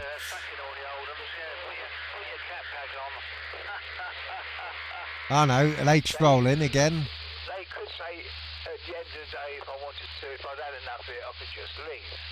Anyway, it was a bit more harder than that, because when I went over to the plastic extrusion shop, even though I protested to the union, it didn't get me anywhere. That's what I say. Never does get you anywhere. I tell you what, though, I'm receiving this quite well. Compared to Barney, who's in Bedford, who's actually closer to Tring. Oh no, there's the troll, he's back again. But when he came back to see how I was getting on, and he looked at the thing, he says, "You poured that liquid in there?" I said, "Yeah." I said, "I've got the clamp." I said, "I can see," he said, "but..." He said, "The metal side's supposed to be down, not the wood." I said, "Well, when you show me what to do," I said, "you never put the metal side down, you put the wood down." No, I didn't. I said, "You did." I said, "But I'm not going to argue with you." I said, "Because I know that you're trying to get rid of me." I said, "That's what you come back for, isn't it?" And then I just went, I couldn't be bothered at all. But, I wonder what that I went is. to the uni about explaining... Well, those guys are just chatting away. We'll come back to them in a minute. See if this is another local repeater. Ah, it's just some noise. I think this Tring one is the only local repeater I've found that's actually active. I think there's that one on the 2 meter band at 145. What seems to have that young guy talking about his Kwong Shengs and Baofengs. I phoned them. I don't get no phone calls on. Because they're immaterial. Well, otherwise Mr. wants me to chuck it out as junk. Now, I'm not having that. Over to you, Mr. Fine for everybody, G4 Papa Echo Ross. Well, when it comes to work, you know what I do for a G4 living, Papa Echo and, Fox. Okay, let's try that again. Probably impossible for me to get the sack unless I killed somebody by giving them the wrong treatment or... Ah, there we go. Oh yeah, I remember this dude. Winston Ingram. There we go. Something like that could get you the sack or maybe struck off. I remember him now. So, there we are. I just remember that profile picture. I actually qualified in 1962 when I was 22. That wasn't bad, was it? And I've been working ever since. So there we are. I don't normally work on a Sunday, but I was asked to go in today, but just for a short while. But I did enjoy it. I didn't object to doing it. In fact, I was very happy to go in. You know, it was great. But because I'm back to normal tomorrow, but I should be back in time to come on the net without any problems. As I say, both you gentlemen are in stock, absolutely no troubles whatsoever, so that's all good. Right, back round to you, Phil. G4 Papa Echo Fox. And I hope you've got no more medical problems, by the way, because I know you've had a bit of a belly full. Go ahead. Zero PAF returning. Well, not really. There's a Papa Echo Fox and a Papa Alpha Fox. I've got a biscuit. That must get confusing. Apart from the gallbladder, which was a bit of a walk in the park, really, to be honest. Wasn't a problem. Oh, nice, nice.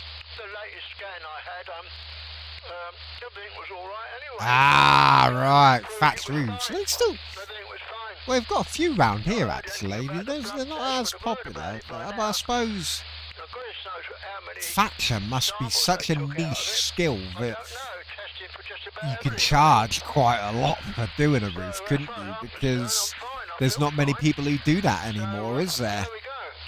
But again, as you said, if it's going to rain, you can't do anything with it, can you? You don't want to take a roof off a house. Before lockdown, when we went to Tenerife,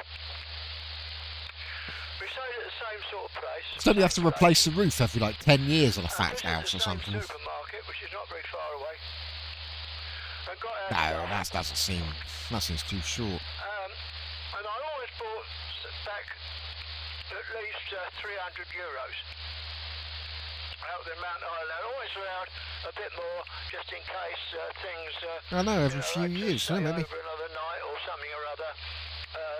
But I got 300 euro, about 300, 310, 320 euros back. Yeah, there's only 24, about 20,000 fact homes and businesses left in the UK. The last 3 times that we've been, I bought 300 euros back. We do almost exactly the same thing.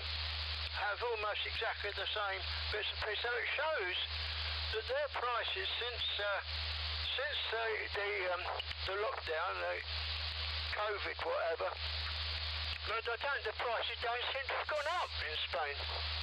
You know, I'm sure some things have. No doubt, dramatic. I don't know about electricity and gas and all that lot. I've no idea about all that, and the rates and stuff. I've no idea. But the food seems to stay pretty well the same. 20 GMD, 20 PAF. Okay.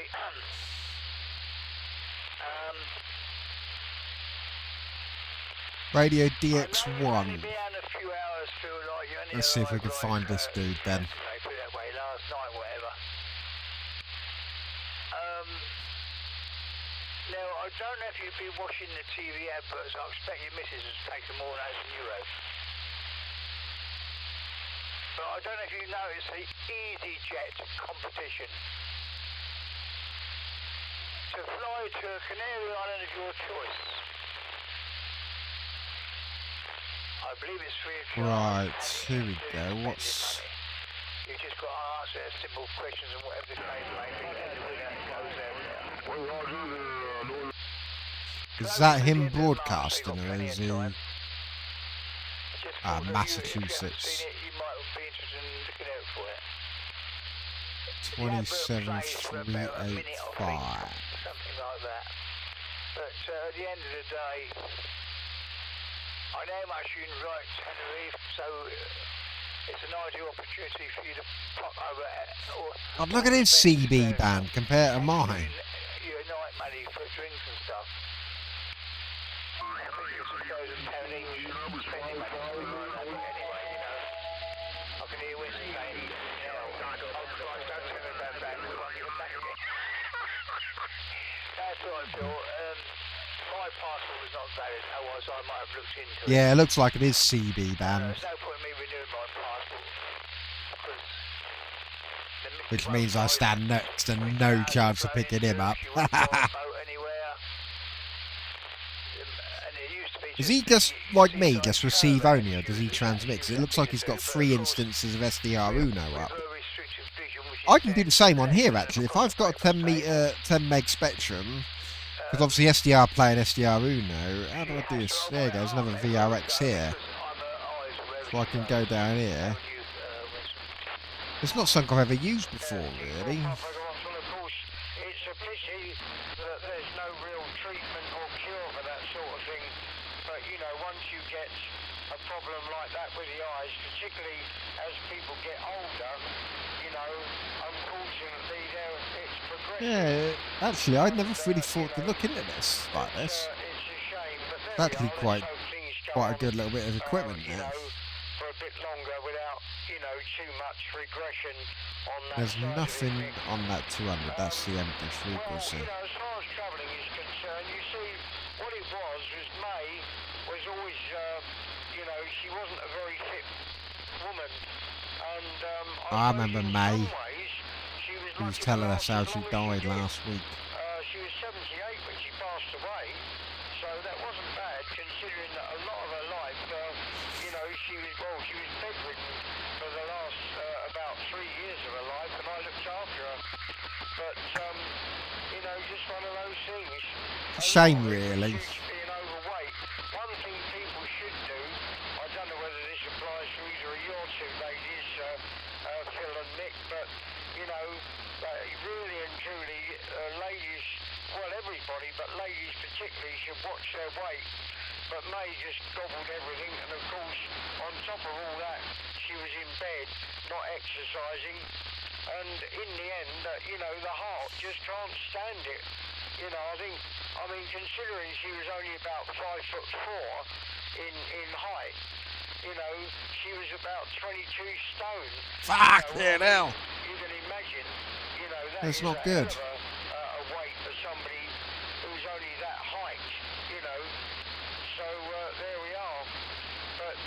Yeah, look, the entire 70 centimetre band and one person is actually active.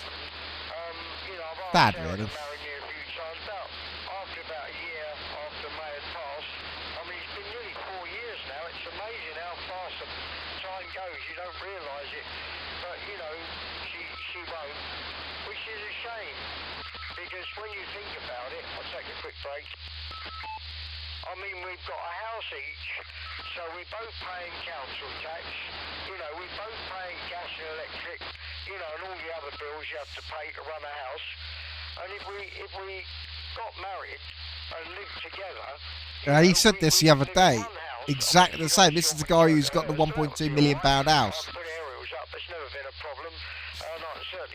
Who got it for 14 grand off Thatcher back in the day.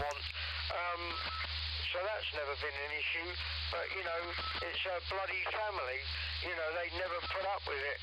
You see, the minute she got married, it would alter the inheritance thing, or could do, and so of course she couldn't put up with the diabolical aggravation she would get. But there we are, what can you do? Round to you, Phil. C4 Papa Echo Fox. It's 0 PAF, returning, yeah. You do know the situation there. It's, well, it's not a catch-22, it hasn't even got that far, has it? Basically. But there we are, yeah, I do understand that. Yeah, no, I didn't know that about that, the EasyJet thing. Because we fly with EasyJet. I'll turn FL Digi off, because it's... it seems to be trying to receive a weather factor that doesn't exist. And so we used to travel with Monarch before they shut down. They went broke, which is a pity because they were really good. They're really good. It's called a old-fashioned, well, I would say politeness. I mean, EasyJet polite, of course they are. You know, in every way, no problem at all. But they were just slightly, it's just slightly different. I mean, if you had an extra bag, well, when I say a bag, a carrier bag, they'd ignore it. They wouldn't bother. But unless you've got, but with EasyJet, they can be very snooty. They can be. Not necessarily, but they can be. Ryanair are terrible. I've never flown with them and never will. But the thing being that you can get at the airport. I've so many fucking instances of SD with the tuner. See, if you had a good few... I'll tell you where that would come in handy. So you know I've had the multiple fucking receivers there. I'm not going to stay on much longer because as I said I need to have a shower and whatever for work. But where that would be good would be here. So this is the air band.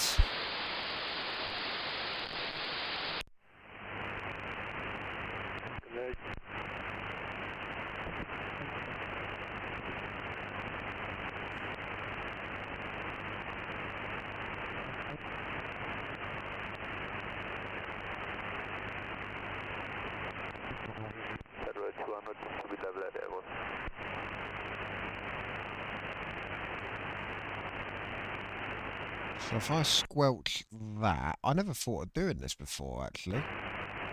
So give me a second. So that's squelched there. Let me just up squelch to 100. I then do that. Back that out there. Tune that one in there.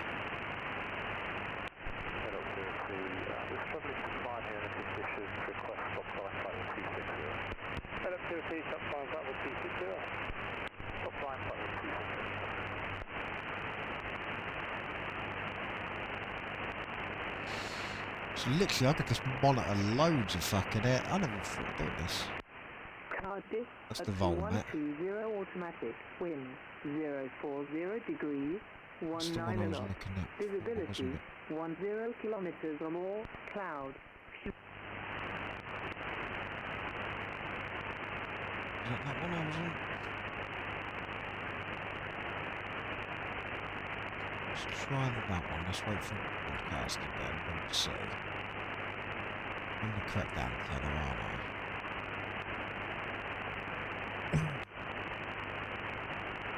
But this would be really good if you're a proper aeroplane nerd. Fucking tuning the air traffic control frequencies all at once. Easy 35 Papa Yankee, contact Scottish 134, decimal 430. 134-430, easy 35 Papa Yankee. Just a 1-2 Tango, Director Rimtour for the Rimtour 1 November Newcastle. Director Rimtour for the Rimtour 1 November Newcastle, shuttle 1-2 Tango, thank you. London Control, hello, Ryanair 9 Golf November, flight level 340, inbound to Welling. Ryanair 9 Golf November, direct Elba. Direct Ryanair 9 Golf November. See, that frequency is quite active. 1, 2, that's the Volmet, so 12800, something there. Just a 1-2 Tango, climb flight level 320. Climb flight level 320, shuttle 1-2 Tango. Right, here we go. Are we expecting possible straight in today?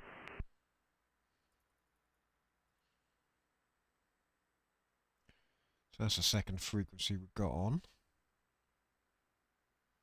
No, that's no problem. Come to 58 November, thank you. And we can add another. You get to the point where I can't see him.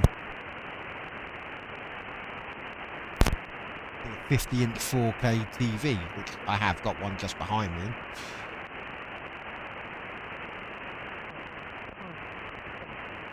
...300 feet, Groton 1,500 feet, temperature 7.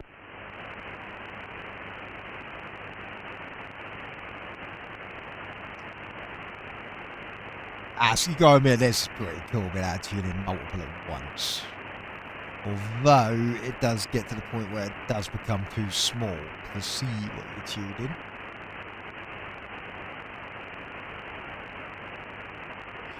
There we go. Get the old squelch on there.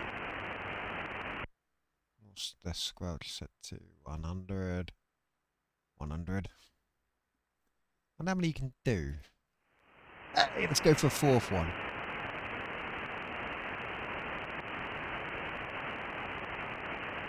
That's the Volmet, isn't it? Q1,500 feet, scattered 2. Free climbing 4,000 feet, only 2 Charlie.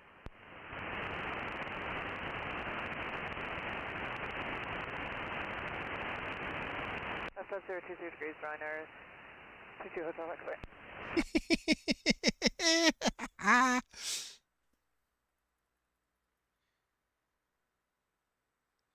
Detail flight 110, Sunday 58 November. 1, 2, 3, 4. Oh, I can't go for a fifth one.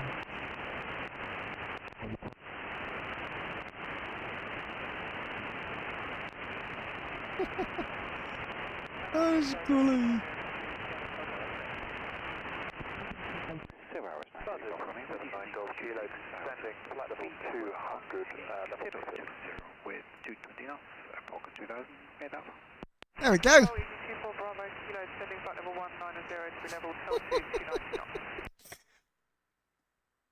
Right turn, 10. It's pretty cool though. Well, the fact is it's sampling 10 meg at once, isn't it? So. Level L2 and with 290 knots.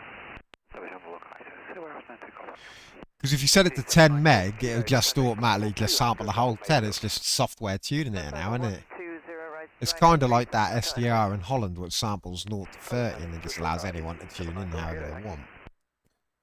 I quite like it though. That's pretty nifty. We've got 5 up. How many more can we get? Well, we can do a 6th. Problem is, visibility becomes the issue.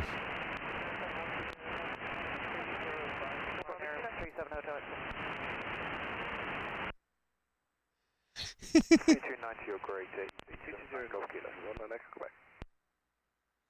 Visibility becomes the issue here.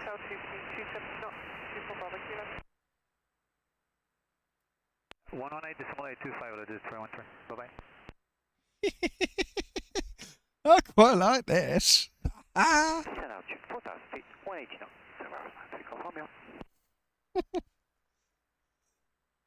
Honestly, if you were a proper aeroplane nerd, you'd fucking love this, wouldn't you? Sat near in airports, tune them all in simultaneously.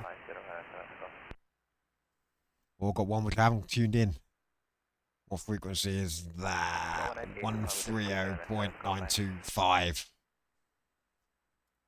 Yep, we can go for a 7th. 130.925.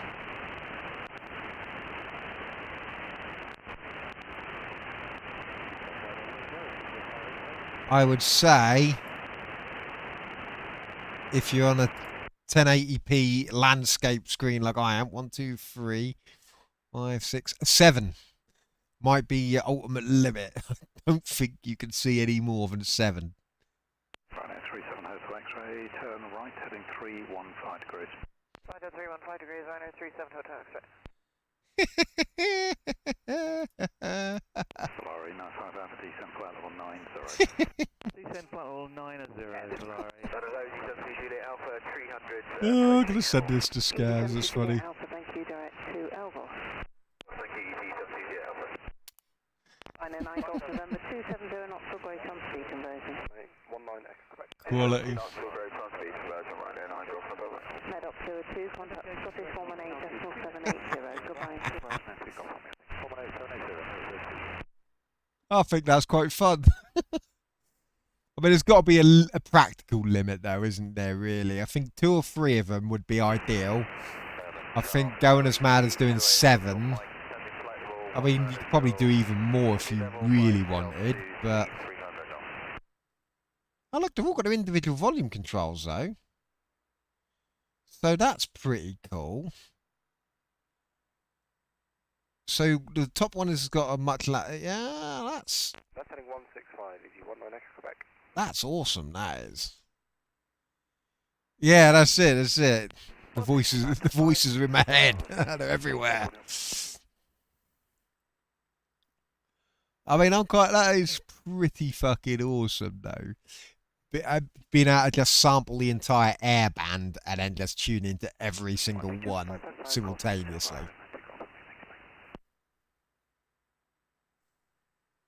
I mean, it'd be ideal if you knew what frequencies were which. I mean, there is a list, but... 27105, the heading Ryanair 37 Hotel X-ray, right? Ryanair 9 Golf November, descent up 230. Flight level 230, Ryanair 9 Golf November. Little Hill Ryanair 37 Hotel X-ray, climbing level 190, heading 315, request flight level 340 to cruise. And look, and each one of them, I can choose the... There you go. Aux display there. And 7 Hotel X-ray, my apologies, say again requested level? Request flight level 340, Ryanair. Tell you what, though, the signal to noise on those air traffic control stations are fucking beautiful. What's that, 40 decibel signal to noise? On speed conversion, 280 knots or less, please. 2 knots or less on conversion, easy for CJ Alpha. That is pretty cool. I mean, that is pretty awesome. Just add as many as you fucking want. Who cares? I guess if you had one of those vertical screens, yeah, portrait mode, you could just have loads of them, couldn't you? November, descent up with 200, sea level 25 miles before Trent, route direct Trent. Flight level 200, sea level 25 miles before Trent, direct Trent, Ryanair 9 Golf November. Good evening, Easy 58 Golf Mike, flight level 380. Yeah, that's pretty cool. Easy 58 Golf Mike, thank you, direct to a bevy. Right, let's have a quick scan of the bands and then I'm going to go to bed, I think. I tell you what, this is on the Scan King. The Scan King very rarely picks up anything on HF. It's meant to be able to, but it's just never been that good for HF.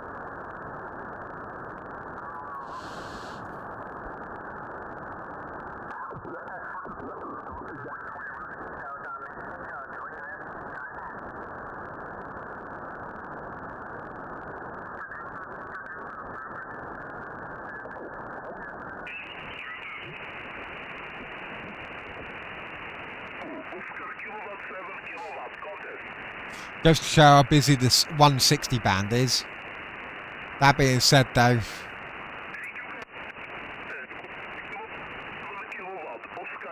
speaker wire antenna is the king for this one down here.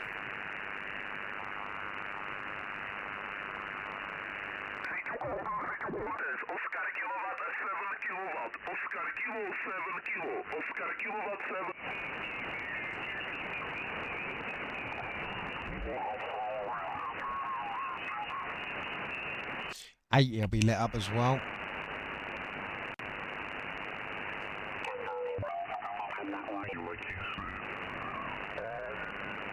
The quarter wave longer than the 80 metre. That was underneath it, you know. So that stretched over the shed. Ooh, what's this? Oh, just chatting.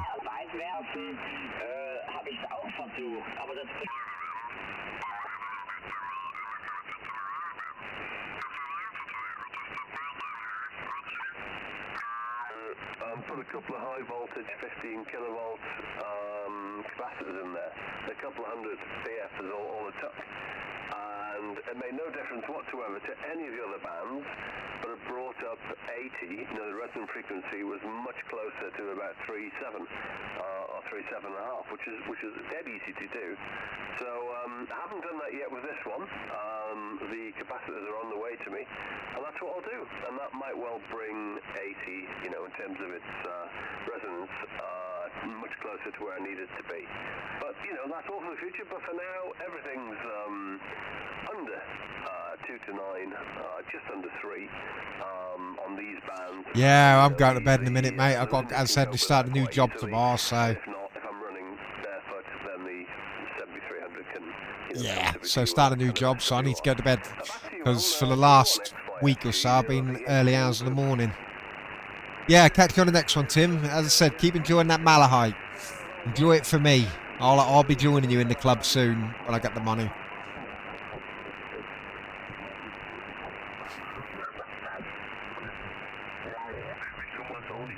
And definitely consider. Yeah, thanks, mate. I'll be on tomorrow, hopefully. I'll let you know how I get on. I'm going to fire up the aircraft radar and then just leave that just ticking away overnight. Because I want to keep updating my coverage map. So, on that note, SDR Uno. Yeah, thank you. Much appreciated. As I said, luckily it's the same company. So, I haven't got things like probation periods or anything to worry about. Yeah, I'm glad I won't regret it. As I said, the cool thing is if you program the COM port up, you can actually use it as an SDR on the computer as well. So, but yeah.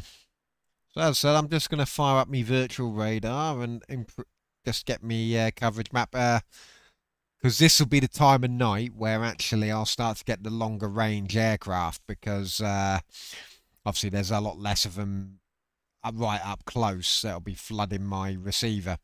So if I'm going to pick up any distance ones, it'll be from now. So yeah, thanks guys for coming and hanging out. Tim, Ian, Skaz, wherever you are. Yeah, I will catch you on the next one. As I said, hopefully tomorrow night. All depends on how me, yeah, hopefully my new job doesn't, well, it's just admin tomorrow anyway, but yeah, I'll, hopefully it doesn't piss me off or something and it makes me, I'll be alright though. I'm looking forward to it. I said I've been doing meter reading for 10 years, so anything's going to be better. But yeah, anyway.